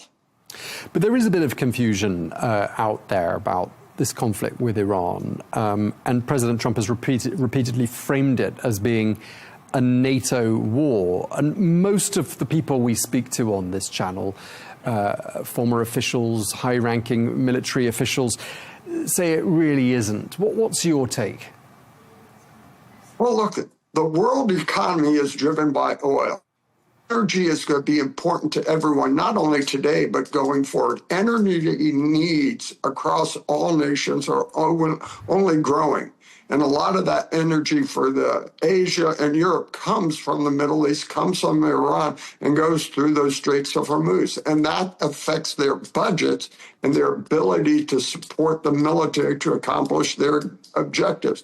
So yes, they all have a direct interest in this, and they need to ensure that that commerce keeps their economy strong. So yes, they all have direct interests in the region, and therefore at the end of the day, I think that's what will bind us all together, and that's what President Trump has done. When oil in the United States is somewhat self-sufficient, he understands how important that oil is to the world economy and Europe, and specifically in Europe. So I think that's part of the dialogue going on right now at the summit. Yeah, I mean, you've put a largely positive spin on that summit throughout this conversation, and our previous guest did the same. In fact, the NATO Secretary General, Mark Rutte, did too, talking about unity like we've never seen it before. And at the same time, there are these headlines out there that are fairly negative and fairly, and then they seem to have captured the attention of a lot of the world media. And one of them is about Greenland. And the Prime Minister of Denmark, which has sovereignty over Greenland, says we're ready to defend every inch of NATO, including our own territory. I mean, could we be looking at the beginnings of a conflict here? Well, let me go back to the NATO position. Unfortunately, in my life, I've gone to war numerous times, from Bosnia, Iraq, Afghanistan, and every time I went with partners. We were stronger and better for that. It gave us the capacity to do what we needed to do. So at the end of the day, I think that's the most important driving factor here. I wouldn't look at these little outlying situations. I'd more be focused on the collective benefits and strength when we all do come together. I think everyone realizes that together. So all of these democracies go through these short political evolutions, elections every 2-4 years. So they do have to play the political needs of their people. But at the end of the day, everyone realized when we need each other most, we've been there. And I think they understand that, and that's playing out in these discussions you're seeing going on. So while you say optimistic, I say it's based on history, what I've seen and personally experienced over my lifetime of service in the Navy and as a Navy SEAL. Every time I went to war, I went with partners. I think everyone understands how important that is. Right, so for you, it would be inconceivable, the idea that there could be a war amongst partners, i.e. NATO partners, over the sovereignty of Greenland. I mean, a very difficult scenario for anyone to imagine. And I just wonder what you think that would even mean for NATO if it came to that. Yeah, I think it's hypothetical at best. We may have political differences. There may be some economic conflict, but I can't envision in any situation there would be armed conflict over the status of Greenland. Okay, and just lastly, to wrap up our conversation, sir, I mean, of all the people, 36 heads of state that were gathered there in Ankara, and I should add that it wasn't just the 32 alliance members, there were some Gulf countries represented there as well. Who do you think leaves that conference in Ankara perhaps most pleased, most satisfied at how events unfolded? I hope they all do. But unfortunately, that's tough to do when you have all a consensus. But the real benefit, they're there. They're talking. They're working through these issues, and they're strengthening the relationships through that discussions at large. And the fact that all of them and more showed up is indicative of the strength and the threat that poses not only to Russia, but Iran as well, and anyone who's not a democracy going forward, or at least aligned with the principles of life, liberty, and justice for the people they govern. So from that, they all win. All right. Well, on that note, we're going to wrap up this conversation. Well, we thank you very much indeed, Vice Admiral Robert Harwood, former Deputy Commander of US Central Command. Thank you for your time, sir. Thank you.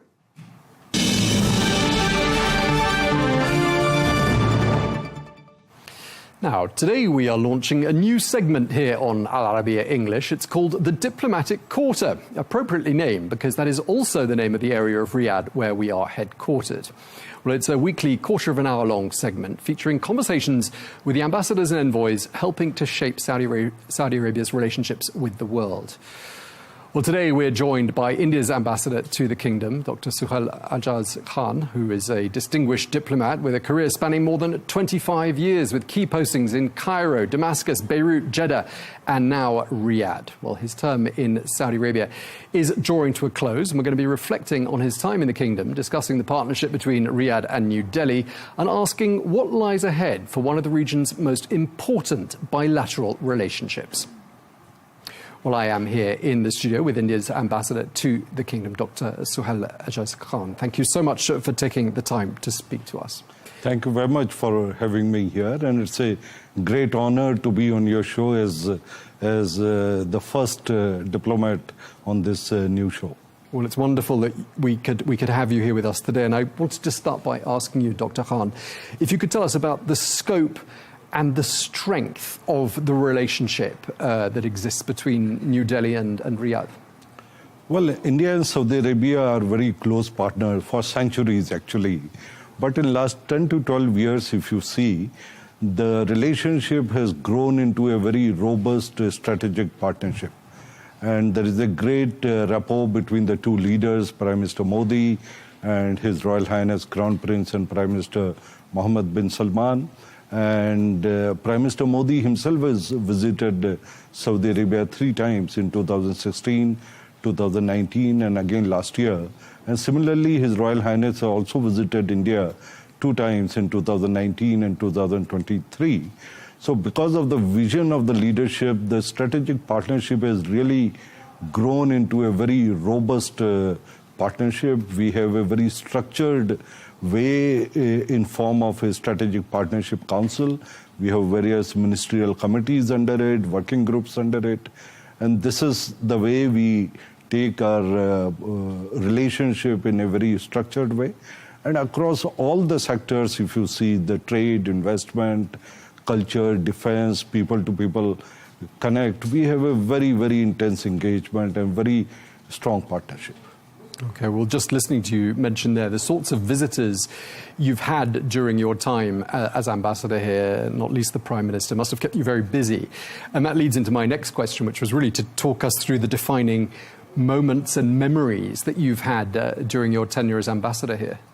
Well, you talked about the visits. So the 2 high-level visits which happened during my tenure here, the visit of His Royal Highness to India in September 2023 and the visit of Prime Minister Modi to Jeddah last year.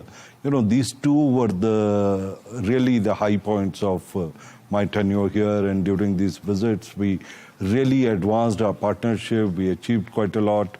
In 2023 visit, we also signed a landmark agreement of IMEC, India, Middle East, Europe Corridor, where India and Saudi Arabia are the core partners. Along with some other regional and other partners, we signed that agreement. Last year, when Prime Minister was here, we concluded the work of the high-level task force on investment between the 2 countries and took some very far-reaching decisions, including establishing 2 joint venture refineries in India. There were a lot of discussions on investments from PIF to India, which we facilitated by providing them some tax incentives. So these 2 visits were certainly the high point of my tenure here. But on the personal level, I personally traveled quite a bit. In fact, I am lucky that I visited all the 13 provinces in Saudi Arabia. So those visits were also very, very special to me, as I could see this beautiful country, its diversity, could experience the warmth and hospitality of people from all the region. Yeah, and you've had 10 years in all to explore this country. Absolutely. Adding all the postings you've had as a diplomat here. Absolutely. I want to talk to you a bit more about the financial, economic relationship that exists between India and Saudi Arabia. How important is that relationship? How has it evolved?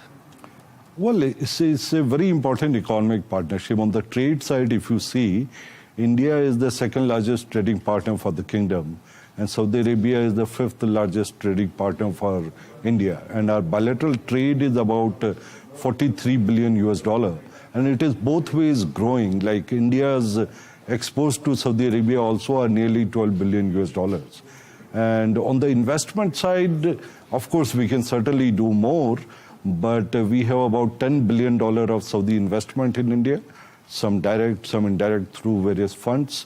At the same time, there is about $3 billion of investment by the Indian companies in the kingdom. And this partnership is growing. Saudi Arabia is our very strong partner on the energy side. They are one of the most trusted suppliers of the crude oil, fertilizers, LPG. And similarly, India is their strong partner for the food, machinery, engineering goods. So there is a very robust economic partnership that we have among us.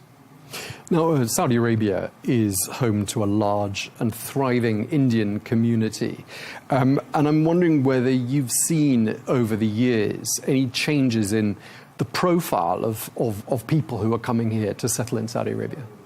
Well, we have about 2.7 million strong Indian community here. And Indians have been here for many, many decades. In fact, they have been literally the part of the Saudi growth story for last 5 decades. And of course, as you said, the profile keeps changing with the times, with the economic opportunities, with the circumstances. We have a large number of professionals, CEOs, large number of business people who are now coming, and the Indian community is very much integrated in the Saudi society. In fact, we remember very fondly what His Royal Highness Crown Prince said when he visited India.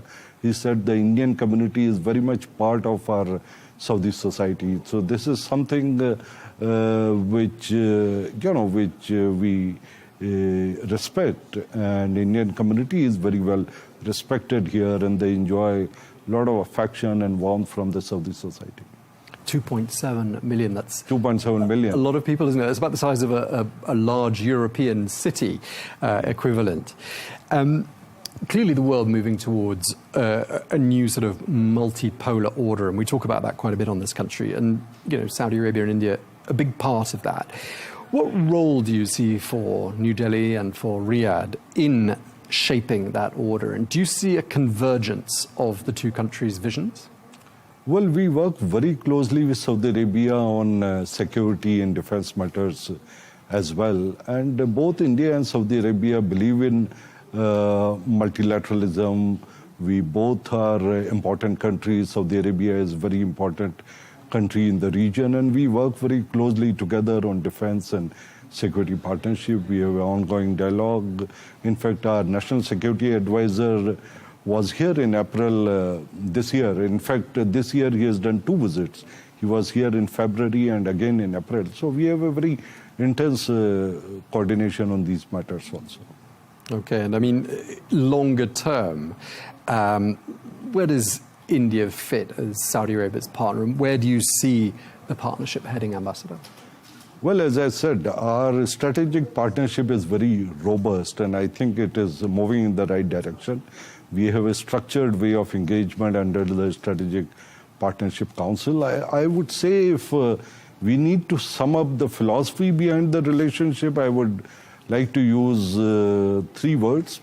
We work together on peace, progress, and prosperity. The peace in the region, in the world at large, and progress and prosperity of our people. So I think that is the defining philosophy behind our relationship. And of course, we talk a lot on this channel about Vision 2030. India also has a bold vision. These 2 visions are transformative both socially and economically. Do you see shared opportunities in this regard, with regards to those 2 visions? Yes, absolutely. And as I said, a large number of Indian companies are taking up all the opportunities which are available under the Vision 2030. In fact, the number of Indian companies which are registered in Saudi Arabia has increased almost 10 times in the last 4 years. And there are more than 6,000 Indian companies which are registered here. And it is because of the economic opportunities which are available through the Vision 2030. And as you have rightly said, in India, we have a Vision 2047. And as you know, Indian economy is one of the fastest growing economies in the world. It is the fourth largest economy in the world, and it also provides huge opportunities for Saudi companies and entities to come and invest in India. So there is certainly we can do more in this regard, but yes, these two visions are very complementary to each other, and our business community is very much aware and excited by the opportunities which are available. Okay, of course, India has close ties with this country, with other Gulf countries, and also with Iran. And I'm wondering whether that represents something of a balancing act for India, notably in light of the geopolitical tensions in the region. Well, this region is very important to us. Like, we have 2.7 million people in Saudi, but in the entire Gulf region, we have about 10 million people. And this is our extended neighborhood. It is our strongest partner on the trade, on energy cooperation. So whatever happens in this region is important to us, and we are concerned about the developments in the region. We always support dialogue and diplomacy to reach to find solution to the conflict, to find solution to the differences. In the current conflict, we have always advocated for peace and peace, dialogue and diplomacy. We have strongly said that there should be no attacks on the civilian infrastructure, including the shipping lanes, where some of the ships with the Indian crew member have also been unfortunately attacked. We feel that the freedom of navigation has to be respected. There has to be unhindered access through the Strait of Hormuz. So our position on this regional conflict is very, very clear right from the beginning. And of course, you're in a region with strong ties to China, and yet perhaps China is somewhat distant to India. Is that a balancing act as well? Well, all countries have their different foreign policies, and one foreign policy, one relationship, does not depend on the other relationship. So, we have our relationship with different countries. Saudi has relationship with various countries in their own right, but we work very, very closely together on so many issues. Now, one thing we want to do in this new segment, the Diplomatic Quarter, is to examine a prominent story from the country of the person that we're talking to, in this case, the Ambassador of India. A story that perhaps isn't getting much attention internationally, but you think perhaps should be getting more coverage. Is there a story you'd like to tell us about, something that's happening in India right now that you think deserves a little bit more focus than it's actually getting? Well, India is very aspirational now, and if you see the last 12 years of the government headed by Prime Minister Modi, there has been a huge transformation in the country. Economically, India is now the fourth largest economy in the world with the $4.2 trillion economy. We are one of the highest recipients of the foreign direct investment. In fact, last year, we received almost $60 billion of FDI, and this has been trend for last 10 to 12 years. The GDP per capita has almost doubled. The Indian economy is growing at 7.5% and is going to grow like this for next 20-25 years. So that is the story that people should know. The socially huge transformation is happening. Almost 250 million people have come out of the multidimensional poverty during this period. There is a huge penetration of the digital network among the people, through which so many other things can be done, like the direct benefit transfers, and we have this UPI app for the easy transaction, and we do almost 700 million transactions per day on this UPI. So these are the huge transformational things which have happened in India, and I think this is a story people should know. People know it, but people should certainly know it more. And there are great opportunities under Vision 2047, and we invite everyone to come to India, to do business with India. so as to, be part of this economic success story. I haven't been to India for more than 20 years, Ambassador, I'm ashamed to say, but I will be coming back soon. What do you think is the one thing that would perhaps surprise someone most, someone like me who hasn't been there for 20, 25 years, where India is today versus where it was 25 years ago? Anything you can think of? Well, 20, 25 years is a very long time, so I'm sure you will find different India, you will find aspirational India, you will find India which is economically growing. As I said, you will see the social transformation in India. And, now between our countries, we have better air connectivity. You can visit so many beautiful touristic sites in India. So I'm sure you will see a new India, which is taking shape when you visit. Well, you're inspiring me for my next holiday. And just lastly, Dr. Khan, I want to ask you what's next for you, because you say that you're shortly going to be leaving Saudi Arabia. What does the next chapter have in store for you, sir? Well, as you rightly said, I'm completing my tenure here, and I'm moving to the headquarters, so I'll be working in the Ministry of External Affairs in Delhi. I don't know as yet what would be my portfolio, but I'm really looking forward to going back to the headquarters. Especially I've been out on diplomatic assignment for nearly 13 years now. So I think it's important for me to go back and work in the headquarters also and see things from that perspective as well. So I'm really looking forward to going back. Okay. Well, we really appreciate the fact that you've taken the time to come in and see us, especially when you've probably got lots happening in your final weeks. Thank you so much, and thank you for being our first guest on the Diplomatic Quarter. India's ambassador to the Kingdom of Saudi Arabia, Dr. Suhail Aziz Khan. Thank you very much indeed. Thank you very much. It has been a great honor to be on your show, and thank you very much once again. Thank you, Ambassador. Thank you.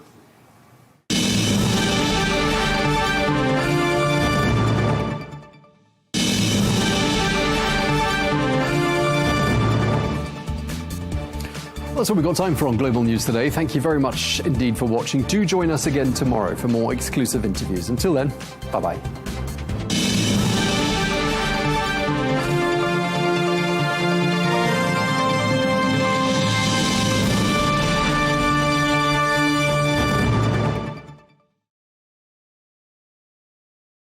Hatan, your first professional debut fight after being an undefeated amateur. How are you feeling ahead of this big fight that you have coming up, and what challenges do you expect to face? I'm super excited, and I am well prepared for my professional fight. It's a really big step in my life, and it's my dream to step on a cage as a professional, not an amateur. And we can say that I'm quite sure that I will do my best in the cage, and I will represent my country in the best way. And of course, your opponent tomorrow has already had a professional fight. How do you feel going into that? Have you changed the way that you've trained? Have you changed your mindset? What's been different going into a professional fight and into the cage tomorrow? I have been training as a professional fighter since the moment I started. I play amateur, but in the train, I always tell myself I'm a professional. So there is nothing have changed in my training, only if there is a plan that we are sticking with for my opponent, because every opponent you have is gonna have his own plan, his own game to play. She had her first pro fight. I still haven't, but I'm quite sure that this fight is going to be mine, inshallah. So what do you hope to deliver in this fight? Is it going to be a knockout in the first round, second round? What do you think? I'm not going to tell you what I wish to deliver, to be honest, because all I want to do is enjoy the moment. Because everyone knows my style in the fight. Everyone knows that I smile, I do shows, I laugh, and try to get my opponent nerves. It's my style because I love what I'm doing, and I'm enjoying what I'm doing. So I want to keep enjoying the fight, and if I saw something that's going to knock her out, I'm just going to hit it. You're just going to hit it, so you're there, you're ready. Your unique style, of course, that you were just talking about. And you are the first Saudi woman to be signed to PFL MENA. And this is a massive moment for you and a massive moment for Saudi Arabia, for the country, for female sport. Is that a heavy weight for you to carry, that so many young girls are looking up to you? It's a bit heavy because I'm representing a lot of women and a lot of people in my country, and I always wish to represent them good, but it's also so lovely and I'm so proud. I always have so much love, and a lot of kids, a lot of girls started showing in gyms, and they started taking my name as an idol, even in the jokes, when someone say I'm strong, they be like, oh, like Hatan al-Saif. My name got bigger, got more lover, more fans. So it's a bit heavy, but I do love it. And it's so difficult because you just mentioned there about more women going into the gyms. This is a new era in Saudi Arabia. And how would you like to see it changing when it comes to female sport, and especially martial arts, because MMA is one of the most difficult sports in the world? Exactly. Martial arts, it's really difficult. And for me, it is the #1 difficult sport in the world. Because you're gonna try to be complete in all the situations, in every way. You're gonna try to be complete in your conditioning, in your strength, in your striking, in your ground game. You're gonna try to be complete in everywhere, everything. So you're gonna be working in all the ways in your life. But the moment you love it, it's gonna be addiction and you will never gonna stop it. It is so hard for women, but there is plenty of women that have this much strength to do it. And you had a difficult upbringing and a difficult childhood in many respects. It wasn't the easiest road for you. What do you think martial arts has brought you? And now you come into a fight. What has that given you strength-wise and mindset-wise? There is a lot of people that were saying that fighters are not born. Fighters are made from life. But for me, I don't take this thing. I believe that fighters were born. Because many of us, plenty of us, since they were kids, they born, and the moment they were born, they are fighting. Not fighting in a cage, fighting in a life, fighting for themselves, fighting against anything in life. Every one of us is fighting something. But you're gonna find your own situation to fight it back, to fight your weakness, to fight your depression, to fight anything you're gonna have in your life. And for me, martial arts was the way to fight back. And you talk about the way to fight back, but when you were younger, were there the facilities for you? Because you've spoken about having to go and fight men in the gyms, and this has been an incredible journey. Just what was those moments like going up against men? There is no facilities, to be honest, and there is no facilities. It's just started to open up maybe the past 2 years. Most of the facilities are for men or mixed. I've been fighting men since the day I started this career.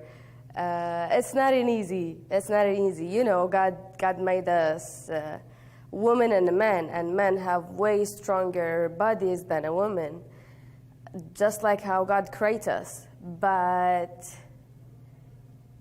it's just how it is. I'm trying to survive it, to be honest, and it made me super strong. Of course, and obviously, if you take a hit from a woman, it will probably feel very different to what you had to do taking one from a guy. Sure. I'm sure that's a very different ball game.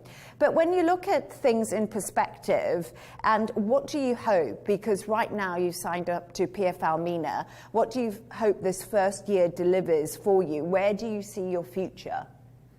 I don't really love this question because it's okay. Many of people tell me, where do you see yourself 5 years ago or 10 or whatever? I always don't like to see far away. I always love to see tomorrow.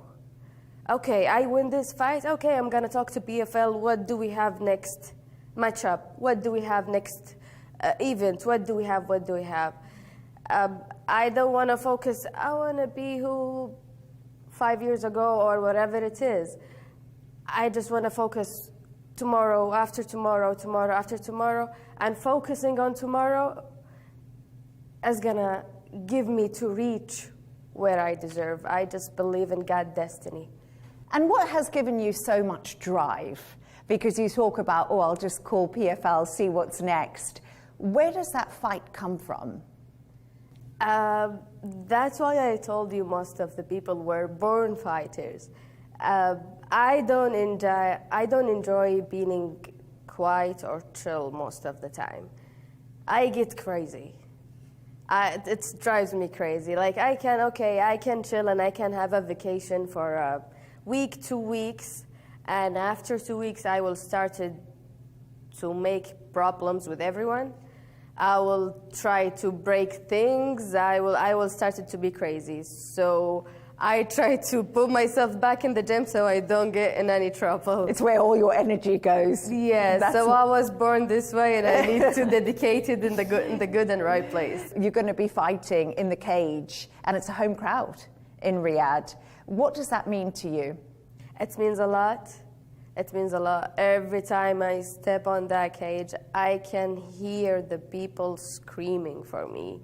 And I can hear the love, the crowd, and it gives me so much proud, so much. And you spoke a little bit earlier about, 2 years, women's fighting in Saudi. I know you don't like the stories about the future, but do you ever see yourself opening up gyms here and being more involved and getting more women into the sport?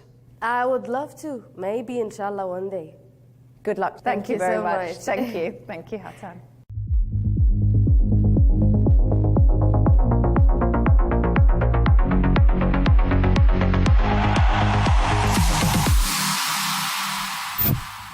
VAR out. VAR out. Yeah, we want our game back. Yeah. Do you know I've managed in a professional game?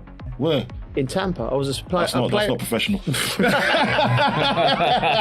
I'm going Danny DeVito for you, right? Welcome to the Dressing Room Podcast with me, Joe Cole, Wayne Bridge and Carlton Cole. There's only one place to start. It's at West Ham versus Arsenal and the VAR decision, which is probably the biggest call, certainly controversially, that we've seen. Cole, you was at the game. Yeah. Heart was in your mouth. I couldn't believe what I celebrated. Yeah. But the reason I celebrated is because of the whole day. So right. I didn't plan on going. So I was just going to have a little walk around London with my sons. And got to London Bridge. Yeah. And I see 3 bikes perched. The boys looked at me, I looked at them. He goes, Dad, you want to go to the game, didn't you? Yeah. Because I was trying to take my mind off things, right? He goes, what do you want to do? Ride there from here? Yeah. He goes, might as well. So we rode from London Bridge all the way to the game. Did you? How long did that take you? Half hour, 35. Well, I wasn't really thinking. But I was we were just going cruising. But didn't realise how cold it was, so my hands were frozen by the time I got there. Well, I get into the stadium now. Everyone's happy to see me rolling. Yeah. And then... bet you wish you never went now, don't you? It's just like... But the thing is, game starts, kicks off, we're there, we're rolling, playing really well. It was the first 20 minutes, I'd say Arsenal on top, but we were still in the game. Then we start to get involved, and we get a chance, we start moving up the pitch. I'm thinking, here we are. Declan Rice went to right back, didn't he? Yeah. It was a strange decision. So that was a change in the game, I thought. Yeah, it was. So we started getting involved in the game. I'm thinking, this is it. Yeah. There was a little flying header. I don't know who it was. I couldn't see Castellanos, little flying header. Bang. Wasn't bad. Good save. And then the whole place started to rock, saying, we're in it. So the whole stadium now was starting to believe Yeah. Like, we could get something here because they're not at it. Yeah, like yeah. they're supposed to be like true champions are supposed to be. Do Yeah. you know what I mean? Because we've been in receiving end of when someone needs to get something over the line. Yeah. You're never really in the game, especially if we're at the position that we're in. We're fighting for something, yeah. But I was expecting us to be run over Yeah. in this game, but it wasn't that. And we was like, oh, we're giving them a good back and forth. Anyway, they score. I actually went to go and get a stiff drink. Right. Yeah, because I was so nervous because I was walking up and down the boxes. What did you order? A nice smoky whiskey, backed it. Yeah. As I'd done that, I heard the chant. I heard the, like you can hear it in the distance, the cheer. Yeah. And I was thinking, that's them. They've scored. Did you miss the chance before as well? What, for who? West Ham had. No, I saw all of that. I saw all that. It was just their goal. Right. I missed. It's a horrible sound. It's a horrible when you're sound. At a stadium and you're at home and you're like, you're looking up into the air like that. Who was it? Who was it went through? West Ham. Missed that chance just before Arsenal scored. That was Fernandes. Yeah, oh mate, he's got a slotted bottom corner and he's gone near post. Yeah, and then I felt when he missed that, I thought they're going to score now. It's what champions do, isn't it? Yeah, but it happens. Was that what champions do? Well, I think Champions do. They do. They end up finding a way to just win. I think it's the world. Like I think sometimes it's the world willing. The amount of times the great teams, whoever's in, scored late goals. And they get decisions that go their way. I blame myself though for going to get that stiff drink. Yeah, I do. Because whilst I was out there, everything was your fault. Everything was cushy. I took my eye off the ball. Yeah. Do you? He's the same as well. I do that. Yeah. The same as well. What? Sometimes if I do something, I do it get like. To get a result. I feel like it's the world. Yeah, I don't know, just the way of thinking. Like I went to the toilet. I feel I'm Saints that powerful. Scored, so I kept going to the toilet, hoping Saints get. I feel I'm goal. that powerful. I can affect the game on the pitch. That's how I think. I don't care, mate. It's my fault. I went for a stiff drink because I'm greedy. Yeah. I've already had 2 beers before that, so I was like, I got greedy. I said, I'm going to the bar, get another one, and then that's what happened. And then the moment happened, Coley. Oh yeah, then we'll talk about that moment. I see where it's my wife's birthday, so we was out having dinner. So had my father-in-law had the game on the screen, so I'm watching it on the phone, slippery. What's going on? And me and my son. Oh, that's why you dropped me out then. Mate, listen. Do you know what I mean? I love you, but it's bang out of order, mate. Yeah. Anyway, you said you were coming to the game with me the week before. I know. I forgot it was my wife's birthday. That's why I didn't want to go. Okay. You dropped me out, so I said I'm going to walk this off with my sons in Central I've got London. to live with her, right? I'm not going to say to her, I'm not going to your. She's got to understand party. this is a massive game. Say, listen, mate. Babes, Anyway, I'll make it up to you. Can't let Coley down. Yeah, well, listen. Anyway. So we're watching the game. We're watching the game, and then my son's like, my son. Yeah. He's just gone. They've done it. They've scored. Yeah. And then we bounced a little bit in the restaurant. Yeah. And I'm like, hold on, VAR. And my son has watched it. He's gone, nah, Dad, it's all right. Yeah, but I thought it was all right. Like that. And then we're engrossed in it. It took them a long time. Yeah. Tell us from how did it feel in the stadium, mate? I tell with you the what, VAR, the emotions. Coley, like I've never been so emotionally invested in something like this before. So. I've seen it happen, but it's never been us. Like, and when something so big's riding on it, like, so obviously Callum Wilson puts in the net. I looked at it first, and I see it go over the line because the player that I think he heads it out or he clears it, he's over the line. So I knew the ball was over the line. Where I was sitting, where my angle was, I knew it was over the line. So I said, it's a goal. Yeah. And then when the referee points to the centre circle, I was like, yes. So I done a running jump into the glass window, right? If I was younger, I'd have done a backflip as well, right? Because I was that excited. And then you've never been able to do a backflip. Oh yeah, it's true. Yeah, go on. Well, I in my head. Right? So anyway, I go and bang on the glass. Yes. So I'm there. I'm involved now, innit? As a fan. Yeah. Do you know what I mean? I was like, I can't believe it. Was the place rocking? Rocking, Coley. Yeah. Like, imagine me there. Yeah. Energy, bruv. Like, energy god. We're on it. Energy. Yeah. And then it goes, VAR. I'm like, don't worry about it. You know what I mean? Positive. No, they ain't going to find nothing there. Yeah. Do you know what I mean? Then it takes longer. then it's taking longer, and I'm thinking, then he's getting called to the VAR point, and then all the players are lined up behind him, and they're all chanting at him. Jared's chanting at the ref. Yeah. Saying, obviously you can see what's going on. Everyone's nervous. Callum's like that. Come on, ref. You can see them talking to the ref's back. Yeah. But the ref's looking at the screen, and I'm like, look at this. This looks surreal. Was it so? To take us there, right? So emotion, bang, the goal's going, and the whole place is rocking. Whole place is rocking, and then there's a dampener. Pops up, then it's that feeling, and then it's the intensity. The intensity now. We're there. We're like, we don't know what's going to happen next. The suspense. Yeah, it's just too much. So and then take us into when the ref disallows the goal. What's the stadium like? What happened? All right, so the ref's disallowed the goal now, and he's come off on the mic and he's explained himself. Yeah, and we're saying that is bang out of order. Right. They want Arsenal. So everyone initially saying like VA Arsenal. Yeah. Do you know what I mean? Everyone's saying that, so like they've just everything's in their favour, whatever, whatnot. Because I didn't actually see the incident. I only saw obviously the goal go in. Yeah. And obviously there must have been something that's happened. And I didn't realise until I went inside to the box. Yeah. And I looked at it and I was like, well, yeah. There was something there. I've got to be fair. Definitely, his arm's gone across. And they're looking at that. But I'm like, how's it taking that long for you to come up with that decision? Like, obviously, you're looking at other stuff leading up to that. Yeah. So there must have been other things. So I'm looking, but they didn't show us that part on the replay. They just showed us that part. Yeah. Do you know what I mean? So everybody was kind of confused to saying, and then everyone was had... The people around was having a little go at Pablo, the poor lad. Yeah. But when I looked at it, he goes, "Why is Pablo even doing that? Like, what is it? Typical strikers." Like, so I was looking at it, I was defending. I was like, "Well, it looks like he's being pushed into him, so he has to have his arms up, like to balance and try." You know what I mean? I don't think it. And when you analyze it, how have they not seen that he's being hugged into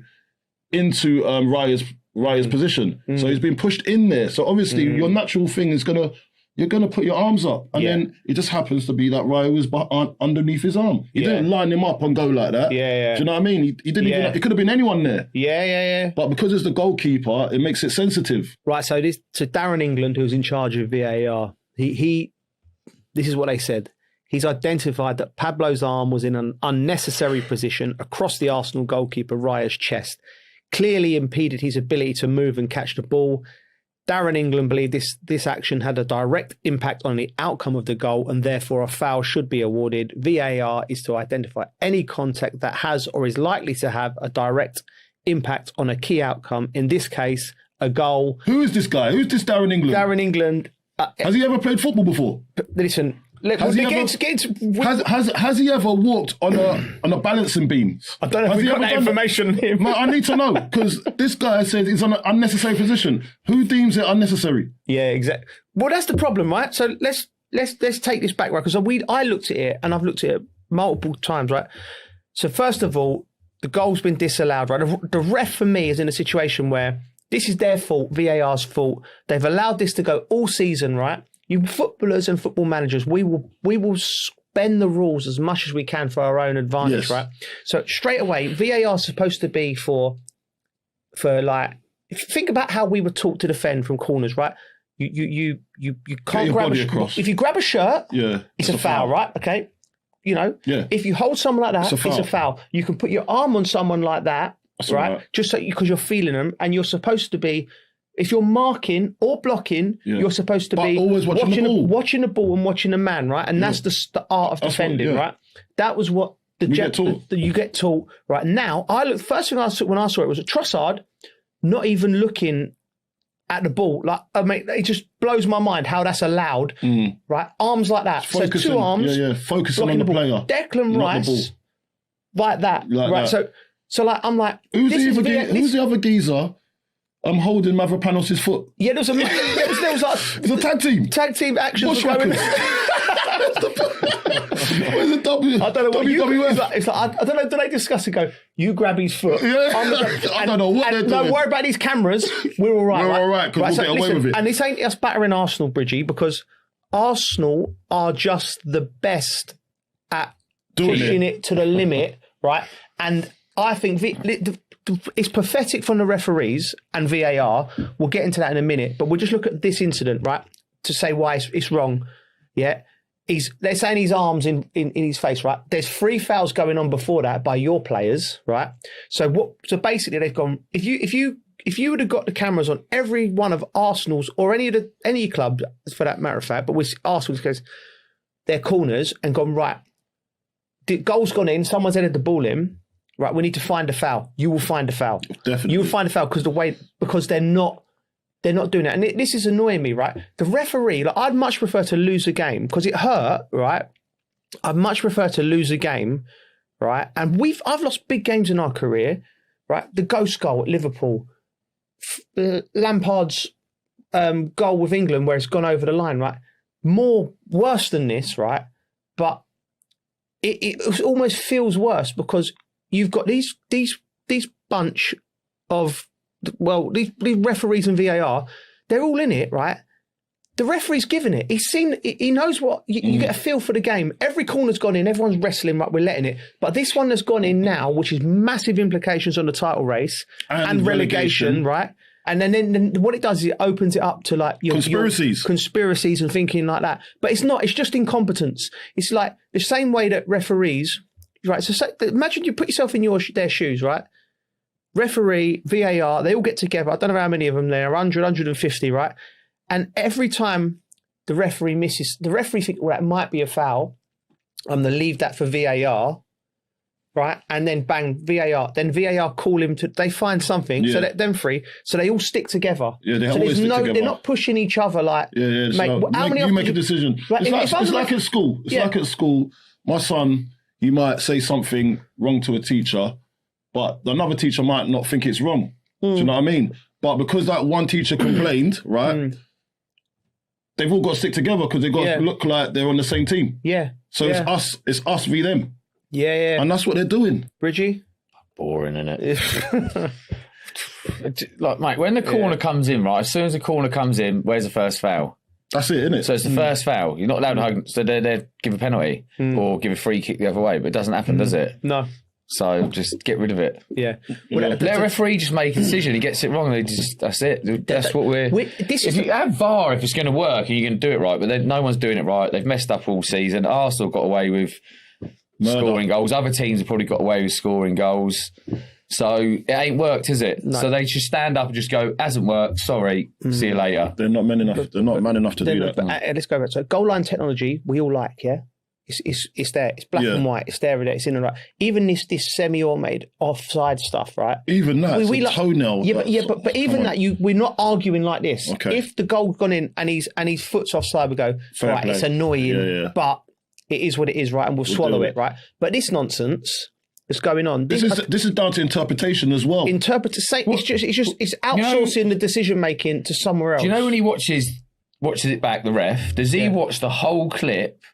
From the start, before the corner's coming in, he's watching everything going on. Yeah, they should do. Yeah. Right, so he should be. So how has he not noticed the shirt pull because they've gone for the part where the easiest part because the goalkeeper rule, is it? It affects the game. So because the goalkeeper was impeded, it affects the game.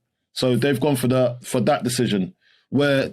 To get to that point, when it did affect the game, there were fouls leading up to that point. Do you know what I'm trying to say? The game's so getting affected constantly. But I feel it's a cop-out because you need to eradicate the start of that because it's a chain reaction. You foul that person, that fouls them, and then it gets to the goalkeeper when the goalkeeper's being fouled, and then that's the one that they want to blow up.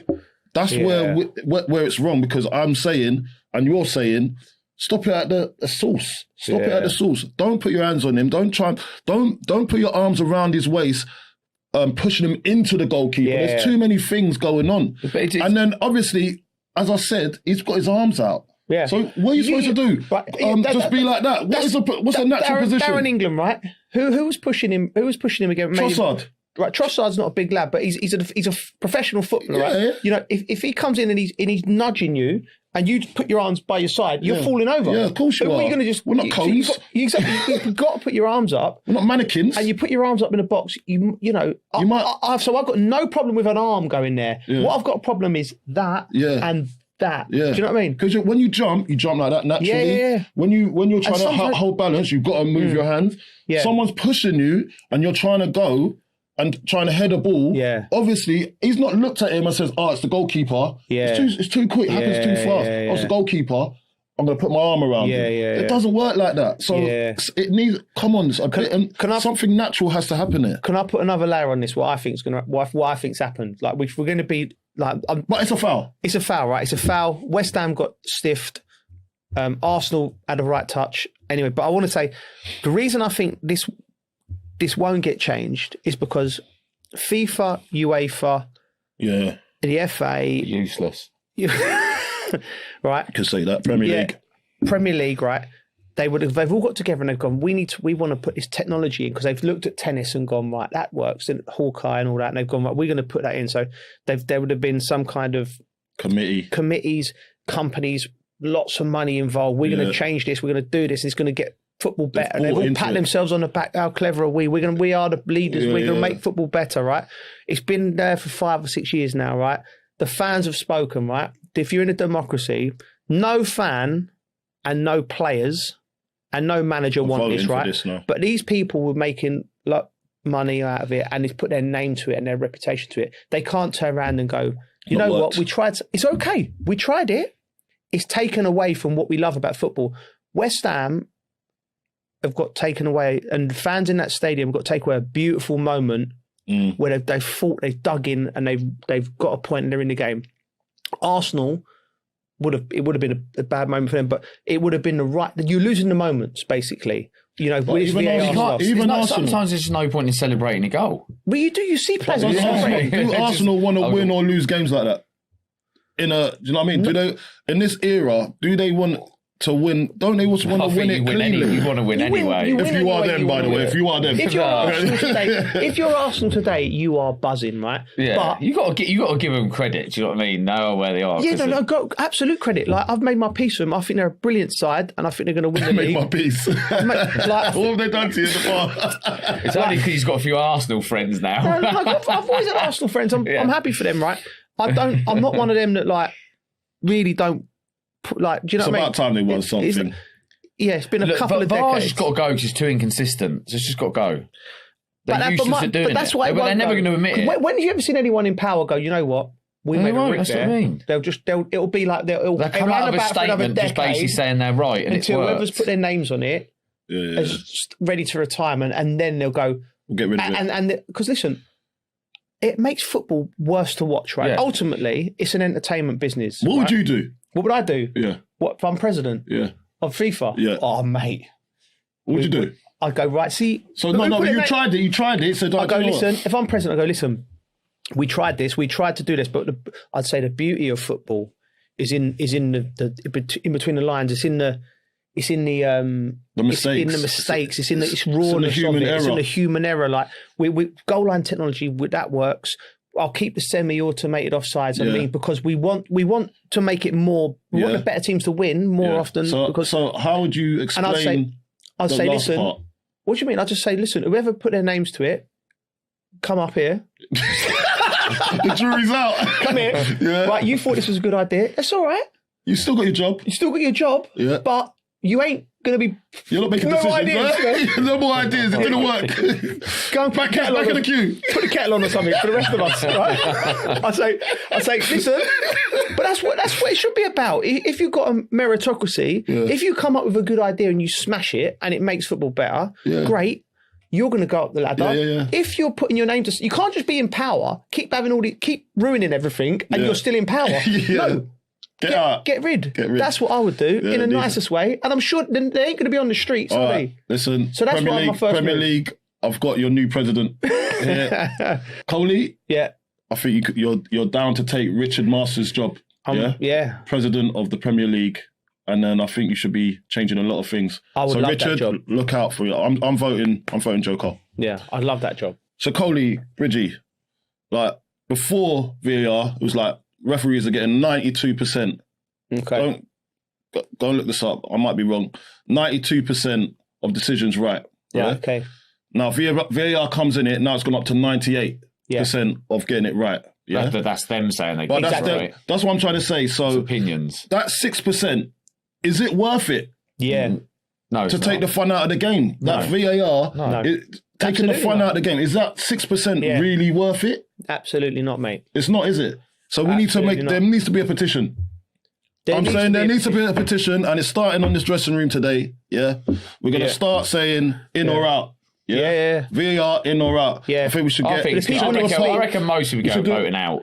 We should do a poll. Mate, imagine how weird you've got to be if you've gone. I love will VAR. they listen? Mate, no. So we'll do a vote for. Mate, do we want it in or out? And if we vote out, will they listen? I'm going on a march. I'm going to go on a march in the summer if you join me. VAR out. VAR out. Yeah. We want our game back. We want our, Yeah? Why not? Would you want to do that? You do that with me. I'll come with you. Would you do that I don't know where we're marching to. We'll go around Hyde Park. Okay.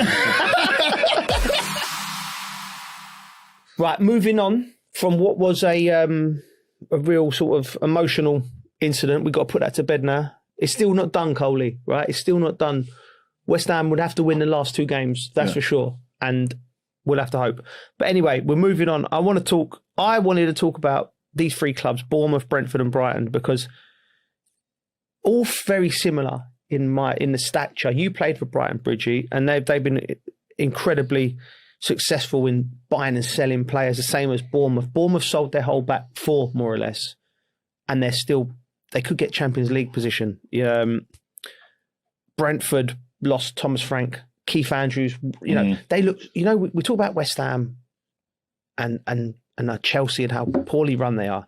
These 3 clubs, unbelievably well run, aren't they? There's a continuity in who they put in at the helm. So as a manager, it's like they've got a system that works. They might tweak it here and there. They might they'll bring in because when Areola come in, we were questioning it. Yeah. Because wish we can give Gary O'Neill the job. Yeah. So why haven't you, but you know what I mean? Yeah. But they obviously know and what they're bringing in and the style of play the players need. So they are looking at the set of players they got. They're thinking, what type of manager is going to work with these players? And it has to be the right motivator as well. So they're producing a lot for the little they have. Yeah. Do you know what I mean? They're maximising their football club. I feel, and the Brighton's been doing that. The Brighton, it's Tony been, Bloom there, isn't it? Yeah, but Tony since Bloom, when you were there, was it like that too? Yeah, it was like that. It was a growing he had club, his, wasn't it? Growing club, but I think he's got his own strategy and how he buys them. Oh yeah, because we know that he does like the money ball kind of thing, innit? Yeah. It's worked for him. You look like they've just crawled up there and they're just doing really well. Like the time I had there, I loved it. Yeah. Is it like is it a patient club? Do they fans put time? The fans are don't great. put Because I was pressure. at City at the time, so I was having a terrible time. And then I kind of had enough of foot when they went there, and I loved it. Is it? Yeah, they were brilliant to me. The fans were great. What was training like? Great little training was good. They got a new training ground and that. Because I had Gus there. Yeah, I always American forget Express. about Gus when I talk about managers because he was probably one of the best I had as well. Yeah. Because a lot of them players at Brighton he had brought up through the leagues. Yeah. And he had no disrespect to him, but they started lower down the league. You say average players playing really good football. He was so good at getting his point across how he wanted people to play. Playing with confidence, just helping each other all the time. Yeah. So would you say that Gus was strategically the had start of everyone that? moving around different areas, Yeah. depending what teams you're playing. He was really good, but Tony's he's been brilliant for them. Would you say? I don't know if they go a lot on the stats as well. Sometimes when they buy players, they work. do, Brentford they do. did that, They do. and he was doing the same as Well, well. they were partners, Because weren't they? Matt Benham and Matt Benham and Bloomfield- Tony Bloom. Tony Bloom sort of Partners. Bloomfield, is it? Yeah. Tony Bloom, they were mates. Yeah. And I feel- Partners in a business. Yeah, Data but they business, were mates. gambling. Yeah, but they obviously parted ways. Yeah. One went and bought Brentford, Yeah. and he stayed there. But And as much as they're businessmen, obviously, Yeah. you can see they want the club to do well. Yeah. to do really well, And- and that comes. I think that probably does come first. When they're looking at buying, they're looking to progress, not Progress, Yeah. yeah. Not just buy and sell. no. Yeah. I mean, But they've made a lot of money as well. Yeah, because they get these players and they do really well, and it's hard to keep older players, isn't it? yeah. Well, when you're at that type of club, it's hard because as soon as you No, said, but what happens when they start getting in the Champions League? Yeah, they have to get to that next level to then not yeah. not have to sell. Do you think that will work for their format? Do you know what I mean? Mate, if they get there, Yeah, Coley, if they get up there, why not? This is to retain players now. If they get up to that level, to retain, I think they can start retaining because I think so. It's a nice place. It's a great nice part of the stadium. world to live nice in. training. It's a nice place. It's not far from London either. It's an attractive place. Yeah, it is. Like I said, if your son's a professional footballer and you want him to have a really good environment to learn and develop, you're sending him to Brighton, Brentford, and Bournemouth, right? Because the difference between them three clubs and let's say West Ham, because we've just been talking about West Ham, is the expectation and the history and the sort of it's the at West Ham is so it could be so hard for players to play there. Yeah. Do you know what I mean? But it's the opposite there. Their fans are almost sort of like they're happy to be there, right? In the most respectful, lovely nice people way. as well. Do you know what I mean? They're happy to be there. They get behind their players. You know, so they got that. That's the angle. So, but you're and it's saying organic the way it's happened. It's organic. It's not like they're up there now and then, we expect all of this. Yeah. It's organic. It's been because they were small, then they go up. They've been going up slightly, ever so slightly, and now they've got this format that works for them. And now they're getting into Europe. They're so happy. They're thinking, oh my God, this is we're blessed. Do you know what I mean? We haven't got all those problems and palavers that some of these other bigger clubs, but we're going to be a bigger club soon if we keep on going in this direction. Like that next step to go, I believe, like obviously these three clubs are heavily driven on data, and that's how they've built up their business and got better and better and got the marginal gains here and all the things that they've done really well. But I think the last step, the real greatness, we've seen the margins. I think there's something untangible that data hasn't quite got hold of yet. So I think that if they get into Europe by finishing sixth place, I can't see how that club can go from sixth place to third place, because I think the margins are so small. It becomes more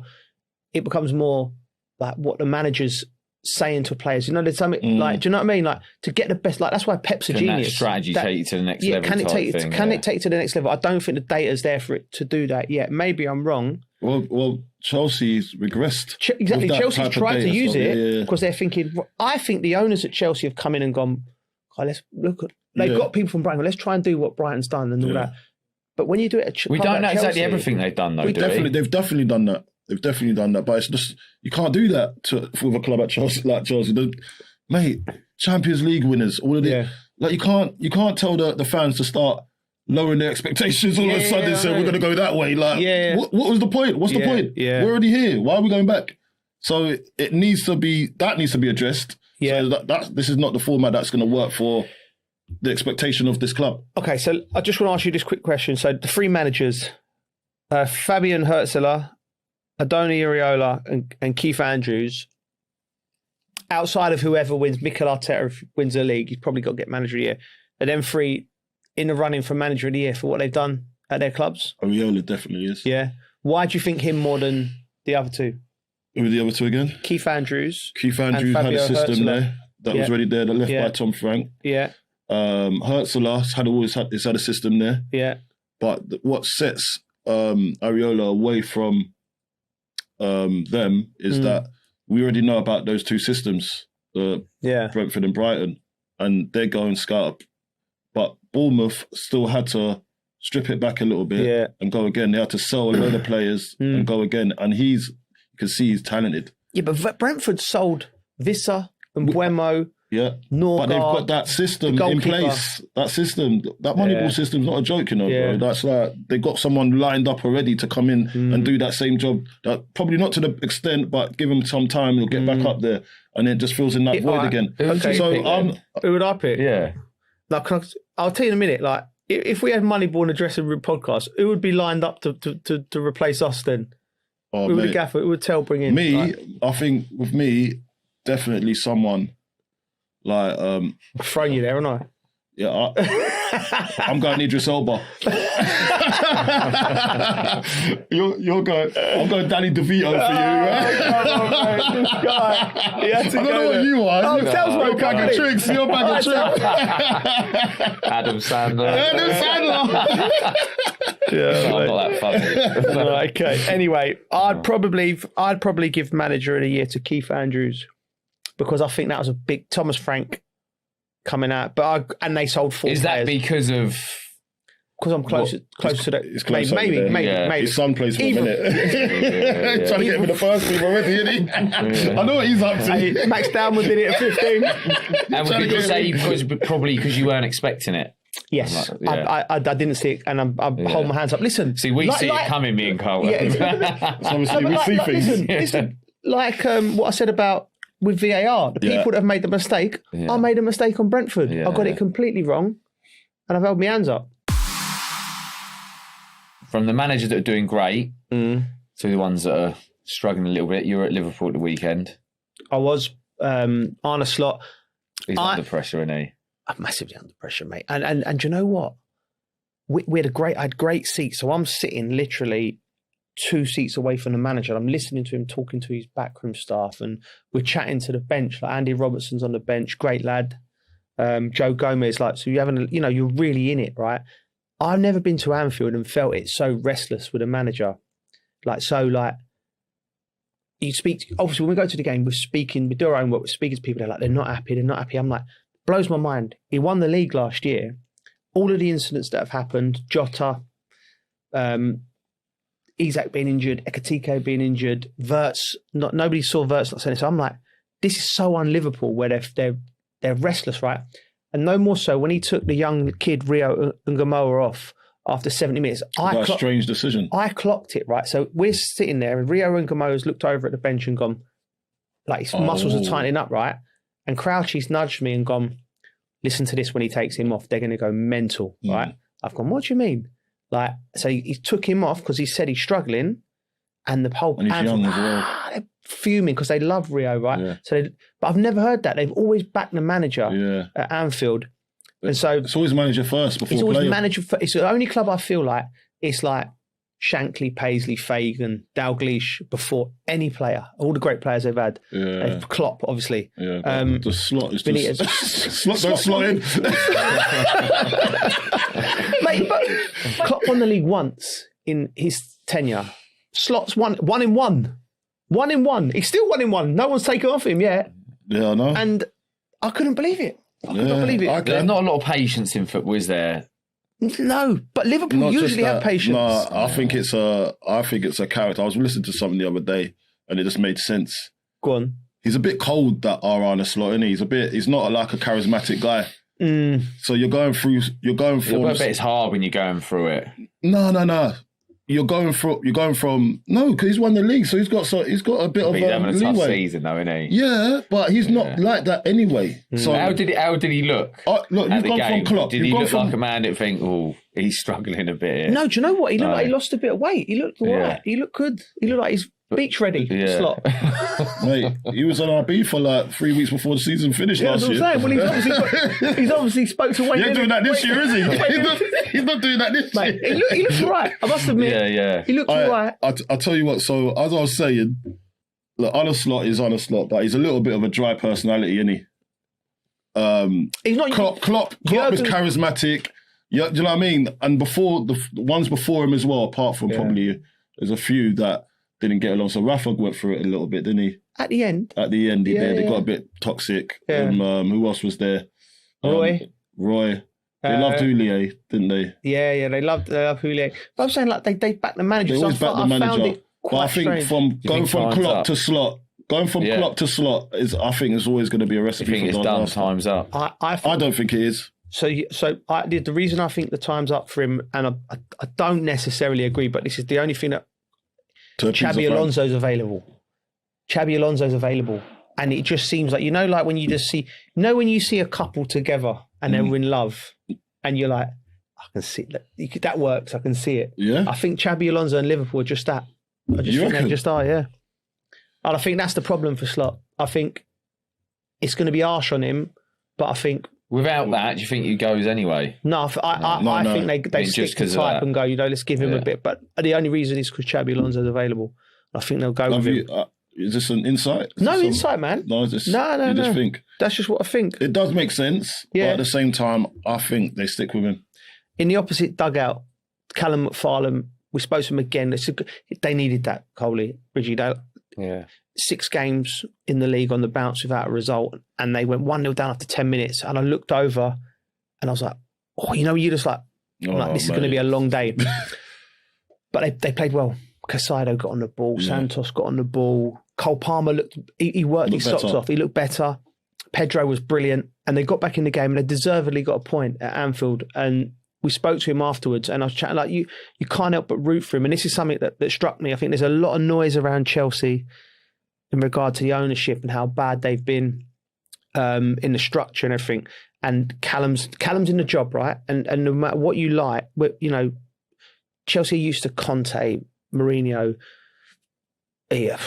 all the great managers, right? Tuchel's of this world, right? Ancelotti. So, but he's in the job, right? And it's an interim second time in the season, right? So things have clearly gone wrong, but he's in there, right?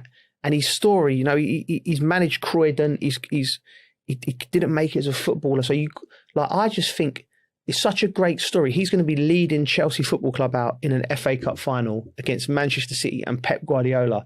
Put yourself in his shoes, like, mate. For the average man on the street, that just gives you hope, innit? It's inspirational. Chelsea fans should lean into that, because I look at him on the sideline, right, and I think to myself, what an opportunity he's got. You've got to get behind him. And if I look at him, he even looks like a football fan, and I mean in the nicest possible way. He's one of your own, like, you know, he's come from nothing, and it's a David and Goliath, and the FA Cup has been built on them type of stories throughout its history. I think it's not enough been made of it. This kid's going to go and he's leading Chelsea Football Club. He's in his late 30s. He's got. And you're calling him a kid? Well, not a kid, bro. A man. No, but he's a kid in the manager's game. In the manager's game, young, yeah. Right. So, but it doesn't matter. He's paid his. Whether you listen, I don't like people saying he shouldn't be there. He shouldn't be there. Right. He's there, mate. He's there, and from his will, he's got himself from academy football and a bit of luck. He's a dreamer, and he's there. Yeah. And it's the FA Cup. I love it. So I'm just like, now I'm rooting for him. I don't love it. Why? I think you need to have the minerals, bruv. We don't know.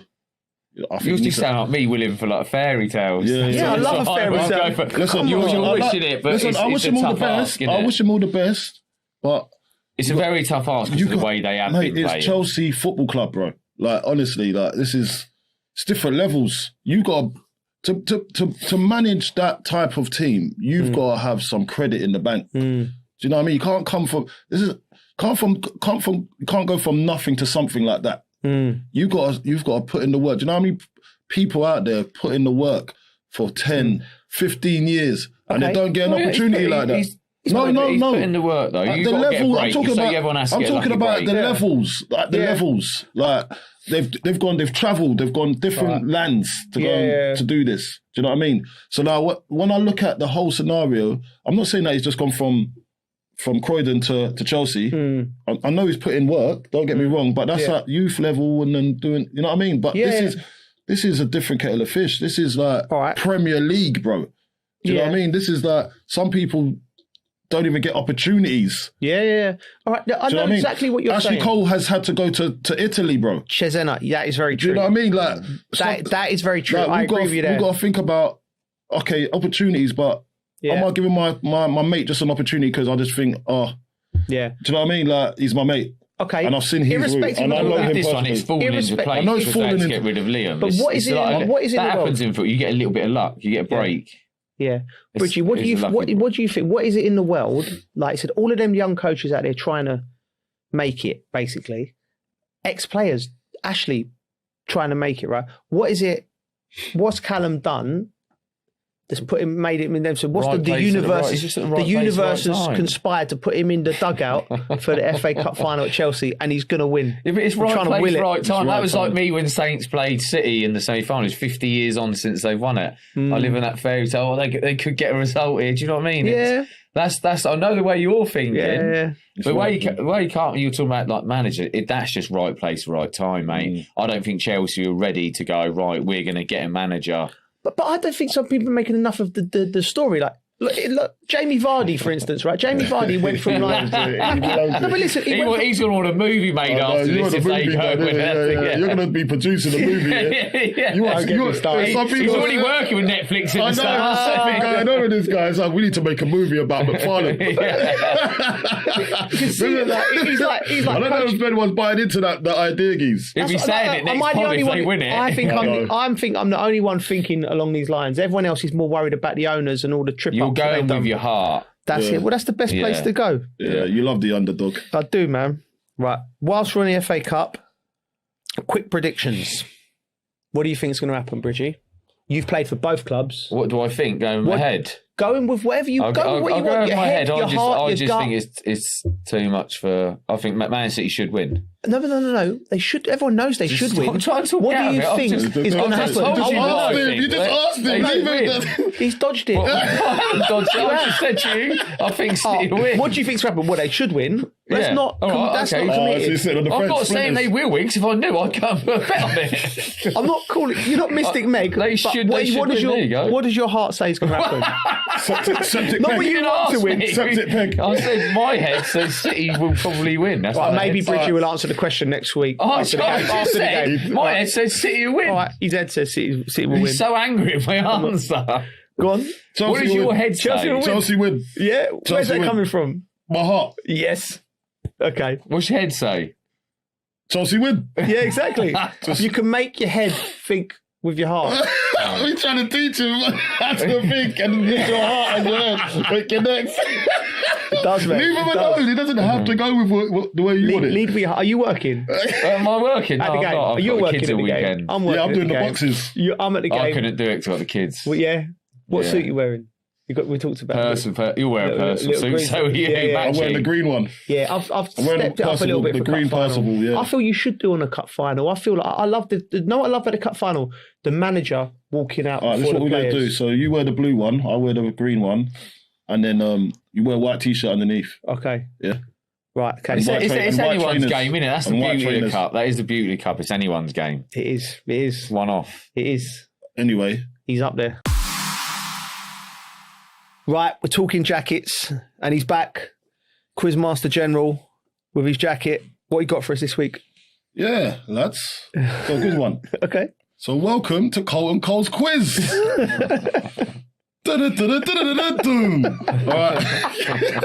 We had that episode. All right. So rules, very simple. I'm going to read out the name of a football team. Yeah. Right. Is it a real football team or a fake football team? All right. Whoever buzzes first gets to answer. Get it wrong, and the point goes to the other person. Okay. All right. Number one, the strongest.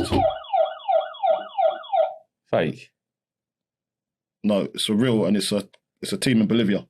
The strongest. The strongest. Yeah. What? Just the strongest? That's what they call it, the strongest.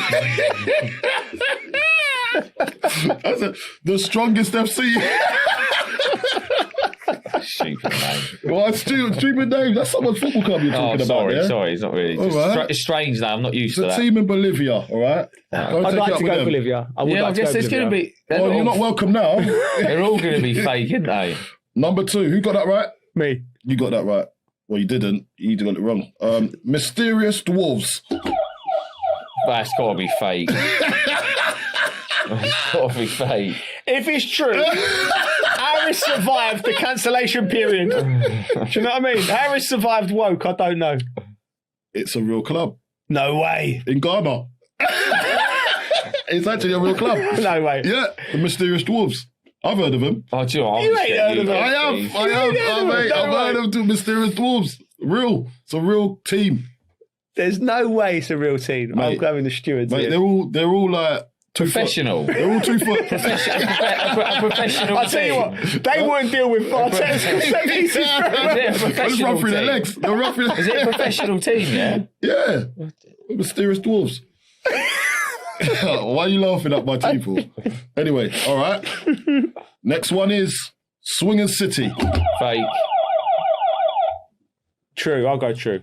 It's fake. No, Swinging City. Yeah, Swingers. Swingers City. It's a bit fruity, isn't it? I'm going to let you have a go at this one. Bit colourful, isn't it? Yeah. Okay.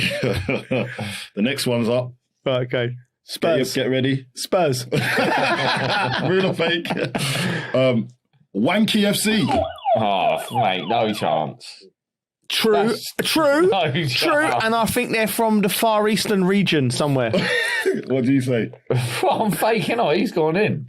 You're right. Yeah. Am I right where they're from? No. That's got to be a point deduction. No, it's all right. When you have the gold jacket, you start making the rules. Until Zimbabwe. Yeah, it's a team in Zimbabwe. Wanky FC. Oh, blimey. Wanky. No wonder you got that right. Anyway, there's another one. Imagine me as manager there. Wanky Wank. Shagger City. True. Shagger City, yeah? Yeah. What are you saying? Mate, it's not going to surprise me if it is now, to be honest, but... Yeah. Can we guess the region? Yeah, go on if you want. The Caribbean region. Am I right? No.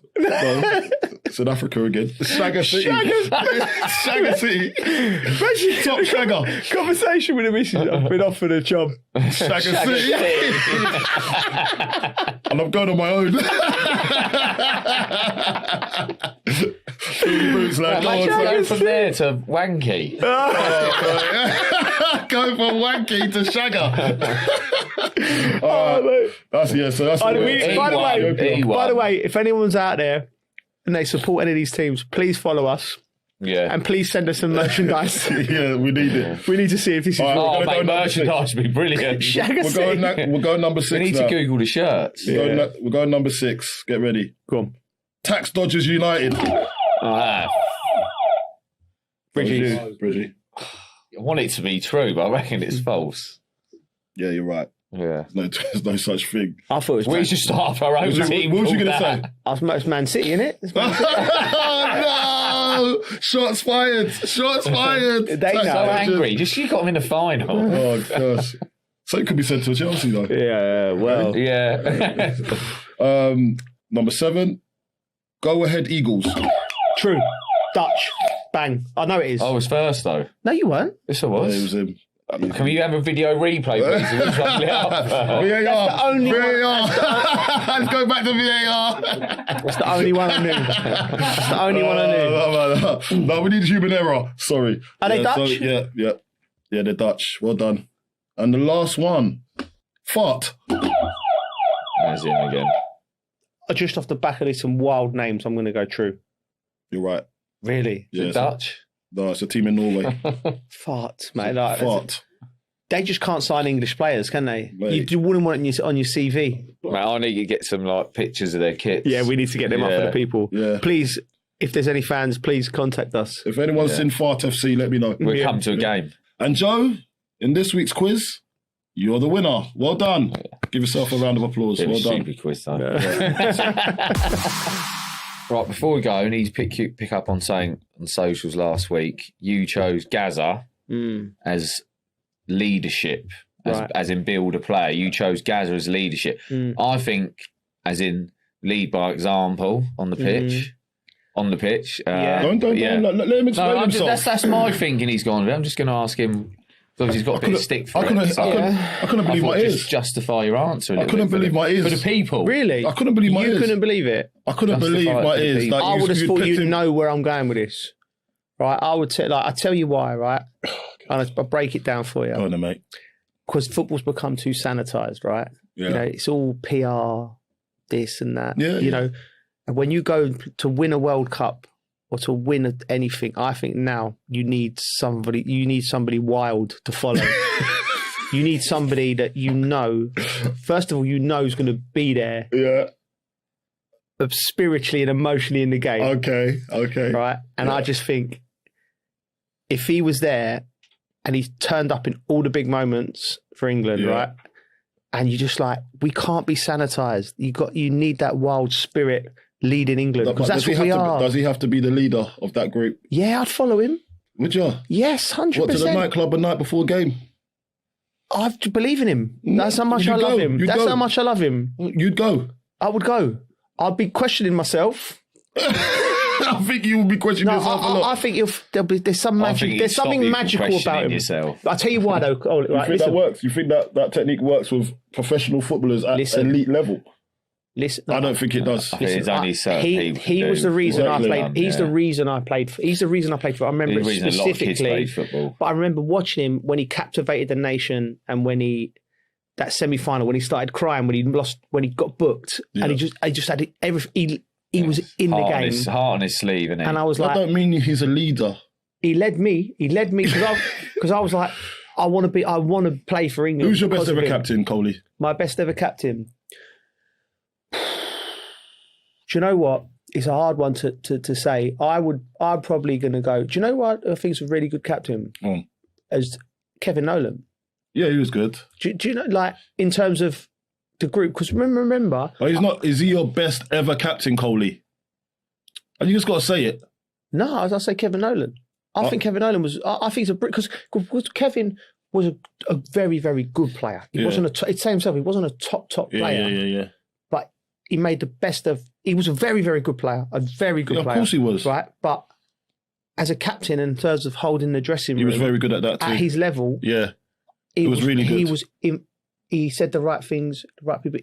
If anyone, you've seen West Ham. Think of the West Ham dressing room. If we didn't have him that year, it wouldn't have come up into the Premier League. And also stay up as well, because he was very good. People can go sideways at West Ham because the type of players that they bring in were always like waifs and strays. Yeah. Do you know what I mean? Who could like go? No, I know after 6 what you're weeks. saying. Do you know what I'm saying? Yeah, I know what you're saying. I look at that. I think captaining at the top level when you've got great players, I think it's a bit more easier. Because they take care of themselves. And there's usually loads of captains in the dressing room. And you're more. I'd say for me, Lucas Neal. Yeah, I used to love him. Okay. Lucas Neal was unbelievable for me. Yeah. Look, JT was a captain, good captain, very, very good captain. But I'd say Lucas Neal out trumps him because of what he brought, and we had the great escape season. Yeah. That year as well, and so you got he kind of obviously the club was in disarray because of the manager changes. Can I change and my then mind? you had to captain someone like Mascherano and Tevez, and then you got there was a strong dressing room personality wise, but he kind of steered the ship into our favour at the end. And it was a hard dressing room to control. Yeah. But he's top. He's such a good guy, likable person. Yeah. And that's why I say Lucas Neal's probably one of my best captains. That's good. That's good. Yeah. Change mine. Not change it. Not be still up there. But there's a kid called man called Rio Mavuba at Lille when I played with him. Played a few times for France, right? And he was a very, very good player. Wasn't the top. Wasn't Makelele, but he played for France, so he's a good player. Yeah. But he had a way about him with people. Yeah. Do you know what I mean? It's bringing. I think it's just something different. Yeah. Leadership on the pitch, but also bringing the whole group together. Young players, old players. You've got to be able to talk to everybody. I think you can't be within yourself. Would you be a good captain if you got given the reins? I was too young when I got it at West Ham, but I never really wanted it. I didn't want to be captain. I never really. You was the best player, so they had to make you captain. I think I was probably the only player who was playing close to his potential at the time. Everyone was having a bit. So I think Glenn just went, "It has to be you." Do you know what I mean? Michael Carrick. Michael weren't a captain. Was he? I don't know what he's like as a manager. Too introverted, Michael. He kept himself to himself. Well, that's quite funny now because he's. But that's why you have backroom staff to help you with your probably deficiencies, and he's probably doesn't say much. What about you? What's your best ever captain, Geese? At Southampton, I like Jason Dodd. Jason Dodd, just because he was good with everyone. That's it. What people don't realise today. Good with everyone. Do you know what I mean? You can have a captain that like you kind of follow. Yeah. Who like leads by example and stuff, but he was just good with everyone. And then maybe Vincent Kompany. Yeah. Vince, yeah. Yeah, he was young. Do you know what I mean? But he's so mature for his age. Yeah. He was always talking to people. Captain Chelsea, yeah. You captain Chelsea? Yeah, one of the games, yeah. Did you? I missed the penalty as well. Big dog. Did you? Well done, Wayne. I've only been captain once. Yeah, Jason Dodd, he was just brilliant with everyone. So that relationship with all the players and to be able to go around and talk to everyone. Yeah. Talk to everyone. Problems come to you when you're captain. I didn't like that. I was captain for about 3 or 4 England games, under 21s. Really? Yeah, mate. Big ups. Yeah, I can imagine some of your speeches. I know. There was one time, I think it was Peter Reid. Peter Reid. Yeah? Yeah. I think we had a game. I can't remember. It was like somewhere in Ukraine or something like that. Or Moldova. I don't know. And I come in half time, and I just had a go at everyone. Did you? I don't know who upset me, bro. So I'm using the calmness in the group, innit? Yeah. But I was like, you lot, this ain't good enough. I was quite new to the camp, by the way. So I shouldn't even be doing that. And I just come in, I just had a go at everyone, and I lifted up, and then we go out and we win. Yeah. And then was it natural? But you just felt like you needed to. I just felt I needed to do it. Probably worked them. And then I got the captaincy for like 3 or 4 games. Yeah. And then after that, then I progressed on the 20s and 21s. Yeah. So I weren't captain ever since. Okay. That's Scotty Parker. Scotty Parker was never my captain. Oh, was he never know? He wasn't our captain. Oh, wasn't he? No, it wasn't. Was our it captain. Nobes? No, it was Matthew Upson.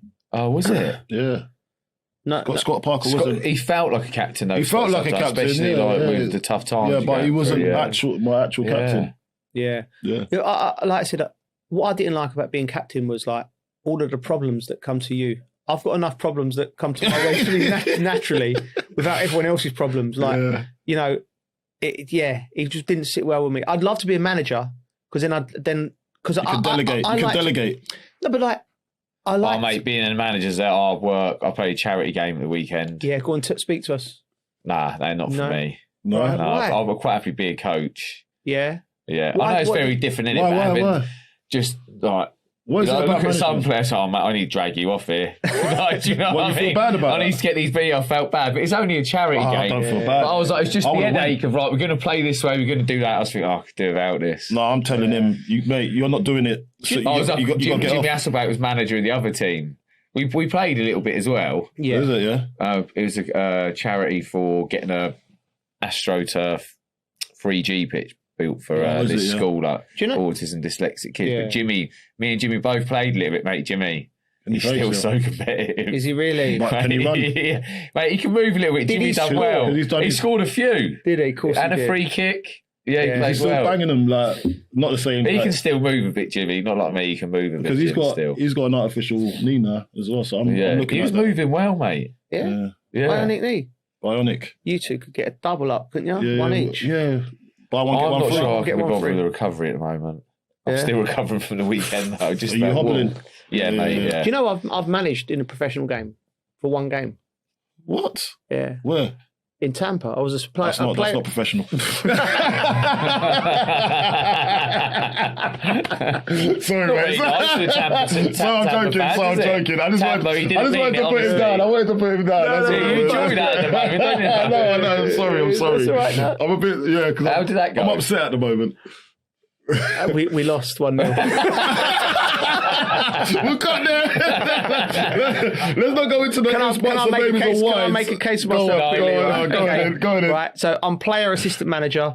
Manager gets red carded, so we're going to Canada.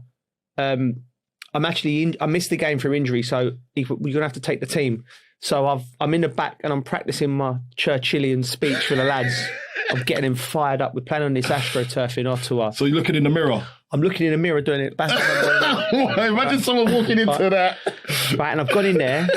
We've prepped it. Like I didn't have to prep the training, but I was in the coaching stuff, so it was all sort of part of it. And I've gone bam, bam, bam, bam, bam. Right, we've done it right. I've thought of everything. The night before I couldn't sleep. I'm like, every eventuality. I'm thinking, right, bang, bang. If they start well, I can switch it around. If they do it, I can switch it around like that. Everything. I think I've ticked every box. I stand up, shake the opposition manager's hand, right? Come back round, the game kicks off. Right, I've gone right, bang, right at the front, right. I turn around to walk back to the thing. They scored after 20 seconds. Right. My goalkeeper's thrown one in. I still remember his name. Lovely kid, Cody Mizell, his name was. So I remember his name. You don't like him, really? No. That's why he remembers him. It annoyed you. It annoyed me. It annoyed me. It did annoy me because it's like, but as a manager, I'd done everything right. Yeah. I turned over everything right, and then bang, and we're down 1-0 away from home. Then I tried to change the system a few times, right? And it all went wrong. And do you know what the worst thing was, right? The other manager, Dutch geezer, I can't remember his name, right? Mate, like, I don't know what possessed him to, like, I thought we go into the other managers afterwards for a glass of wine or something. I thought he's inviting me for a glass of wine. I thought it was tradition, right? Don't tell me give you some advice. Mate, this geezer got the laptop out and said, "This is how I beat you." I bet you were nice man and just stood there and listened to all of it. Oh you should drop me out of all the time. It's not the type of energy you're giving off. He's just trying to coach you through it. So listen, that's hurt you a little bit. That's hurt your pride. That's hurt you. A little bit, yeah. Mate, because he's, I wish you said he's a something. pretender. You kept this to yourself. I love that you're bringing this out now. Yeah, of course I don't. Listen, Did you take what he said on board? Mate, listen, he ain't managing Holland or anything now. I don't know what he's doing, so he ain't no cop, is he? But I thought to myself, I've got to do better next time. There you go. There you go. Right, thank you for watching and listening. Please rate, review and subscribe. We are back on Tuesday. You can watch us on YouTube or listen to us wherever you get your podcasts. Please follow us on all socials and we'll be back next week. Thank you, boys. Cheers, mate. See you later.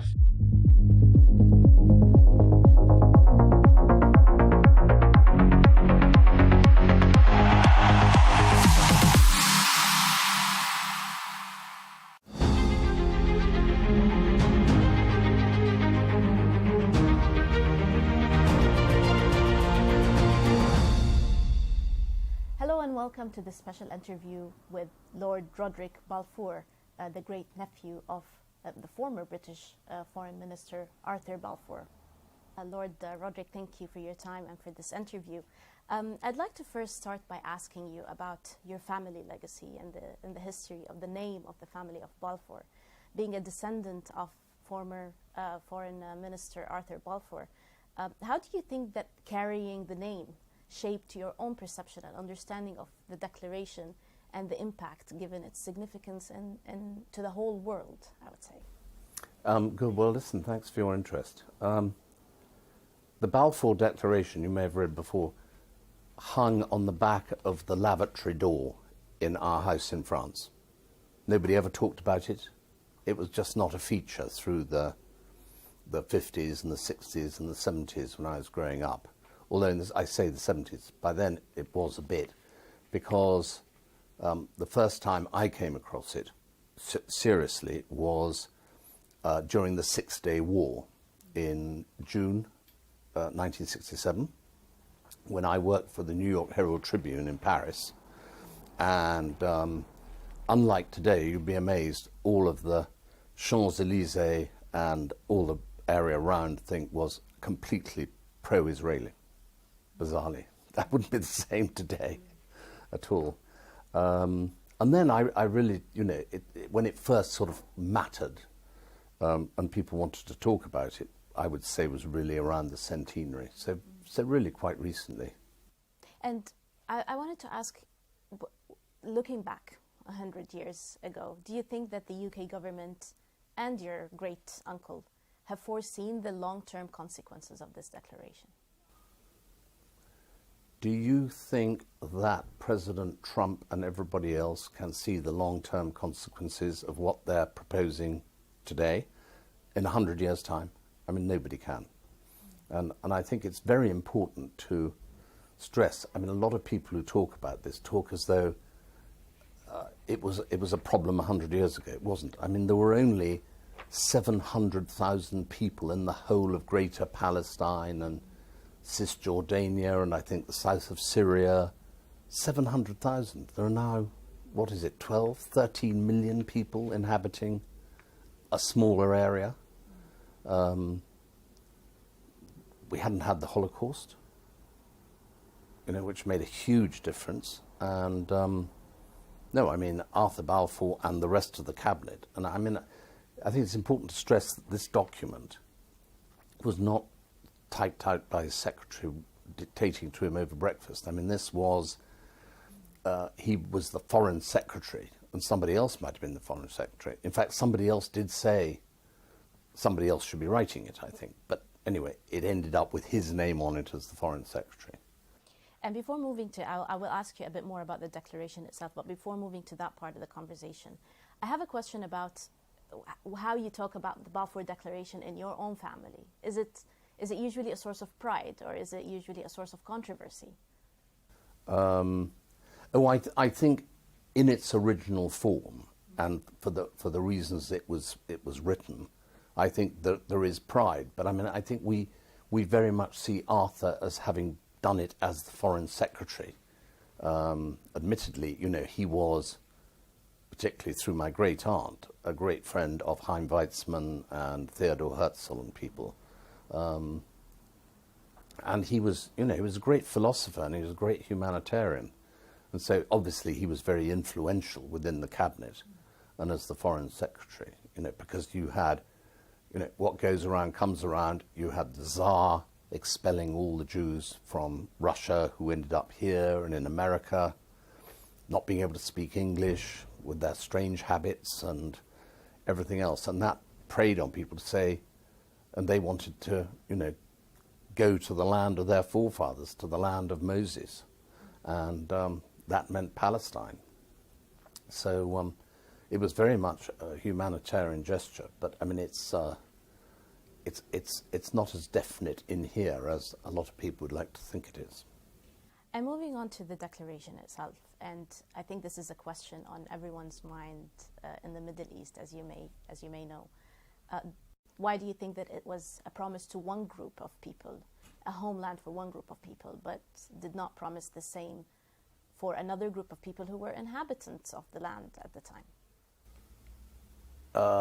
Well, because the Palestinians, if you like, for want of a better word, were not under persecution. Nobody was chasing them. Everybody was, you know, I don't wish to demean them, but I mean, I think when I read about the history, it was basically an agrarian economy with sheep and goat herds, nothing, no sophistication, very few people, as I say, you know, and therefore I think they thought if a few Jews wanted to go and live there peaceably, you know, all the Abrahamic faiths, you know, Muslim, Christian and Jew, why would there be a problem? So, you know, there was no sort of contentious arguments over the breakfast table about how can you do this? You know, everybody was coexisting peaceably. But you know, a lot of it obviously has to do with the Holocaust, population explosion, that there isn't room for everybody. Do you think the declaration, now looking at it, fulfilled some of its goals? When you say its goal, I mean, I have it in my hand because I always want to get it absolutely right. I have much pleasure to we have a declaration of sympathy, that's all, with Jewish Zionist aspirations, which has been submitted to and approved by the Cabinet. His Majesty's government view with favour the establishment in Palestine of a national home for the Jewish people. So there's no, we will support the creation of a state of Israel, as is, you know, under pressure to create for Palestine at the moment. And this is the strong bit. Everything else is what I think in the lawyers call precatory. It's a wish, okay? But the next sentence is the one that gets me into trouble in Israel. It being clearly understood that nothing shall be done which may prejudice the civil and religious rights of existing non-Jewish communities in Palestine. So I leave anybody listening to think what is going on today is not what he or the government of the day would have wished. But do you think that the UK government has done enough for that clause to protect non-Jewish communities? That's a very good question. I mean, when you say done enough, I mean, I felt for many years the United Nations, who got involved in the Congo, in Sudan, in all these other places, never really got sufficiently involved in the Holy Land. And I call it the Holy Land for all three religions. And I've never quite understood why not. And particularly as, you know, one has to say it, but Israel has never attacked anybody else. I mean, they've gone off and done these missions in recent times, but they've never wanted to wipe out the Palestinians. I mean, the occupation of the West Bank and these settlements under the very right-wing Israeli factions, you know, is not something. I mean, that goes completely contrary to this, as well as to United Nations resolutions and things like that. So what could we do, just Britain? I mean, it wasn't a, we came out of it after the mandate finished in 1947-48, and the State of Israel was announced, recognized by the US, recognized by the United Nations. They were a sovereign nation by whatever other means you want to call them. So, it wasn't up to us to say, you are contravening the declaration. I would have liked it if they had, and the United Nations had said, we're going to come in here and sort things out, because it's contrary to the declaration. It feels like decades are passing by in a matter of weeks. Seismic shifts in the world order. Never, ever will be part of America. With so much happening and so much noise. Whether it's political upheaval, Canada has been ripping us off for years. Economic shifts or social movements. And no one wins from tariffs. I think America can be more friendly to the rest of the world. For in-depth analysis and all the latest developments across the globe. To have an inclusive policy together. The meetings with Hamas gave me some hope. We're in another nuclear arms race. The most important development straight to your screen. Welcome to the dressing room. I'm on my own. I need backup. And an insightful look at the issues shaping our world today. It was not going to happen, that war, and it happened. Join us on Arabiya News, where the world talks. Our allies, in many cases, are worse than our enemies. Stay informed and connected with the latest international headlines. There obviously is a risk. From breaking news to in-depth analysis, it would appear that this war is coming to an end. Who buys this stuff? Investors, pension funds.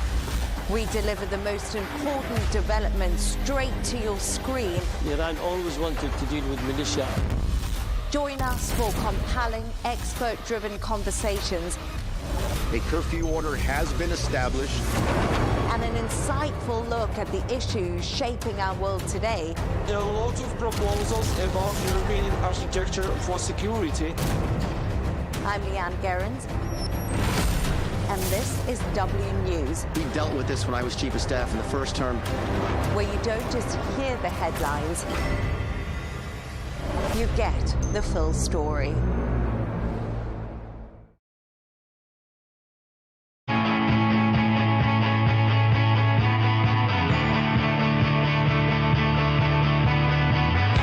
Welcome to the metropolis, the big city.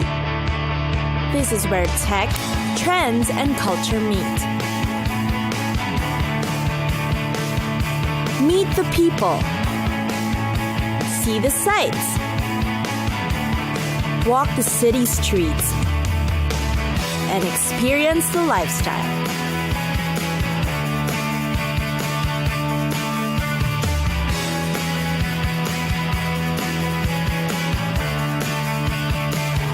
This is your first-class ticket to the cities of the world.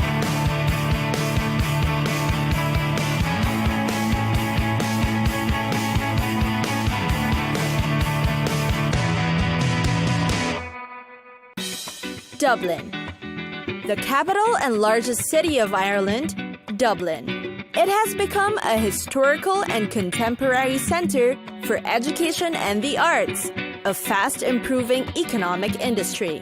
And today, it's become one of the frequently visited cities in the world. Dublin's unique charms is its string of attractions that offers a bit of everything for everyone. The Guinness Storehouse is one, being one of Ireland's top visitor attractions. It is a massive 7-story building that once served as a Guinness fermentation plant. Now it has been remodeled into a shape of a giant pint of Guinness. The Storehouse teaches guests how to make the world-famous beer. The Gravity Bar inside is a favorite, where they get to enjoy drinks while enjoying breathtaking 360-degree views of the city. The Dublin Zoo is a highlight too. See many rare and exotic animals in their natural habitats. There's a gaze of giraffes, zebras, scimitar oryx, and ostrich. There's also the Kaziranga Forest, where you'll see a herd of ancient elephants. One of the most innovative water parks in Europe is the National Aquatic Center. It's great for family fun and thrilling adventures with friends. Go through caves or water adventures, fly through the air, or have an enjoyable family day. It's got the biggest water rides and attractions. The National Gallery of Ireland is where you'll find over 2,500 paintings and some 10,000 other works in different media. Watercolor arts, drawings, prints, and sculptures are all there. Another museum is the National Museum of Ireland Archaeology, where you'll be transported back in time.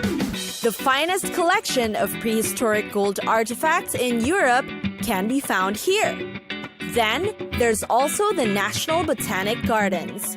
It has many attractive features like an arboretum, sensory garden, rock garden, and burn area, large pond, and extensive herbaceous borders.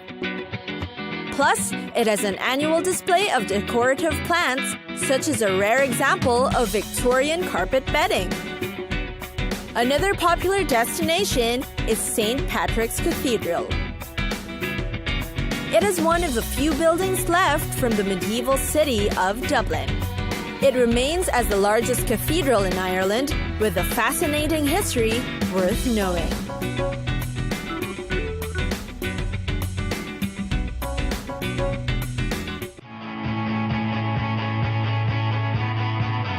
It's time for us to go.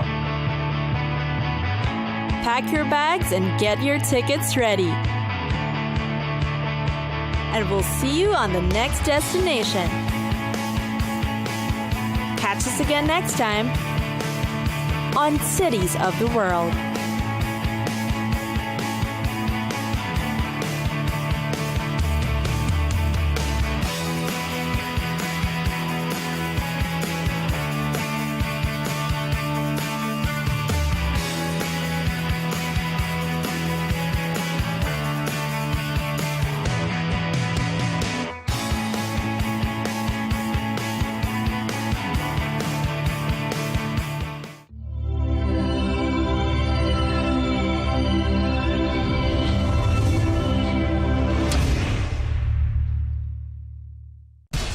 We have to take care of our people, and we're going to take care of our people first.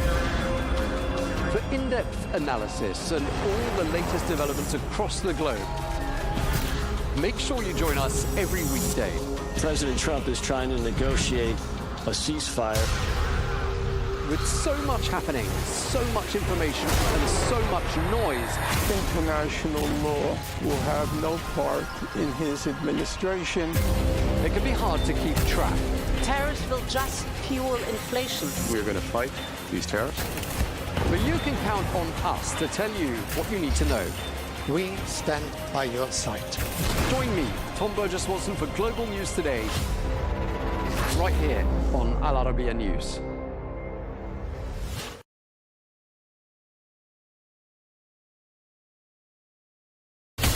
From the White House to Gaza, Kyiv to Beijing, elections, economics, and the environment compete with conflicts and other complex issues for our attention.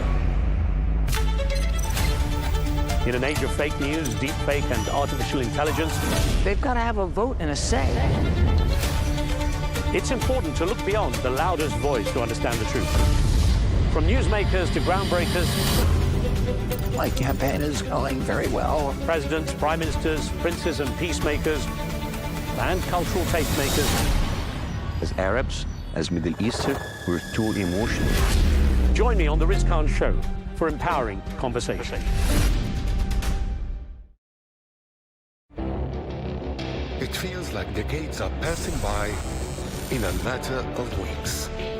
Seismic shifts in the world order. never, ever will be part of America. With so much happening and so much noise.